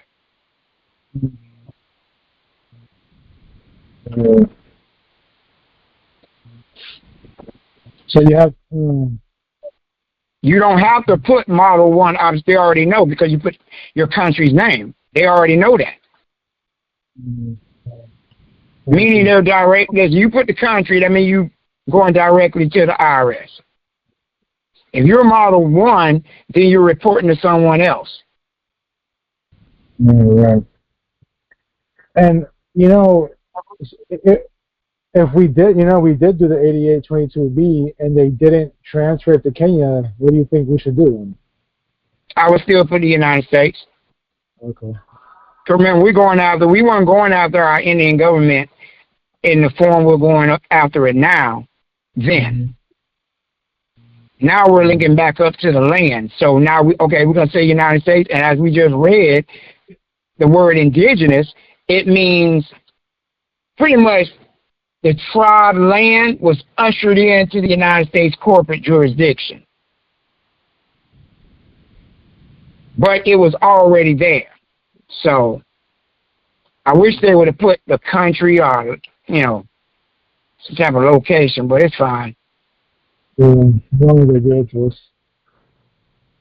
They know your Model 1 option 2, still, by putting the country. Yeah. They didn't ask for the state that you're doing it in.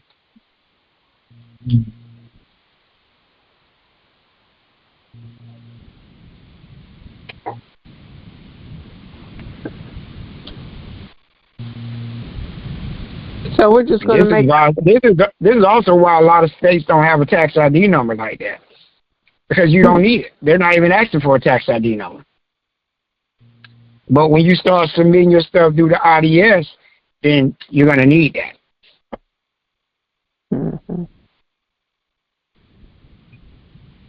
So we're going to make this match what we have on the other site that it was put in review. No. No. You're using that email address.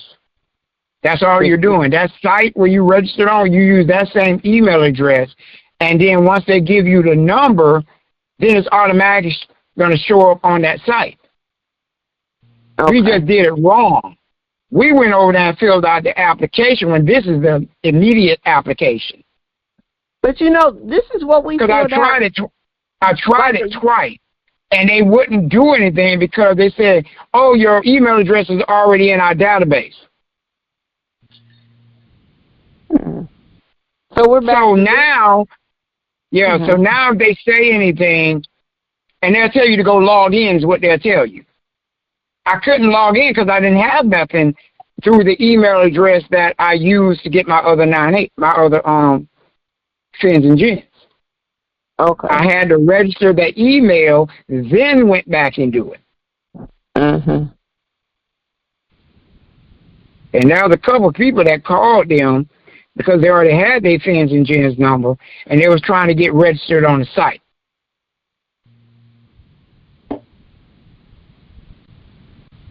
Now, if they come back and say there's an email address already associated with it, then that'll be good. Because then I start talking to them about, well, I need that information because it wasn't no fins and gens on there already. That's what I'm saying. I don't understand how the old companies who already got one just through email have an account. Because when I registered Cityside 2006 at Yahoo, when I got in there, I already should have my fins and gens already laid there. It wasn't. And that's the problem.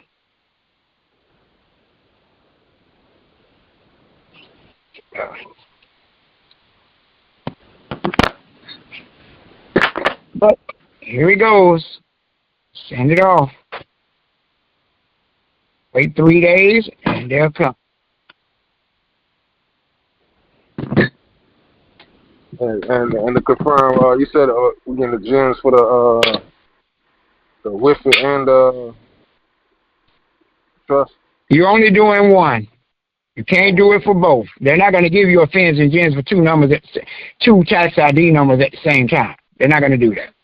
Okay. Stop trying to cut corners. I'm going to get them all at one time. I put in 20 EINs and names, and I'm going to get one fins and gens. You can't do that. No, I'm not saying all at once. I'm saying we are supposed to get one for each, right? No. No, the one you're going to be using it as the most. And if we're going into the Indian government, that's what we're focused on. I want one for my government. Because the other one is for my 9A. So when I'm doing foundations, churches, whatever over across seas, and someone's doing a corporation doing business with me over here, I got the right to tax them. So that's when we should get a second number, when we start doing something like that. Exactly. Yeah. Okay.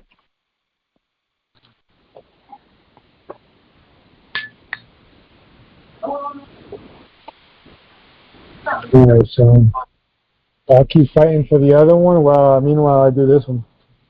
So I can have both of them. The Wi-Fi and for this, the Indian government.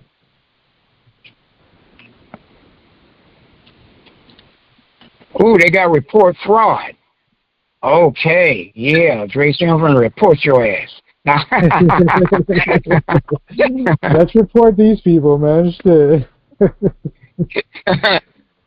Well, they wouldn't done a dispute letter on the IRS.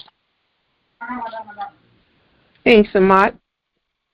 That's what's up, man. CID division gonna knock on the IRS door. That's beautiful. That's beautiful, man. Y'all ain't exempt. Yep, that's probably why. That's probably why they reversed the 1099 OID. I wouldn't be surprised, man. They can reverse it for no reason.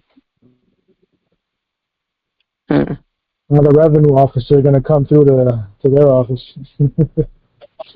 Give him back his. They're gonna be like, give him back his money. But give him back his money.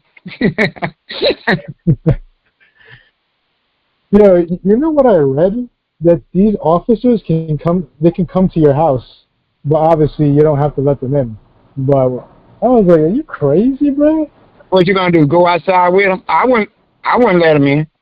Cause you know they got that thing where they can shake. They got that thing where they can shake your hand and kill you. Yeah, hell no. I'd walk right past them, bro.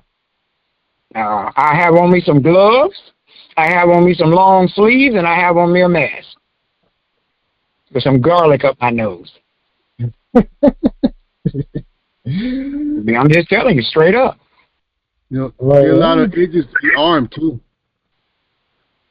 I ain't got to be armed. I have my sword right next to me. So they got to stand. They're going to have to stand back to try to shoot. They got to stretch their arm out unless they're going to poke it at me. Shit. No, they don't have no power to arrest nobody and none of that shit. Yeah. Hey, they can get the business too. Oh, yeah. Try to kill me, I'm kill you first. I don't give a care who you is. They better not come to nobody's house. They show up at somebody's door. Nigga, you. I didn't invite you. Put a sign on the door. If I didn't invite you, turn around. That's right. Warning, warning. Shit. You're in the wrong jurisdiction, buddy. Remember they came to Flame's house, they came to Mr. Gold and Silver house. Yes, bro. Mr. Gold and Silver said, he said, ain't nobody bringing no $700,000 to no nigga house. You better mail me that shit. You don't mail me that shit, man. Get out of here. Yeah, what's the purpose of you sending it? But then I thought about it, like, well, maybe they didn't want to send it through the mail. That's a big amount. Anybody got hold of that? True. All right, here's my. I told him. He didn't know. I was like, yeah, they were just bringing it to your door. Shoot, they took their taxes out. And that is what I need to talk to him about. They took taxes out that money, bro. You get that back when you claim your expenses. In Schedule C, yeah. And there's 300,000. Close to 300,000 they took. In taxes. A lot of money, man. And he turned down to 700-some thousand. Okay. Okay, got me a Maybach with that. Why did he turn it down? Why? Because he didn't want to. He said, like he said, nobody ain't bringing those niggas no money. They go. He thought they was gonna try to offer him or something like that. No. But like, yo, leave that shit in the mailbox. I'll talk through the door. Leave that shit in the mailbox and walk away. And walk away slowly. Put that shit in the mailbox and do an about face, bro. Get the hell out of here. They probably would have been like, we can't do that. You know, they'll just come in to question him. How did you learn about this? Like they do everybody. Well, Emperor, you gave it to me. Get the hell out of here. Treasury brought some money to his door too. Who? Patrick Devine, when he filed his taxes. He said that. Yeah, but he wound up dying later on. We ain't gonna speak on that part. Hey, I'm gonna tell you, man. Listen, I don't trust no agent coming to my door because after all these people came up with inventions and stuff, and they walked in their house, the person wound up dead. That's true. That's true. Enemy of the state taught us this as well with Will Smith. Come in your house and it's something, some kind of fluid they have on their hand, or something that they're immune to where they can't be harmed. You breathe it in. No. No. Nope. I just want to say I have some garlic in my nose. I have on some gloves. I have some long sleeve shirt on. That's a scar. And a crown on. They're gonna send Beyonce to your door. You gonna take all that off, King? That's how they gonna get you. They gonna send me out to your door. You gonna take all that stuff off. Come on in. You want to off somebody for something like that? That's just stupid because they know you're gonna keep doing it. Listen, it's the process. It's how it works. Why would you get mad? I don't get it. Yeah, right. They want people. They just go to show they really want people to stay slaves. Yep. Keep working, make it. Because look, we're ants. That's all we are. We're ants keeping the United States dollar circulating, keeping the debt circulating.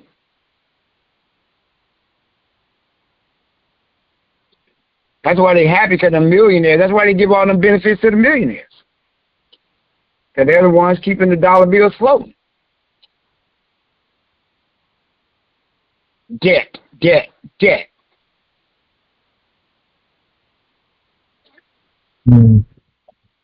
Slide that shit through the door and get out of here. Just funny. Yeah, I was looking at they door. You gotta be careful. Remember they had the anthrax and stars going I was just about to say that. That's what I was trying to say. They slide the anthrax on it. Yeah. Here's a check. We're gonna give you this check for you to be quiet. Yeah, you're right. This check gonna keep me quiet. And I know I'm gonna record it on my phone. Yeah, they came by, they put a check through the door. I don't know if I'm gonna still be living because I touched the check. Yeah. So if I die, they did it.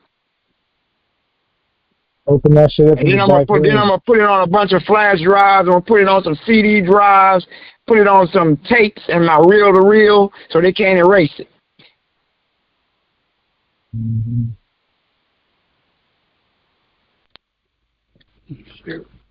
Hey, what Put it out there too. And I'm gonna post it on Facebook. Go ahead. When are we supposed to be applying for the W-7 for the king or queen? Whenever you pay your queen. Okay. Or you state that you paid the queen over $1,000. Okay. I won't be taking it. So not even when you do your first estate tax return? No, because the only reason because you're only getting a tax ID number so that way you can file taxes under the king name, not because you're doing something for the estate. It's only when you get paid from the estate or the trust. That's the only time they're really going to give it to you because they can't tax you unless they're going to tax you the highest at 33%. Then they're forced to give you the number once you have some type of income.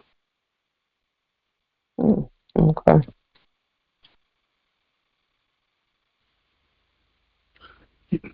Yeah, these people are crazy. Yeah, they're a little nuts. And speaking of that name change, wouldn't it be easier to do a 1041 and just put change of trust name and change of fiduciary name? Yeah. Okay. I mean, you're going to have to do that regardless. But still, you want that name corrected. Because that name's added after the estate. It just messes you up. See, listen, I keep telling y'all, anytime they mess with that last name, you're robbing, you're abandoning your estate. There's no such thing as a junior estate. It's not the same estate.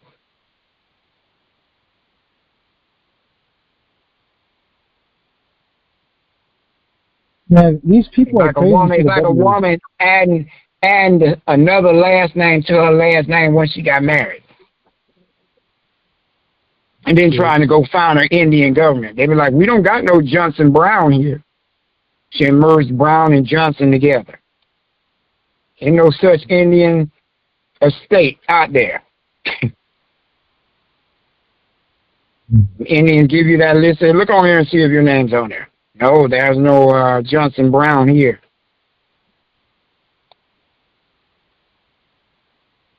It's something so simple, mess everything up.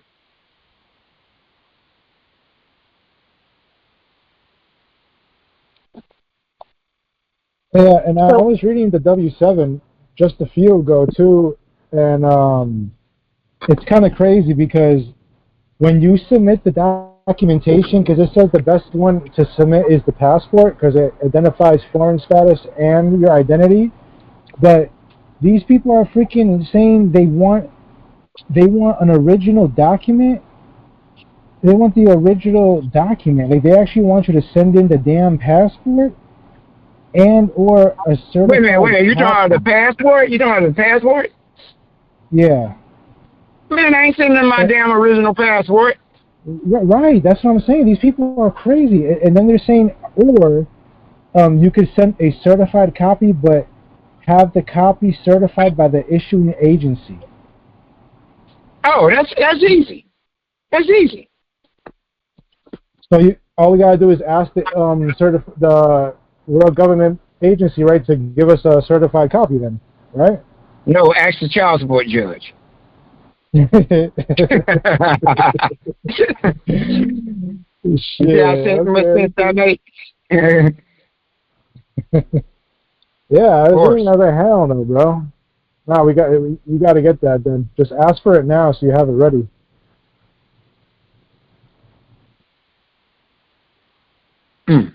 Have the copies certified by the issuing agency. Internal Data Exchange. IDE.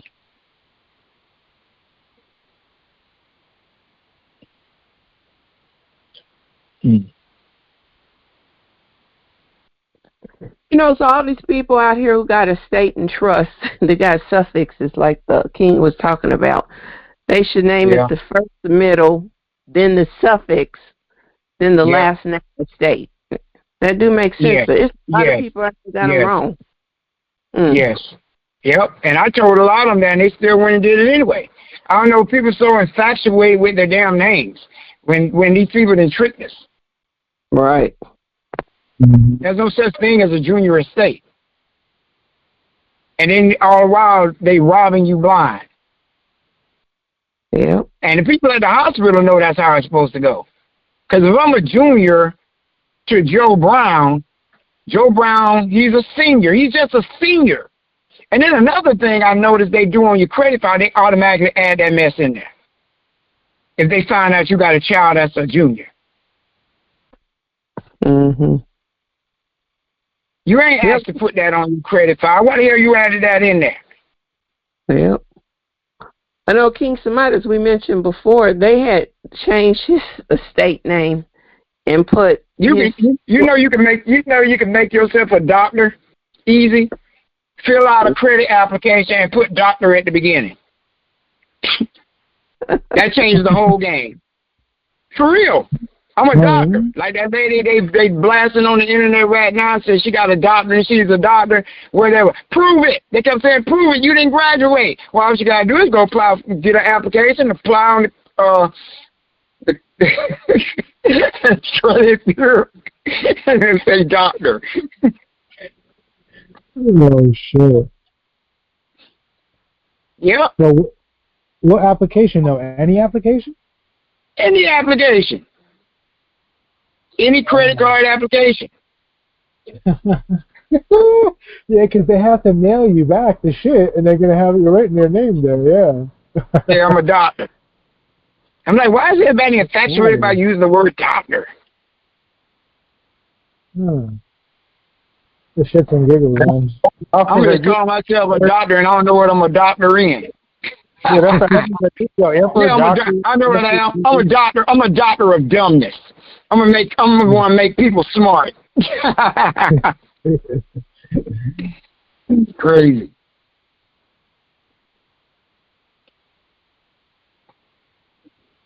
You see it now. You apply for a house or apartment. They're like, oh, so you're a doctor? Yes, I am. What do you specialize in? Dumbness.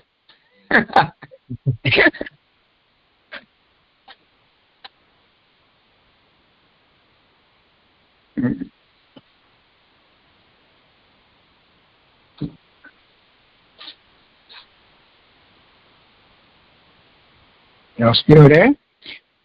Mm-hmm. Yep. You got all quiet. Y'all over there thinking that, like, oh, shoot, I'm going to become a doctor. Yeah. Dr. King. Dr. King. There are two titles now. Okay, and if I may modify its status after registration, for example, and if I'm able to comply with it.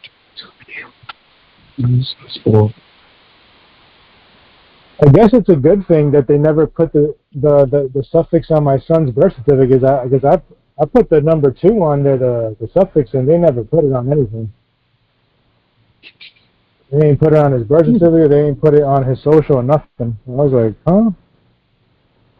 I thought they were supposed to.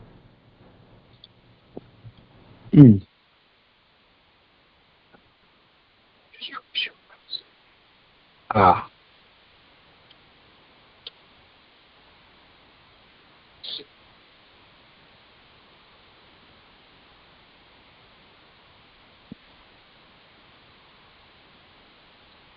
Okay.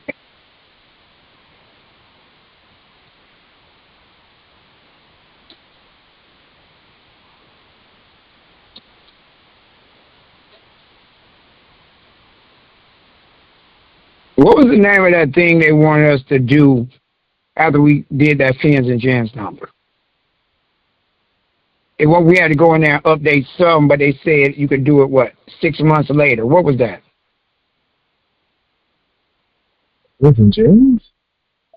Yeah, remember when we went and did ours? It was something on there they told us we had to require it to file, but it wasn't time yet. You had asked me about it, and I said, well, you can do that about 6 months down the line. Trying to think.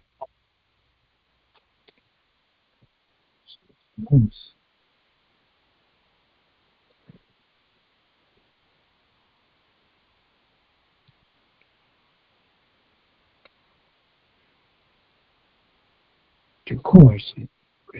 No clue.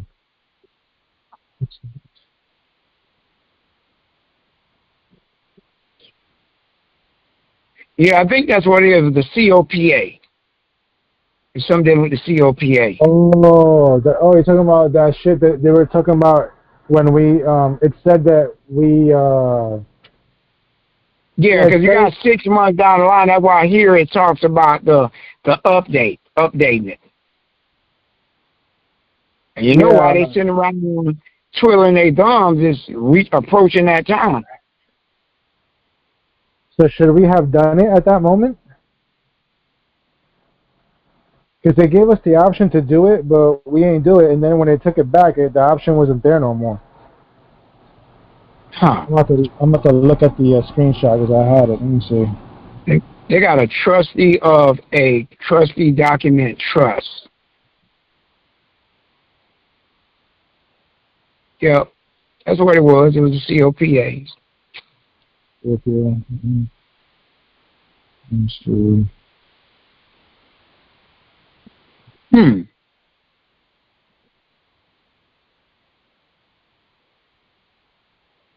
Okay, let's see.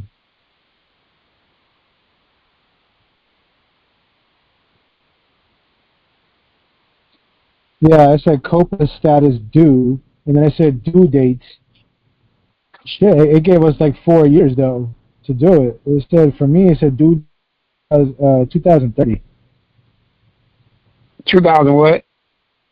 2030. Okay. Certification of pre-existing accounts. I think mine was a month.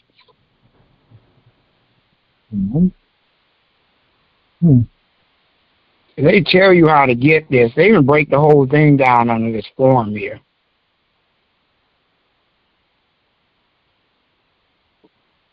And under the beautiful thing about this is, and I don't know why I didn't think about this, I can take my Fins and Gens number and from my 9-8 and just issue authorization to the Indian government if I don't get this one.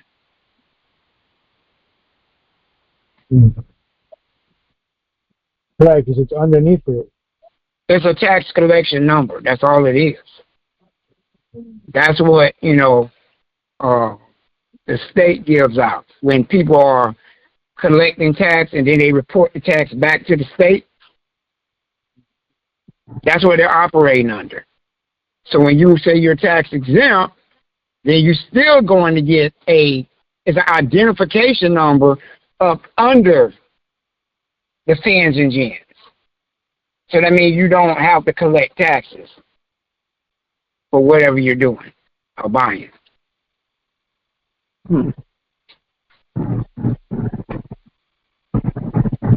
Taking and selling as well because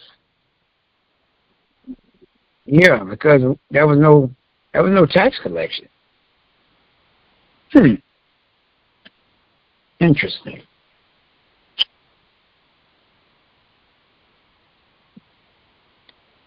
If I was everybody, I would definitely go read this. The folks trying to get the fins and gens, because this is everything that you're going to need to know anyway. The COPA? No, it's the I can tell you what it is. It's the factor classification on the registration website. So I just highlighted that, went to that, and then there was a website on Google.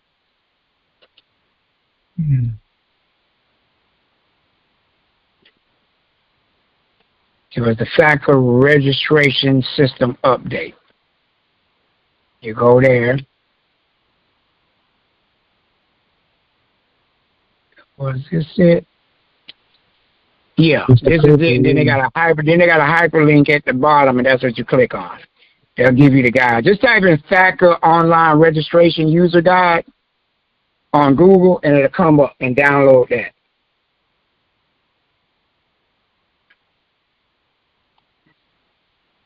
So when you go like Walmart and all these places, they be talking about, oh, you need something from the state. No, I don't. I'm my own state. That proves you're your own government. Because you have a fins and gens number. So you issue your own tax-exempt status. Because you have your own government.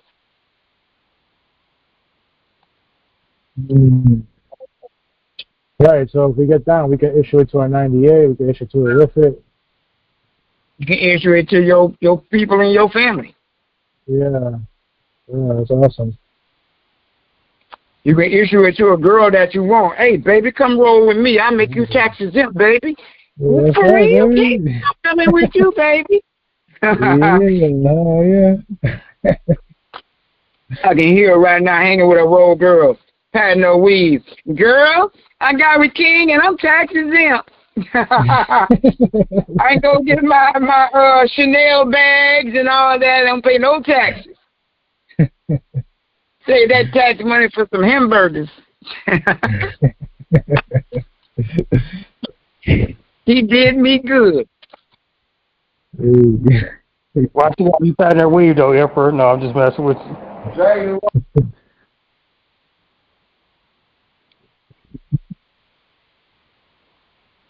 Say that again, Dresser. That was the other king. Patting her weave though, Emperor. Say it again. Why does she have to be patting her weave? Hey, I ain't met one with natural hair yet.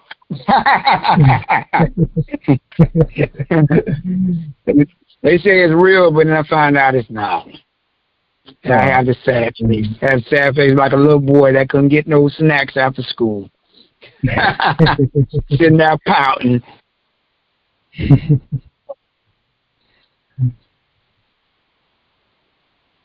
And shoot, she can pat her real hair too. That means she got dandruff. I know when somebody have weave, it's just because stuff might be too tight. But if you got real hair, it's because you got dandruff. I'd rather take the problem with the tight hair instead of the dandruff. Cause we might be eating at the table, and then some dandruff might fall in the food. Oh, shit. Hell no. You thinking it's mashed potato flakes that fell in your food. Oh my God. Now when you go out to eat, you're gonna be looking in your food, ain't you? Powdered sugar, address used to log in. Okay, so let's go here.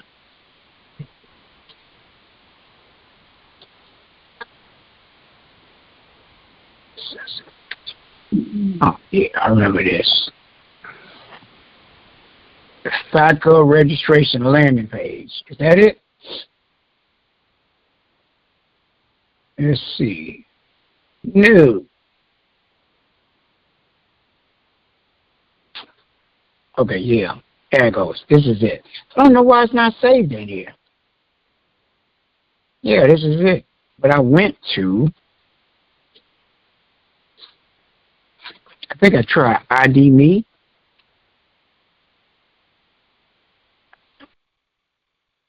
You had said use the login.gov.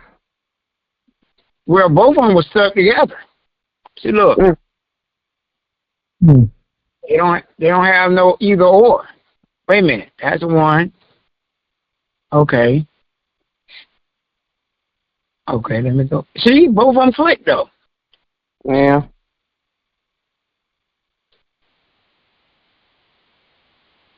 Oh my goodness. That website is annoying as hell sometimes, man. You try to log in. It is. You log in 10 times and it keeps saying you've been timed out. I'm like, damn, bro. Yeah, clear the cookies out. They must have went in and added an account already because I never had his number. This number wasn't the number. I had my other number that was in there.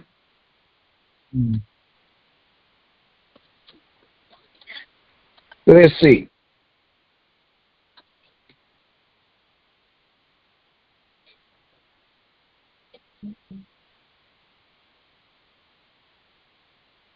No.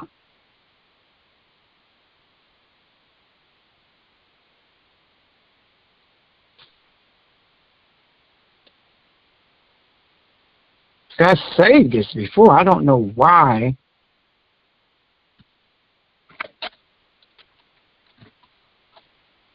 That racist stuff is up. Existing ID.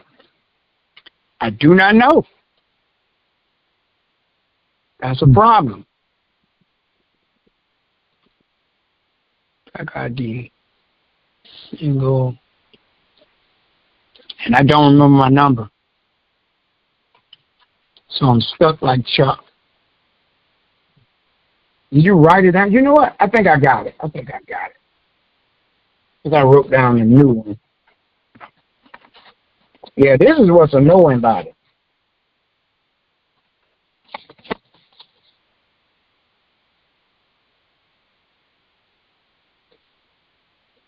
Like when I tried to use my first one, it never came up.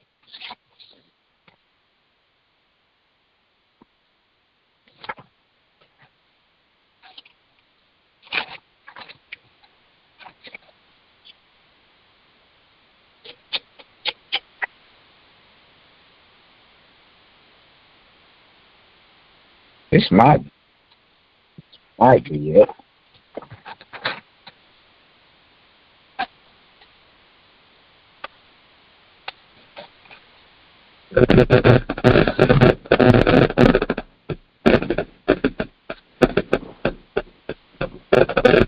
Hey, do they want the whole ID number or the first digits? Nope, not it.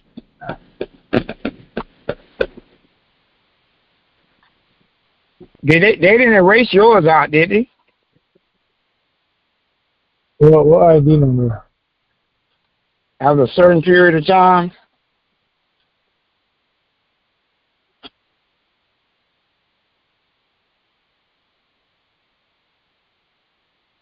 Okay.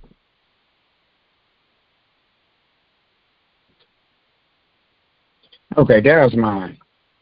Well, that's the one I applied for. This ain't the main one. All right. See, registration rejected. And it said under review. So this was on 9/21. This is an old one. So they put up some old stuff.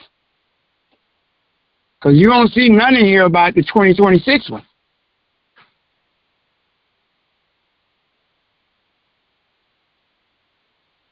Here's one. See right here in 20, they approved it. It says certification of pre-existing accounts is not required. Then they came back under review, and then a year later they rejected it.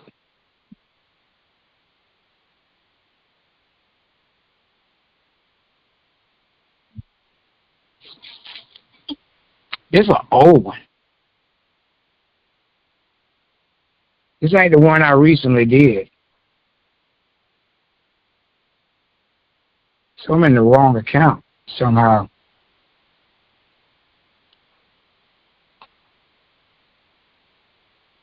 Yeah, this ain't it.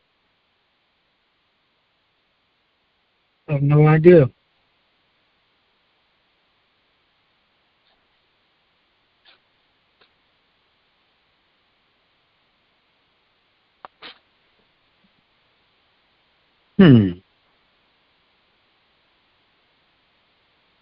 Okie dokie. Do not know. See what they say.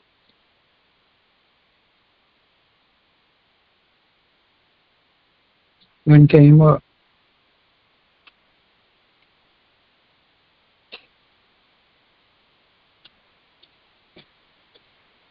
See, they didn't say why it was rejected or anything.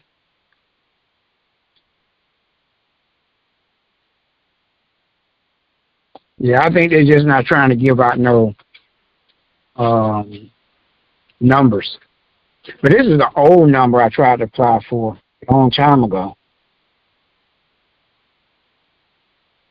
This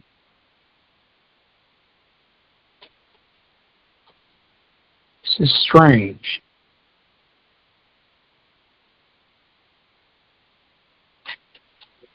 They don't have the one I recently did.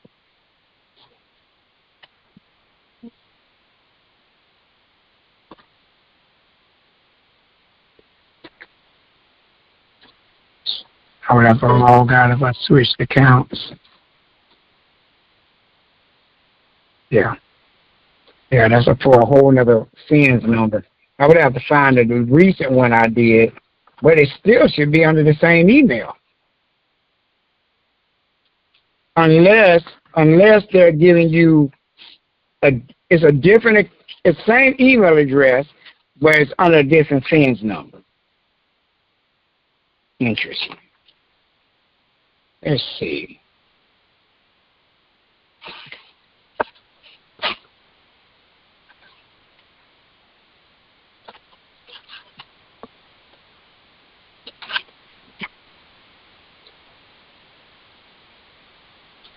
Uh-oh.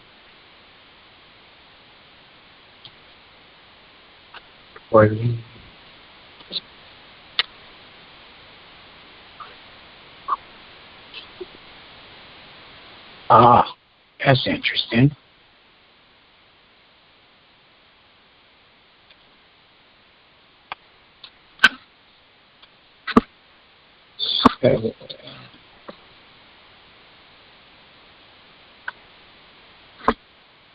All right, let's see. Nope.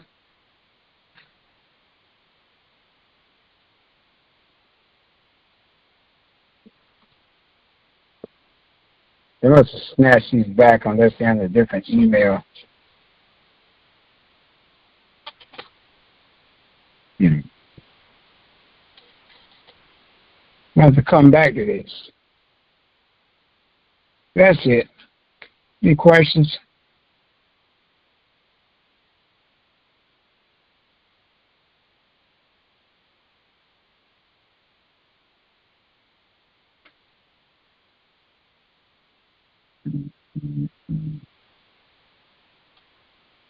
Shalom, everybody there? Yep. Quiet. Yes, we're here. Just paying attention. King, I'm a request now for the tape. I said I want a request now for the tape tonight. Okay. Well, you don't have to do that because I'm going to send it out anyway. Oh, okay, great. Hey, Emperor, do you want to try to do that? Update that line for the 2848 tonight, or you want to wait till next week? The line. The other acts authorized? Yeah, that's up to you. They're the ones requesting it. So I'm just going to put what you said to discuss unfiled and tax filings or whatever. Let me see. Yeah, I mean, because you need to do that for them. Let me see.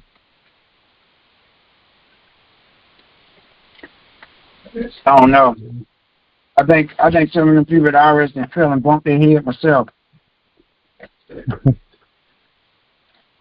That look like it. Sound like a bunch of craziness going on. Because